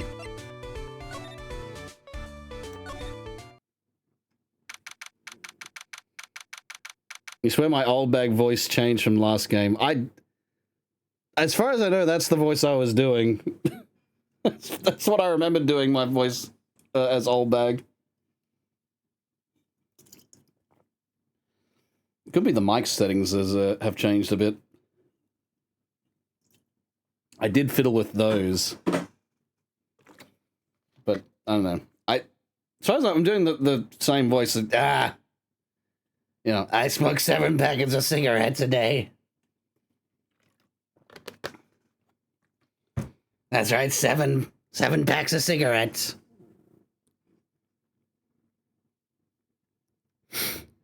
You know, I could just do like the... Oh, 7 packs of cigarettes, you know. I don't smoke that much. I don't smoke that much, Sonny. I'm sorry. I'm just an old woman. You know, that would be like the pleasant old woman voice, but, you know, what hers is like... Ah, you fucking bastard! You know. I just think it's funnier. Anyway. Looks like the investigation is still in full swing. The hotel staff and the police are running around like a bunch of headless chickens. I wonder if we can do any investigating of our own in this kind of atmosphere. Well, gotta roll up the sleeves and try, I guess.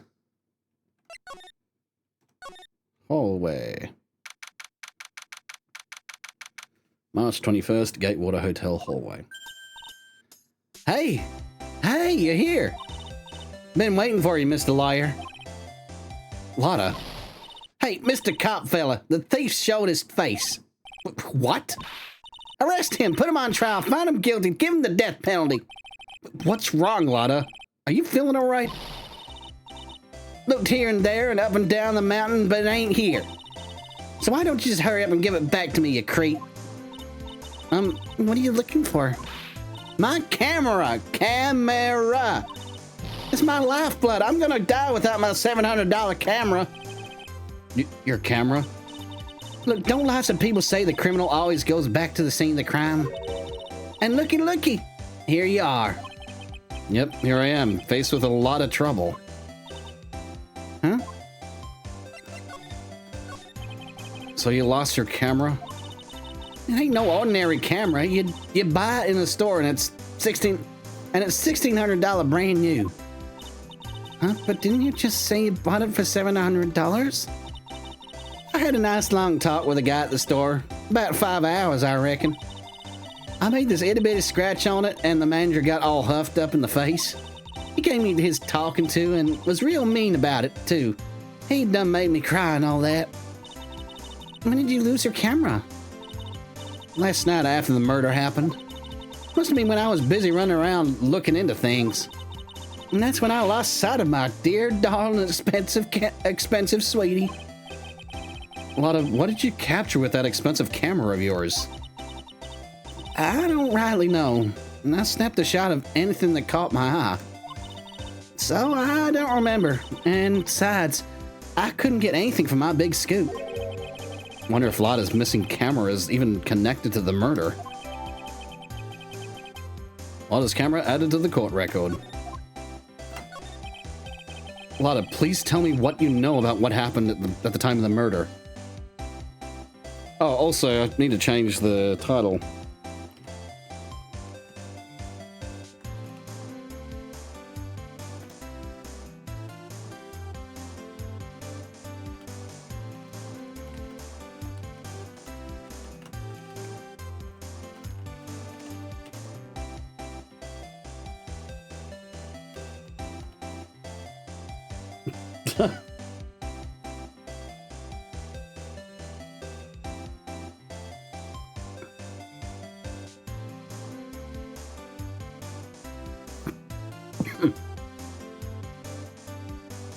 Alrighty.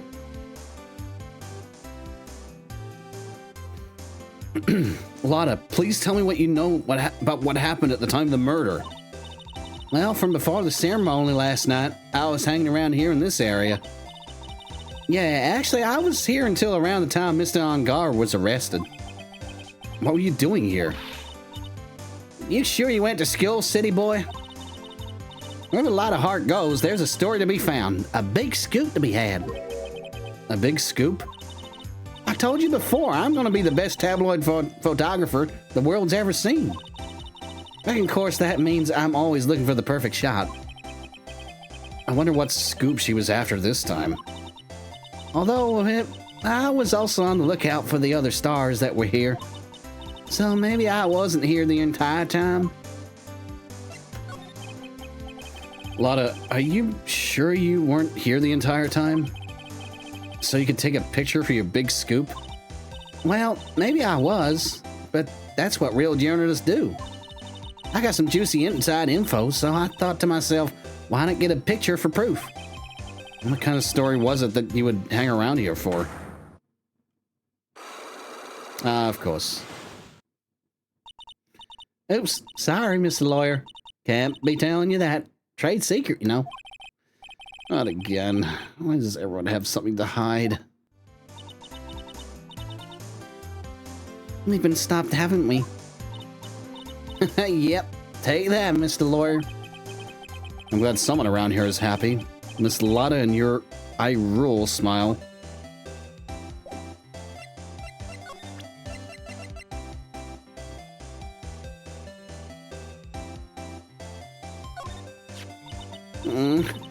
And I just bought that camera. Who did it, the thieving rascal? Please don't look straight at me when you're saying that. When I find the bugger who went and done this, they're gonna pay with a bullet. And if you do that, don't expect me to defend you.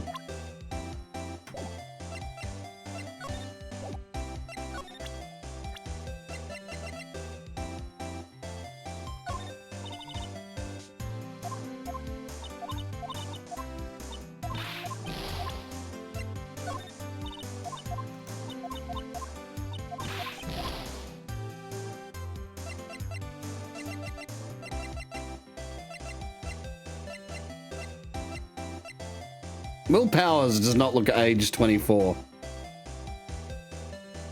He looks like he's almost 30.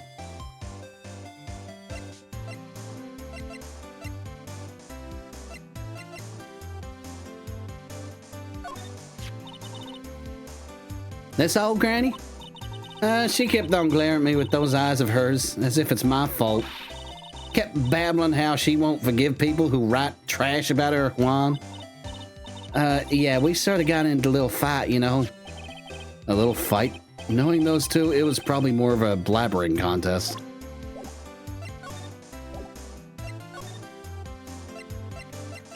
Oh, we can go in here. On guard. Gatewater Hotel. Where are we? We're in Mr. Mad on Guard's dressing room. This is our client's room. May I help you with something? Where... You're Mr. Onguard's lawyer, correct? I gathered as much. I also looked for lawyers on my end, but to no avail. She kind of looks like Zero Suit Samus. Kinda. Although the she doesn't have much going on in the chess department. I think flat. She is a B flat. No, A flat. A flat would be more fitting because A cup, you know. Anyway, point is, yeah.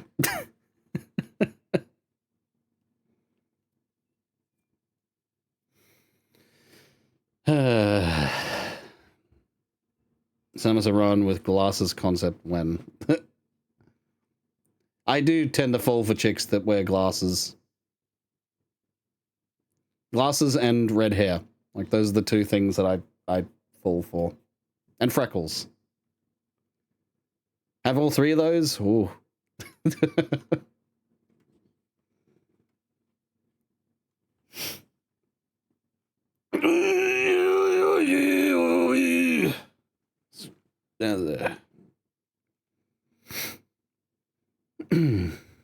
I did read this, didn't I? I also look for lawyers on my end, but to no avail. How'd you know I'm his lawyer? You were just saying that he is your client?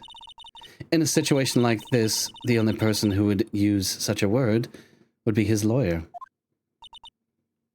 Wow. It's a simple deduction, really. The trial is tomorrow, and Mr. Onguard's situation is looking rather grim. So you came here one stop in your mad dash to find clues to build his case, correct? Well, you're not totally right, but you're not totally off. You're not totally off either. It's really not the time to be showing off, Mr. Nick. I'm Adrian Andrews. I hate to waste time, so let's get down to business. All right. Adrian! Hello, Adrian. Hello, Adrian. I did it. Adrian, I did it. Then again, this could be a femboy. It's a trap. It's a trap.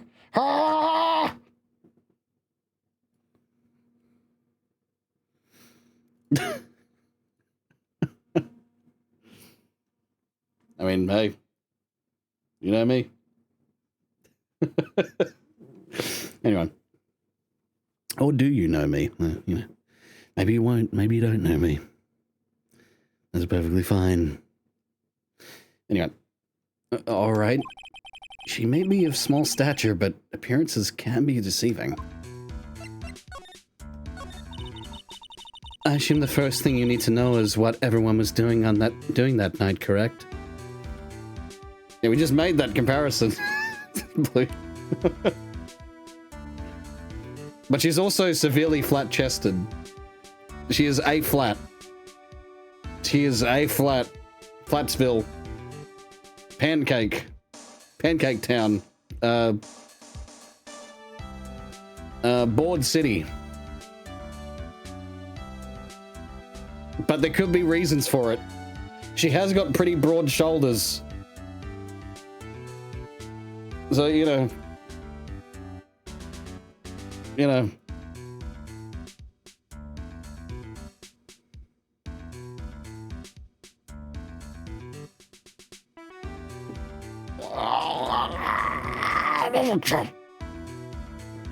I got my body. Ah!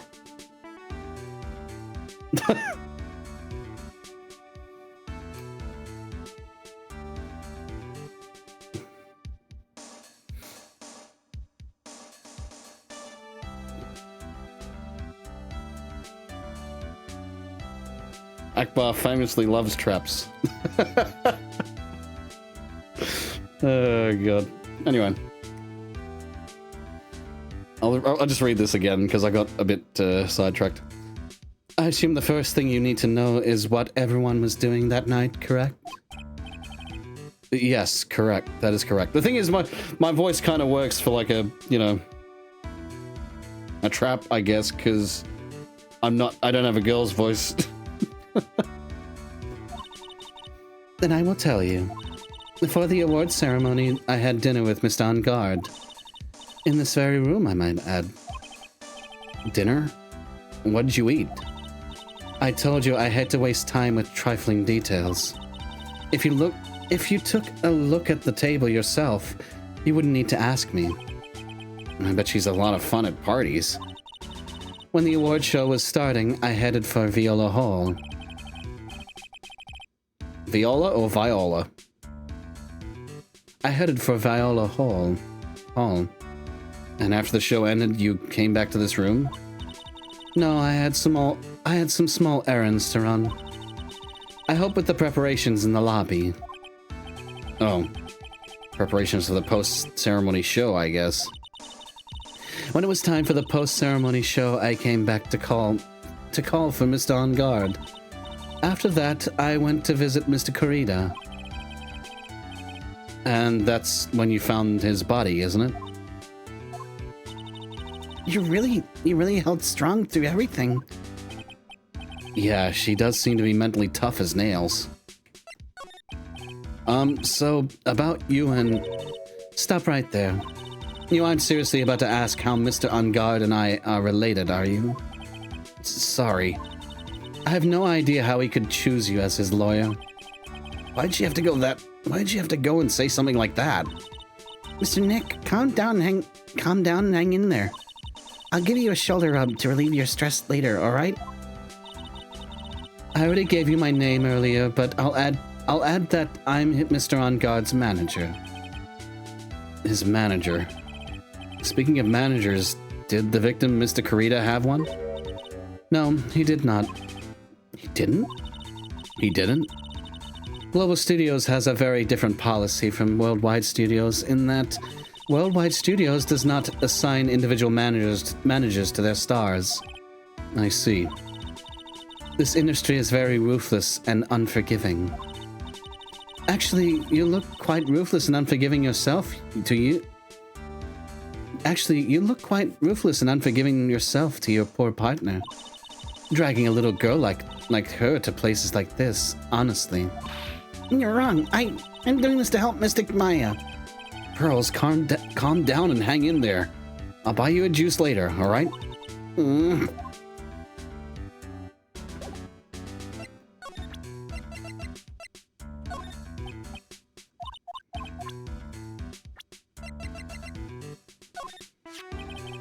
Did you know the victim, Mr. Kurita? Yes, I knew him. The world is such a small place, after all. Did you know about his rivalry with the Nickel Samurai? Honestly, they were like children when it came to that. Time and time again, those two competed with each other over the most trivial things. If either one of them wasn't so stubborn, then maybe no one would have needed to die. I've got a hunch this woman knows more than she's letting on. She must know why Juan Kurita was killed. I asked to become Mr. On Guard's manager. He's a pleasure to manage with his nice disposition. Mr. On Guard does seem like a rather weak-willed man, always doing as he's told. He's always saying my manager, right, Mr. Nick? An intelligent woman who seems to have it all together.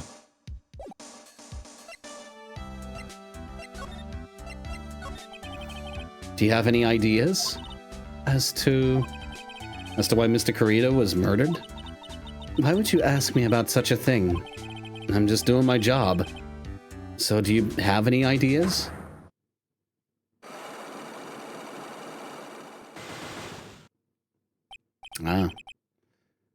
Miss Andrews? Sorry, but there's nothing more I can add to this conversation. It's a psych lock. Is it a psych lock, Mr. Nick? Yes. There's getting to be more and more of these lately.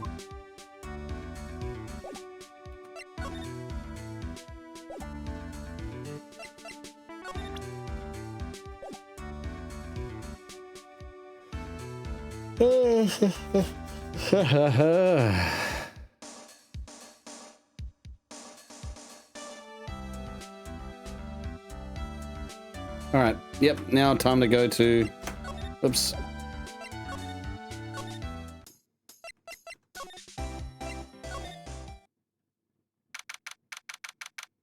Holy shit, this guy really likes... really likes, stuffed animals.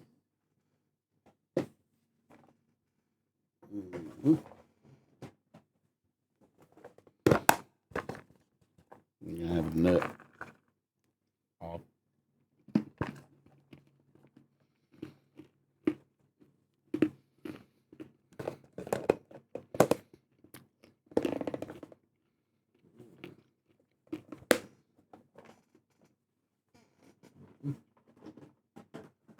Mm.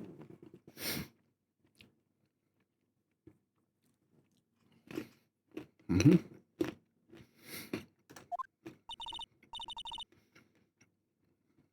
Exactly.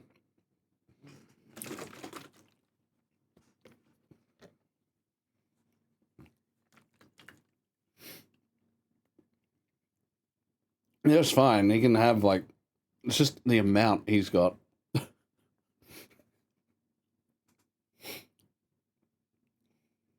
Fuck, it kind of reminds me of the guy that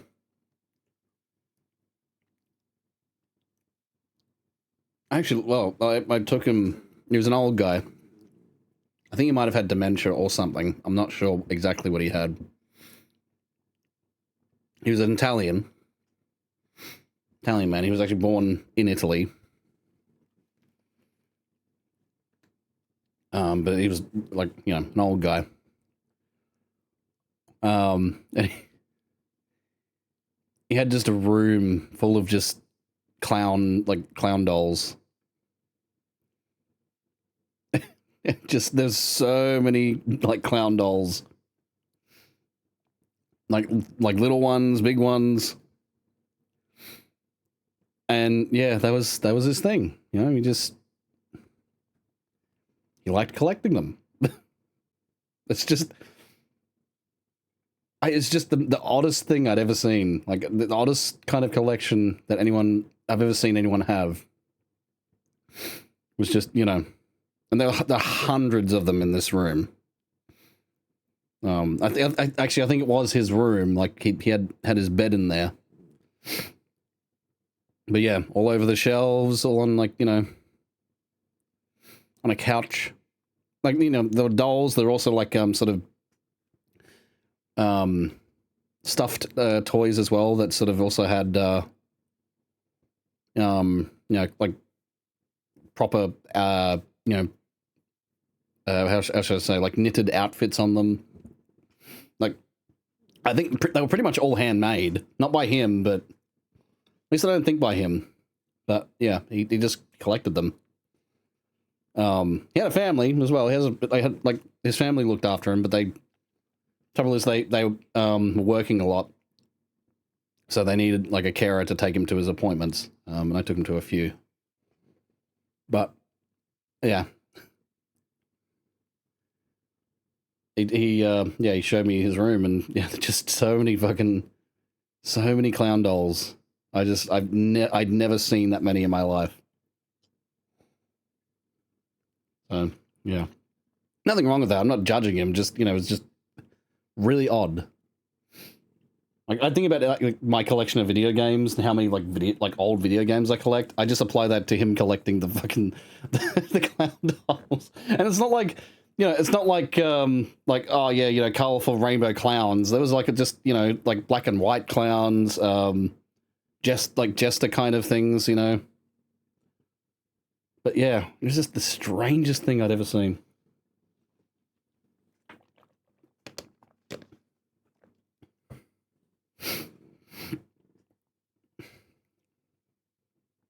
You hope you have a collection of JoJo figures that age. Your room would be gay as shit.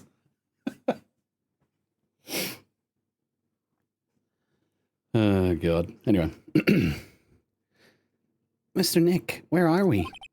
We're in Mr. Juan Carina's room, Pearls. Mr. Carina? The victim. Which makes this crime scene too... Hang on. Which makes this the crime scene, too. No, it's you. So, what happened? The kidnapper, has he contacted you again? Not yet. He probably won't until we win Miss Dawnguard's acquittal. You doing okay, pal? Hanging in there? I just want Maya to be alright. You won't have a lot of time left, but I'm going to help you as much as I can, pal. Can you do that? Even if we want to look around the crime scene? Just this once. Special circumstances, right, pal? I'll even tell you everything I know, but you've got to keep quiet. It's my neck on the line here. Thank you. Oh, that's right. I got you guys a map of the hotel, pal. Here you go, little missy. Wow, you're giving it to me? Thank you. I wouldn't want you to get lost in a hotel too big for its own good. Mr. Nick, I got a map. That's great, Pearls. But Mr. Nick, I can't read what it says. Hotel guide map added to the court record. They really need to teach her how to read. She's 8 years old. 8 years old. She still can't read. The fuck were they teaching her? She needs to learn how to read. You can't be 8 years old and not know how to read.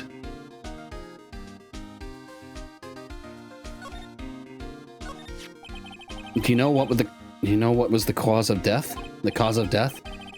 Well, technically the final autopsy report isn't out yet, but one look at the victim should tell you, pal. It should? Yeah, here's a picture. Ah. There's a knife in his chest. Yeah, pal, that's the murder weapon. So he was stabbed to death? So he was stabbed to death. They're looking at the fingerprints down at the lab right now. There were fingerprints on the knife? Yup. It looks like they're pretty sure they're Mr. On-Guard's prints, pal. That's bad. Real bad.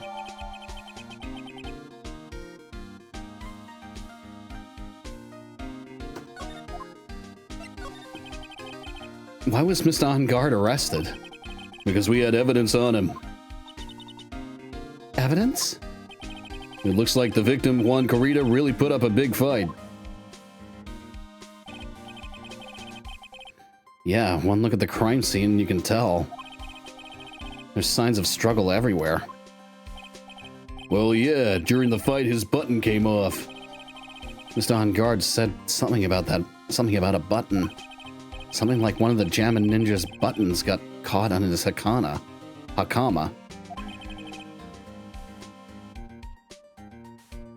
You know Phoenix is a lawyer, but you doubt he can read.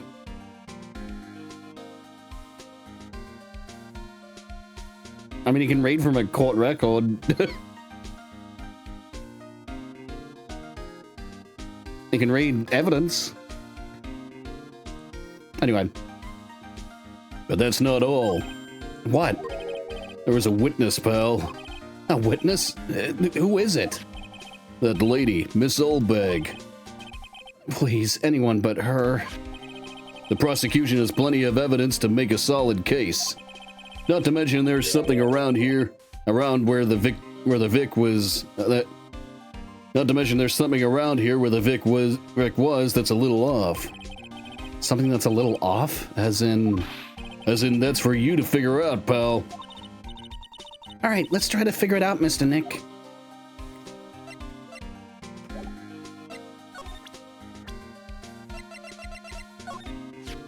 I thought she was an alien from outer space.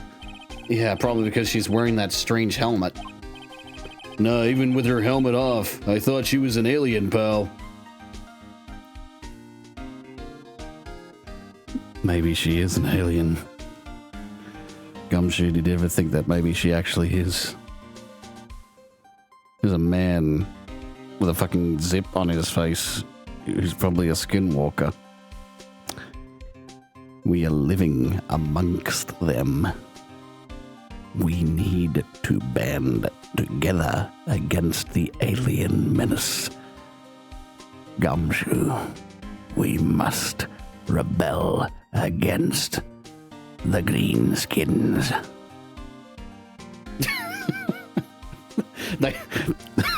They're living among us. Yeah, you need to just how about this?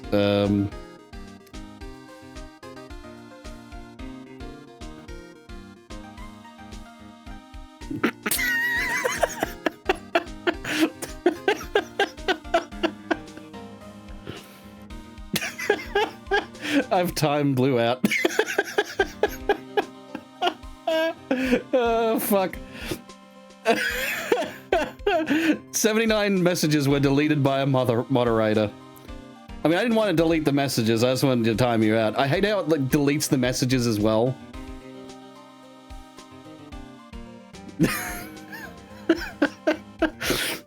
Fuck. For 90, I'm pretty sure I selected 1 minute, but apparently it was 95 seconds.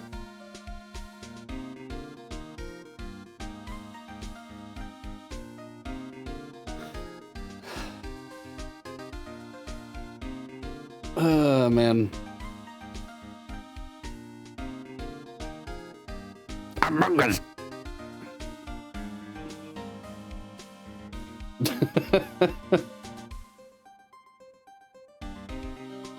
Oh, God. Yeah. I think that's probably best kept to yourself, if you know what I mean.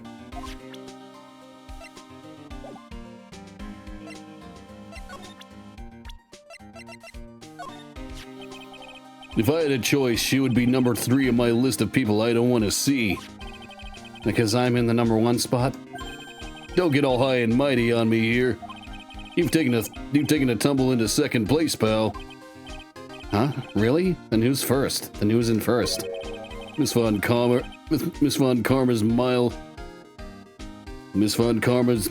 and miles ahead of you in this race. Oh. She's really scary. Right now, Miss Von Karma, you really don't. He's so scared of her that she... Miss Von Karma, you really don't. He's so scared of her that he's whispering now.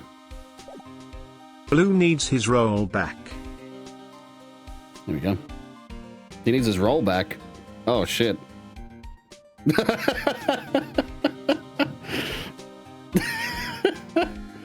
How do I actually add the roll back?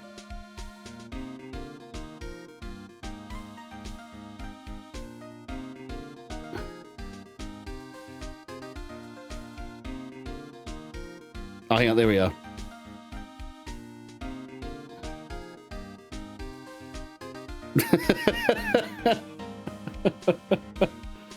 Oh, God.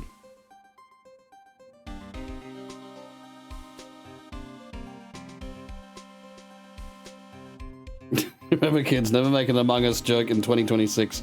You lose your job, your voice, and respect. Oh, fuck.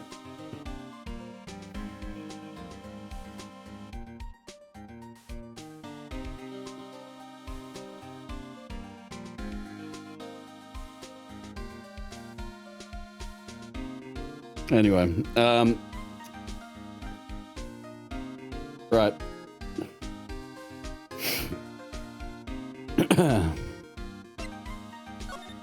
Well, I guess, examine. Wow, there are a lot of bears.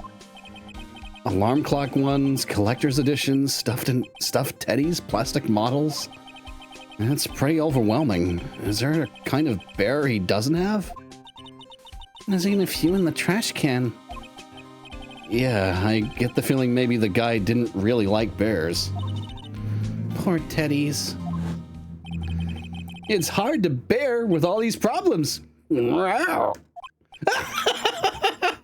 Oh my God, Phoenix Wright is fucking traumatized. He has PT. I nearly said PSD. PTSD. PSD is PlayStation dysfunction. PlayStation dysphoria. Anyway.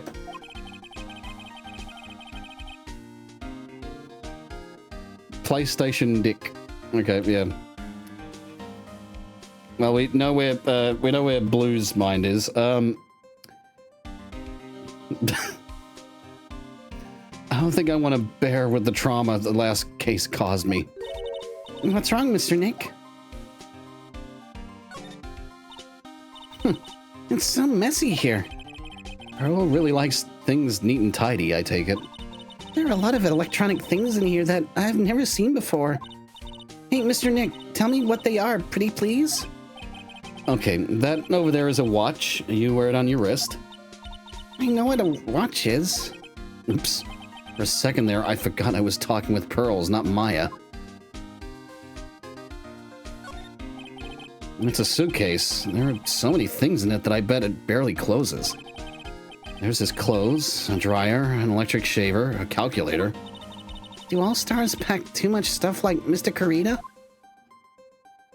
What the fuck was he doing with a fucking rice cooker?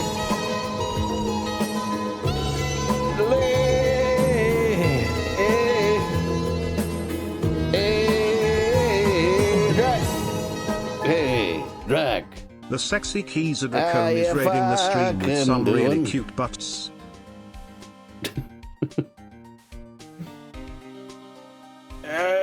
I'll be at a good stream. I'll be at a very good stream.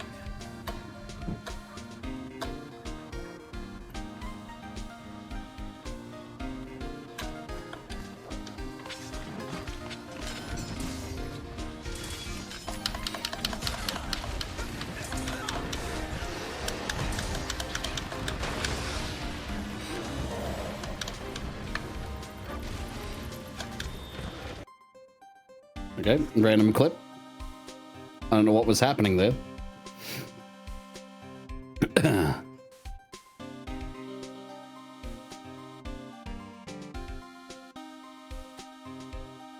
Anyway, so yeah, hope you had a good stream.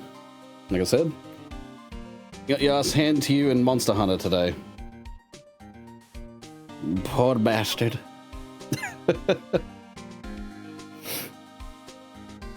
Well, anyway. Still hope you had fun. Yeah. By the way, I assume Friday everyone's gonna be up for more Sea of Thieves. If not, then maybe we could play Sword and Shield. But I think because Luna got it installed, we might be able to play Sea of Thieves. But that's, you know, I'll talk to you about it. I'll ask what people can make it, you know.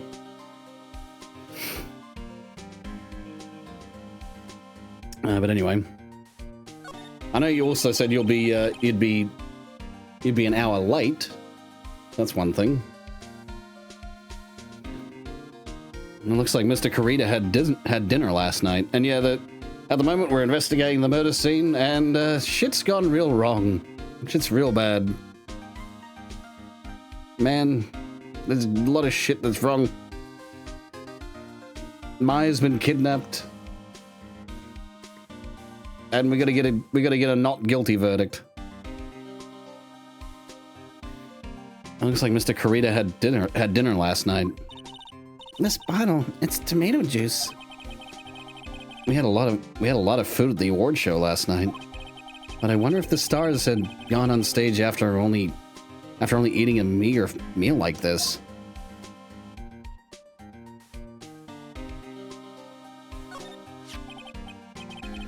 This is a guitar case. This is the way I said that. Fucking hell. Hopefully might be late, but might be. Yeah, it's always iffy when you don't know what time you're getting back. This is a guitar case, I guess. A little beat up, but still usable. That's strange. The guitar is not here. Maybe he forgot to bring it to the show? But Mystic Maya, she said the bright red guitar was the Jammin' Ninja's signature item. That's true. Huh? The guitar case is wet, but it's only wet on the top of the lid. Yeah, there's no water inside the case. This is water, isn't it? Found next to the victim, empty. There's some water, but only on top of the lid. Guitar case added to the court record. Bottles of cosmetics are scattered all over the floor.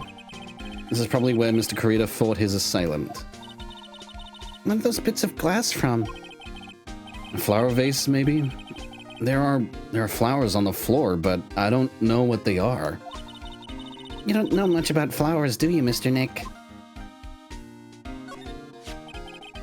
It's a beautiful wine glass, and there's tomato juice in it. You know, tomato juice. I really don't like it much. I wonder if it's supposed to be tomato juice and not wine to like get around the, you know, because you don't want alcohol references. Otherwise, it boosts the rating up, as in the, well, I suppose ESRB for the US, but yeah. It makes it, yeah, it changes the rating. I just wonder if the original Japanese version had it as wine. There's a bottle of it on the table over there. That's probably where this came from. But doesn't it seem weird? What seems weird? I mean, everything else is scattered all over the floor. She's right. The flower vase was broken and the makeup is strewn everywhere. Why is this glass the only thing that's still alright?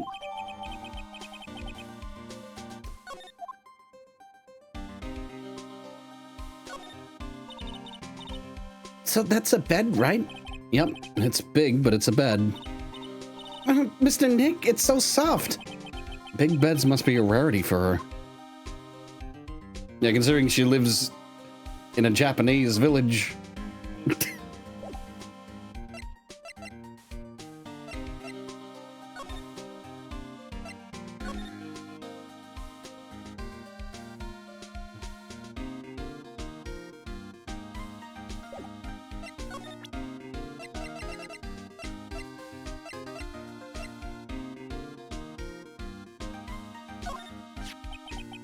You look at this photo and you can't help it. It makes you want to say, I can't believe this is the scene of a murder. Stabbed with a knife after a struggle. A clue is sleeping in this photo somewhere. I know it. What can you tell me about this guitar case? Oh, that. This is just what I heard, pal, but that's the Jammin' Ninja's signature item. The guitar case? No, not that. What do you take me as? What do you take me as? I mean the guitar inside, of course. But the guitar is missing. Yeah, we look for it too. It's not normal for a person to forget to bring their most famous item to an award show. It's starting to sound like that red guitar is related to this case after all. So about this wine glass. Ah, so you noticed it, pal. The whole crime scene was a mess, but this glass was the only thing that was untouched. You noticed that too, Detective Gumshoe? No, actually, Miss Von Karma noticed it first. Yeah. Pearls noticed it before me, too. Hey, wait a minute. So does that mean Miss Von Karma's here at the hotel? Yeah, she's around. Man, you're going to be in so much trouble, pal. Especially if she catches you in here. Well, you can bet the instant I see her, I will be running the 1,000-meter dash. Oh. What's that beeping noise, Mr. Nick? I've heard this sound somewhere before. It's a fucking thing. You know what it is. It's Miss Von Karma. Oh, wait, no, it isn't. Yeah. It's Miss Von Karma. Huh? For some reason, whenever I hear that sound, she pops out of nowhere and whips me. Come to think of it, that's exactly what happened last time. Sorry, I've got to make myself scarce. Later, pal. Oh!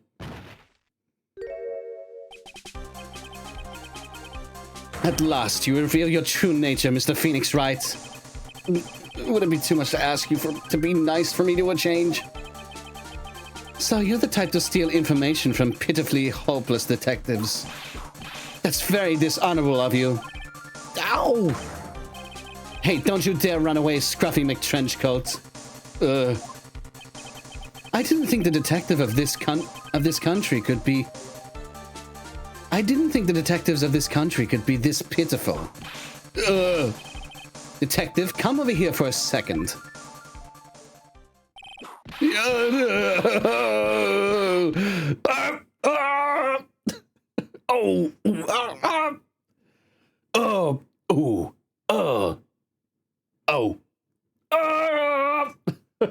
You know, Duke Nukem pain sounds.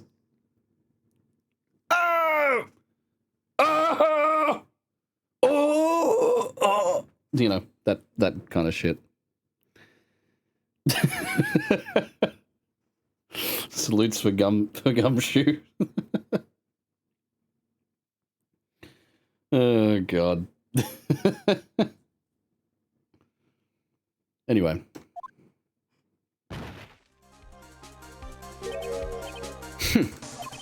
I feel better knowing at least you were man enough to face your punishment. He was so scared. He just froze up on the spot. Mr. Phoenix Wright. You have soiled my perfect prosecution record. I'll never forget that. This time, victory is mine. Victory is yours? Is that all this means to you? What? Come, Scruffy. The investigation briefing is about to begin. Yes, sir. This isn't over yet. I swear on my family's honor. Ow! Why did she throw at me now? What is this? Well, I guess this means I've got to get back to the precinct now, pal. If you ever need me, come down to the Criminal Affairs Department, alright? And if you can, try not to let Miss Von Karma see you.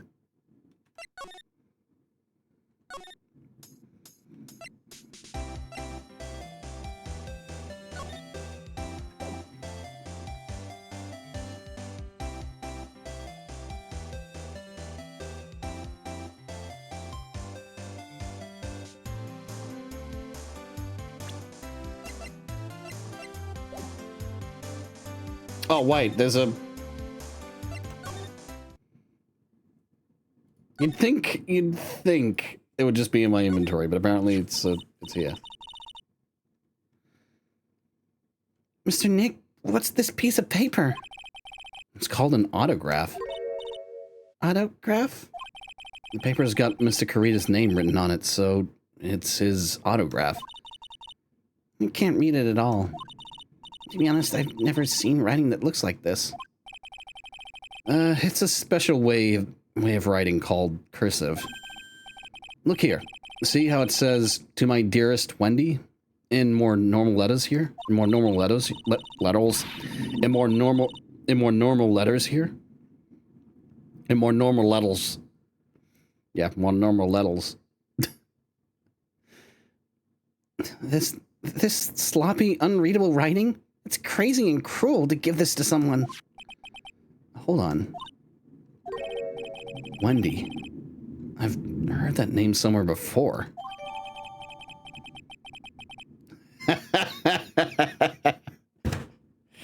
Wendy Allbag. Yep, it just clicked in. One Kurita's autograph to my dearest Wendy is written on it. Mr. Kurita's autograph added to the court record. Okay.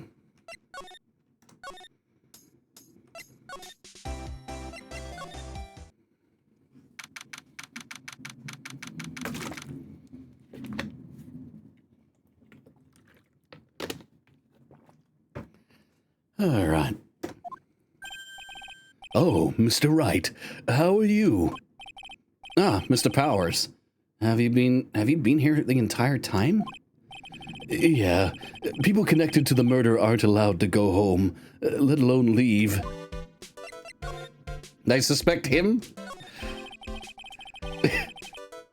Can you tell me a little more about the Nickel Samurai TV show? Okay.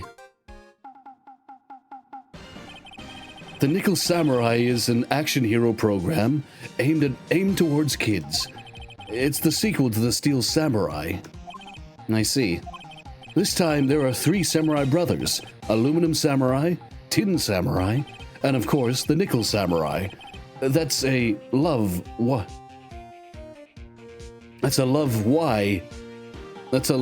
Y in Neo-O Tokyo. I see. Wait. A love what? A love Y. This girl, Seo, works at the tea shop, and all 3 guys fall for her at the same time. Oh, I guess the Y shape is like the 3 brothers colliding over this one girl? Anyway, Sayo is actually the daughter of the evil Strawberry Clan's leader. Sounds like an unusual situation, like Romeo and Juliet times 3. Yeah, why not gold, silver, and bronze? That would have been way better. It would have been a lot better. The silver samurai, the gold samurai, and the bronze samurai. Man, they really just... Did they do this intentionally to make it shit? We know who created the franchise. Some weird fucking otaku dude. You know. Anyway. Yeah. The strange thing is, this sort of forbidden love story is really big with the office ladies. Yes, Pearl? What happens next? I want to know. Miss Sayo. Does Miss Sayo fall in love? She does, doesn't she? Every Sunday at 8 a.m. Every Sunday at 8 a.m. I'm going to stop watching kids' masterpiece theater, starting this week. I can't believe she's really considering it. So what's the Jammin' Ninja TV show like? It started from a remake of an old movie. To tell you the truth, the Jammin' Ninja, like the samurai shows, is geared towards kids. It's the story of a ninja who can't scale a wall, but became a big pop star anyway. Anyway. That was like, the voice got caught there. What?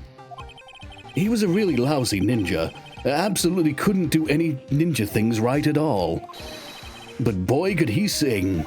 With his trusty bright red guitar in hand, he took the ancient world by storm. A ninja with a bright red guitar? And then the final fight in the front of his... And then the final fight in front of... Final fight. And then the final fight in front of his beloved Princess Missola. Jammin' versus the Muramachi 5. Jammin' versus the Muramachi 5. Suddenly, our brave hero catches a not-so-jammin' cold the night before Battle 3. Oh, that's too bad for him. Yeah. But this kind of pop music-based love story is something high school girls really like. Yes, Pearl? What happens next? I want to know. The Jammin' Ninja. Will he be able to sing? What about Princess Missola? Every Sunday at 8 a.m. Which show should I watch? I can't believe she's really considering it.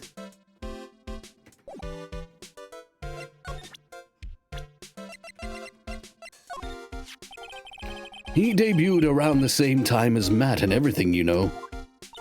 Really? It started out small. First it was singing contests, then swimming competitions. Then it was bowling tournaments, and then it was who could throw the best. Who could throw the best? New Year's parties. Juan was always trying to one-up Matt. But lately those two were escalating to more and more dangerous things. Is it every Sunday if the actor is dead? Yeah, then again.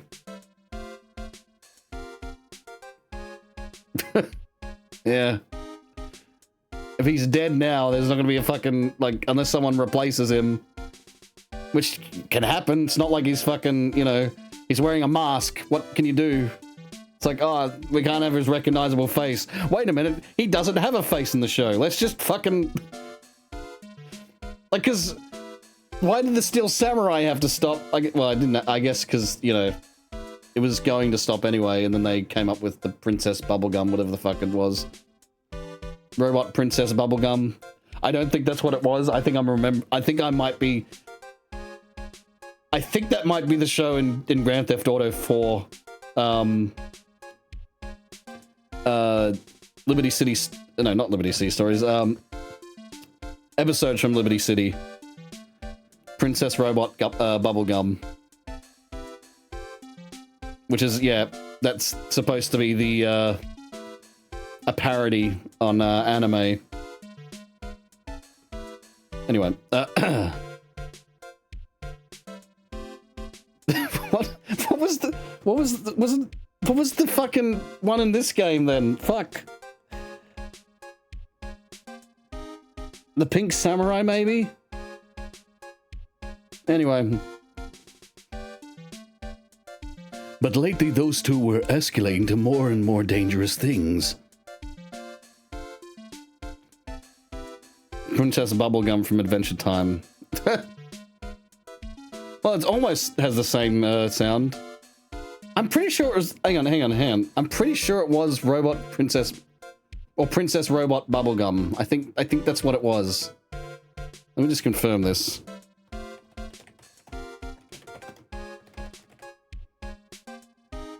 Yeah, it was. Princess Robot Bubblegum. And Saki, the fucking... Saki the cat.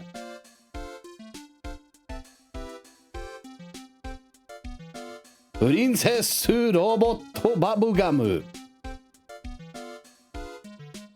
Bubblegum. Yeah. It's actually got the proper, like, katakana. Princess Roboto. Princess Roboto Bubblegum. Yeah. Roboto. Yeah.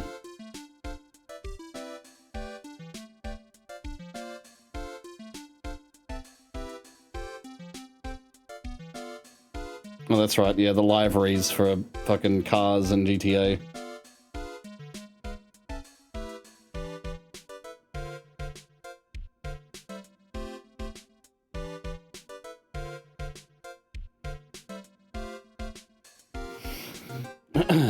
All right.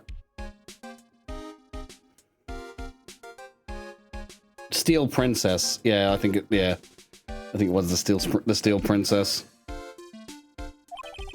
I thought that no good would come of it at all, so I began to worry. Too bad Juan's story ended so soon. Matt's younger than me, but you can practically see his star potential. Star potential? I got his autograph the other day. Feels kind of wrong now, doesn't it? I don't care what people say. Matt didn't kill Juan. I know he didn't.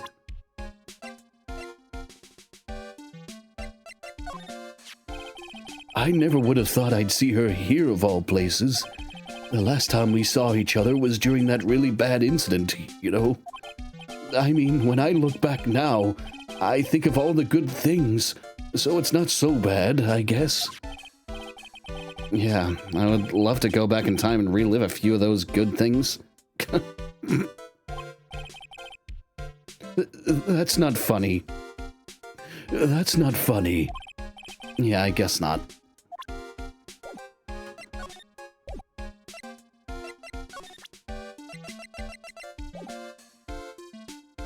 Man, it's nearly 4 o'clock. Holy shit.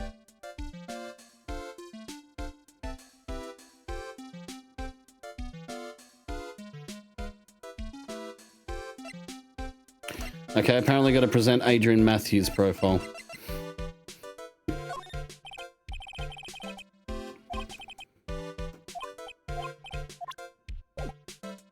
Wait, what?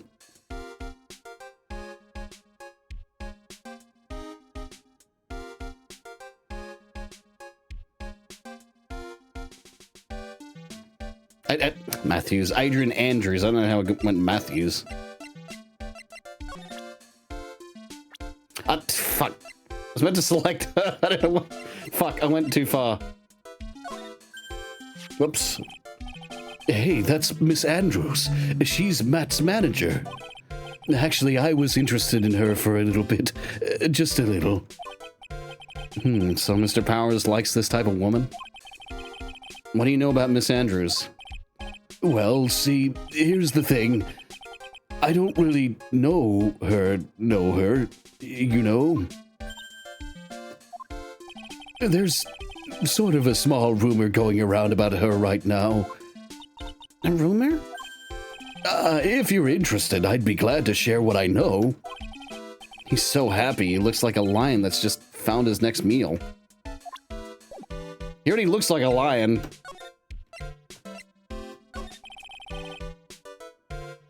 Looks like he's got elf ears at the moment. Would you mind telling me about this gossip? Ah, so you are interested in it. So you are interested in it. I figured you would be. Yeah. I have such a weakness for celebrity gossip, too. Oh, really? You too, huh? Yeah, so take a look at this. Looks like a tabloid Miss Oldbag would read. Alright, let's see here. Jammin' Midnight Rendezvous. To the mysterious yet beautiful manager. To the mysterious yet beautiful manager to the stars, Miss A.A. You see now, don't you? What? You can stop pretending to be in the dark, Mr. Wright. Juan Corrida didn't have a manager of his own. Which means if we're talking about a certain manager with the initials AA, Adrian Andrews? Yes, exactly. This is big news. That seems kind of odd that woman, Miss Andrews, together with the biggest rival of her client. It's that wonderful thing that can only happen between two people. Mr. Powers looks so happy.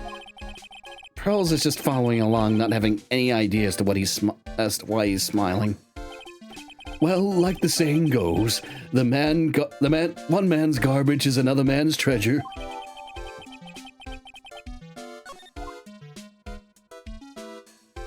He has a shy Jim Carrey charm about him.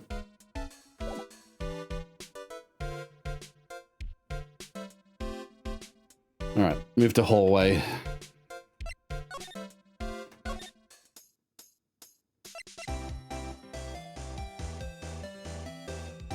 Alright, it's time we do Maya's Magatama.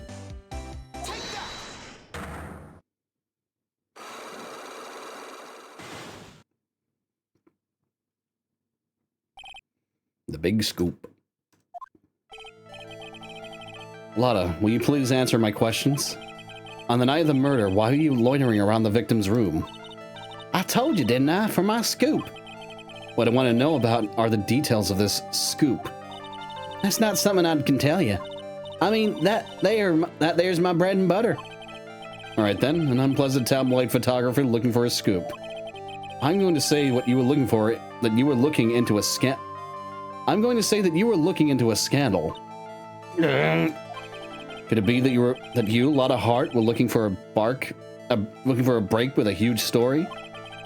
Perhaps an unfolding scandal between Juan Corrida and this person?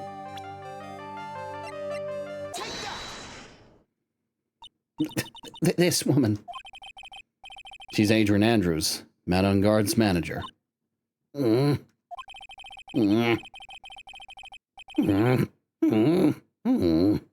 Fucking Marge Simpson. Here we go. Fucking Simpsons reference again. Well, we had a Simpsons reference with dope, before, so it's just how this seems to happen. It's either Simpsons reference or me ranting about California.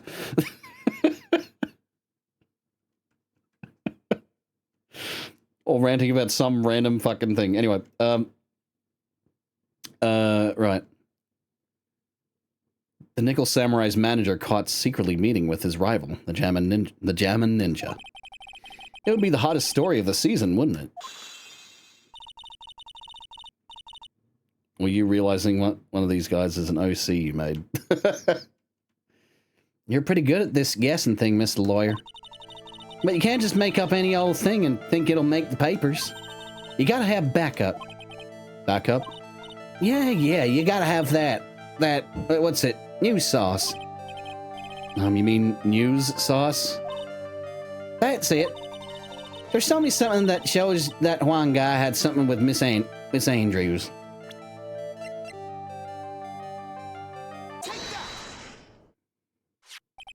This is the article from a certain weekly tabloid. Jammin' Midnight Rendezvous. To the mysterious yet beautiful manager to the stars, Miss A.A. Mr. Karita didn't have a manager of his own. What's more, his rival, Mr. On Guard's manager, Adrian Andrews, she has the initials AA. You saw this article and then thought to take some pictures of them as proof. That's why you were lurking around Mr. Karita's door last night. What?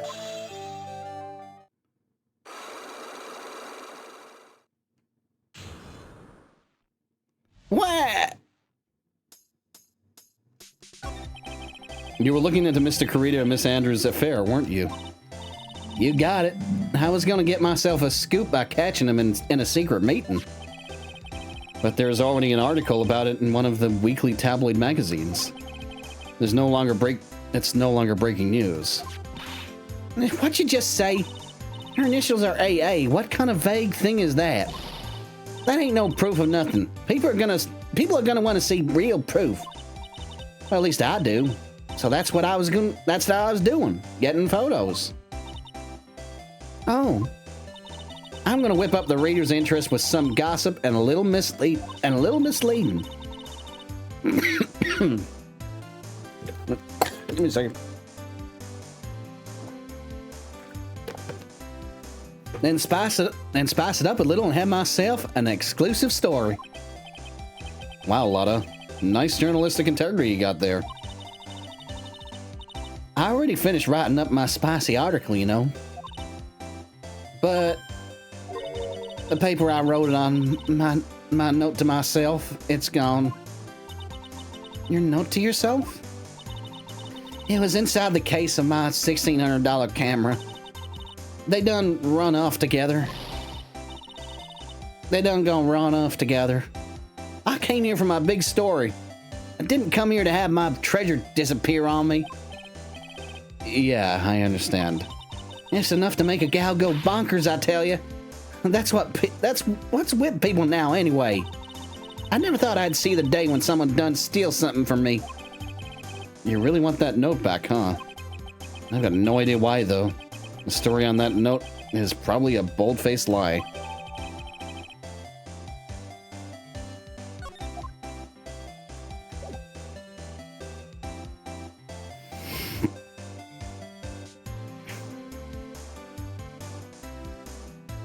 Alright, hotel lobby.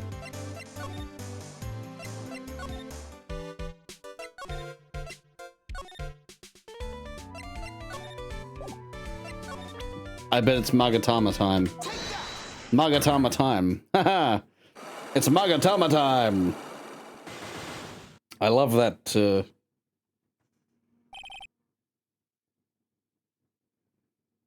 Okay. All right, I'll be honest with you for now. Then please tell us what you saw. But what a waste. And here I have a perfectly good chance to have a little fun at you young'uns' expense. I am a little devil after all.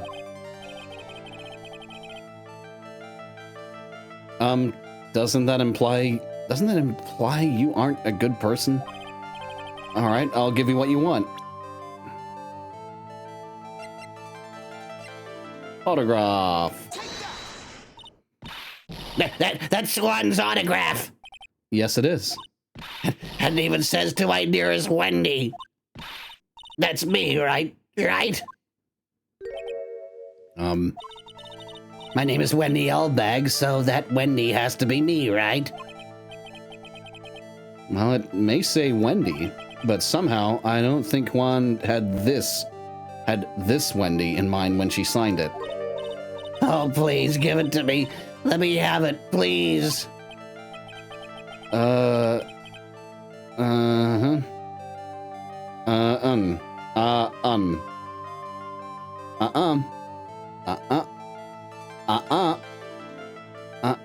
I can't let you have it just like that. Yes, I know. Then how about an exchange?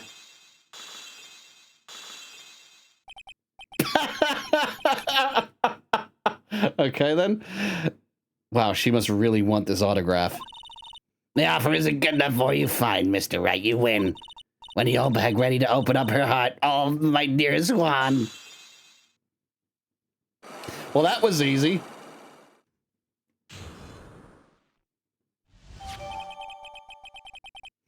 Autograph given to Wendy Dearest.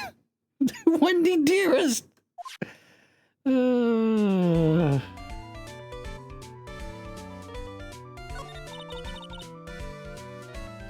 I feel bad for you now. Huh? I tell you, I saw him that night. I saw him coming out of Juan's room. You're kidding. Oh, no. It was about 10 minutes before Juan's body was discovered. It was just a coincidence. I was on my way to the toilet, minding my own business. And did you tell that to the police? Well, of course. I thought I could get a gift certificate or 2 out of it, maybe more. Gift certificate? Yeah, I've been recruiting again. I've been recruited again for that part at the trial. You know, the trial tomorrow. This time, you're gonna get it. I'm gonna work hard to get your client pronounced guilty. But Mr. On Guard hasn't done anything bad. I don't care about details like that. I know he did my poor Juan in. I just do. That yellow-bellied chicken. A yellow-bellied chicken? I wonder what that would look like. I trust my senses. I know when someone did something bad, and I say he did it. What did Mr. On Guard ever do to her to deserve this? What did Mr. On Guard do to you to make you so... You don't know? That guy, he framed my Juan. He created that scandal that plagued poor Juan. Mr. Nick! Mr. Nick! What is it? What's a scandal? Oh, I'll tell you about that after we get home, okay? Poor Juan, led astray by the wiles of that vile temptress. Mr. Nick, what do viles and wild temptress mean? How about we just listen to what Miss Olbag has to say for now, okay, Pearls? So, Miss Olbag, who is this woman you're talking about? Adrian Andrews, of course. Who else? That guy he shoved the girl onto Juan on purpose. His own manager? But why? I thought lawyers were smart. It was to create a scandal to make Juan lose face. That girl drove Juan into a scandal that dragged his reputation through the mud. Sounds like a pretty standard definition of a scandal to me. Why do you know about that anyway, Miss Olbag? I'm one of Juan's biggest fans. I'm always out there gathering information. There's nothing I don't know. And do you have proof that Mr. On Guard did what you say he did? Next week's issue of a certain magazine says so. Of course, a tabloid. Next week? Doesn't that mean it's something people don't know about yet? Why would Miss Olbag have information like that? And where did she get it?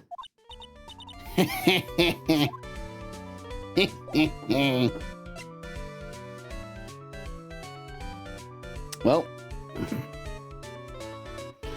all right. Apparently, we gotta move to the criminal affairs department.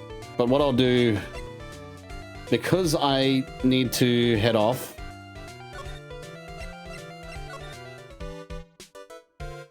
I'll move here and save that for. I reckon Saturday. I'll play a little bit of this before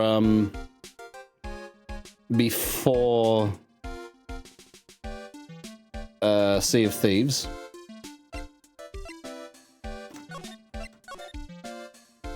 Farewell, my turnabout.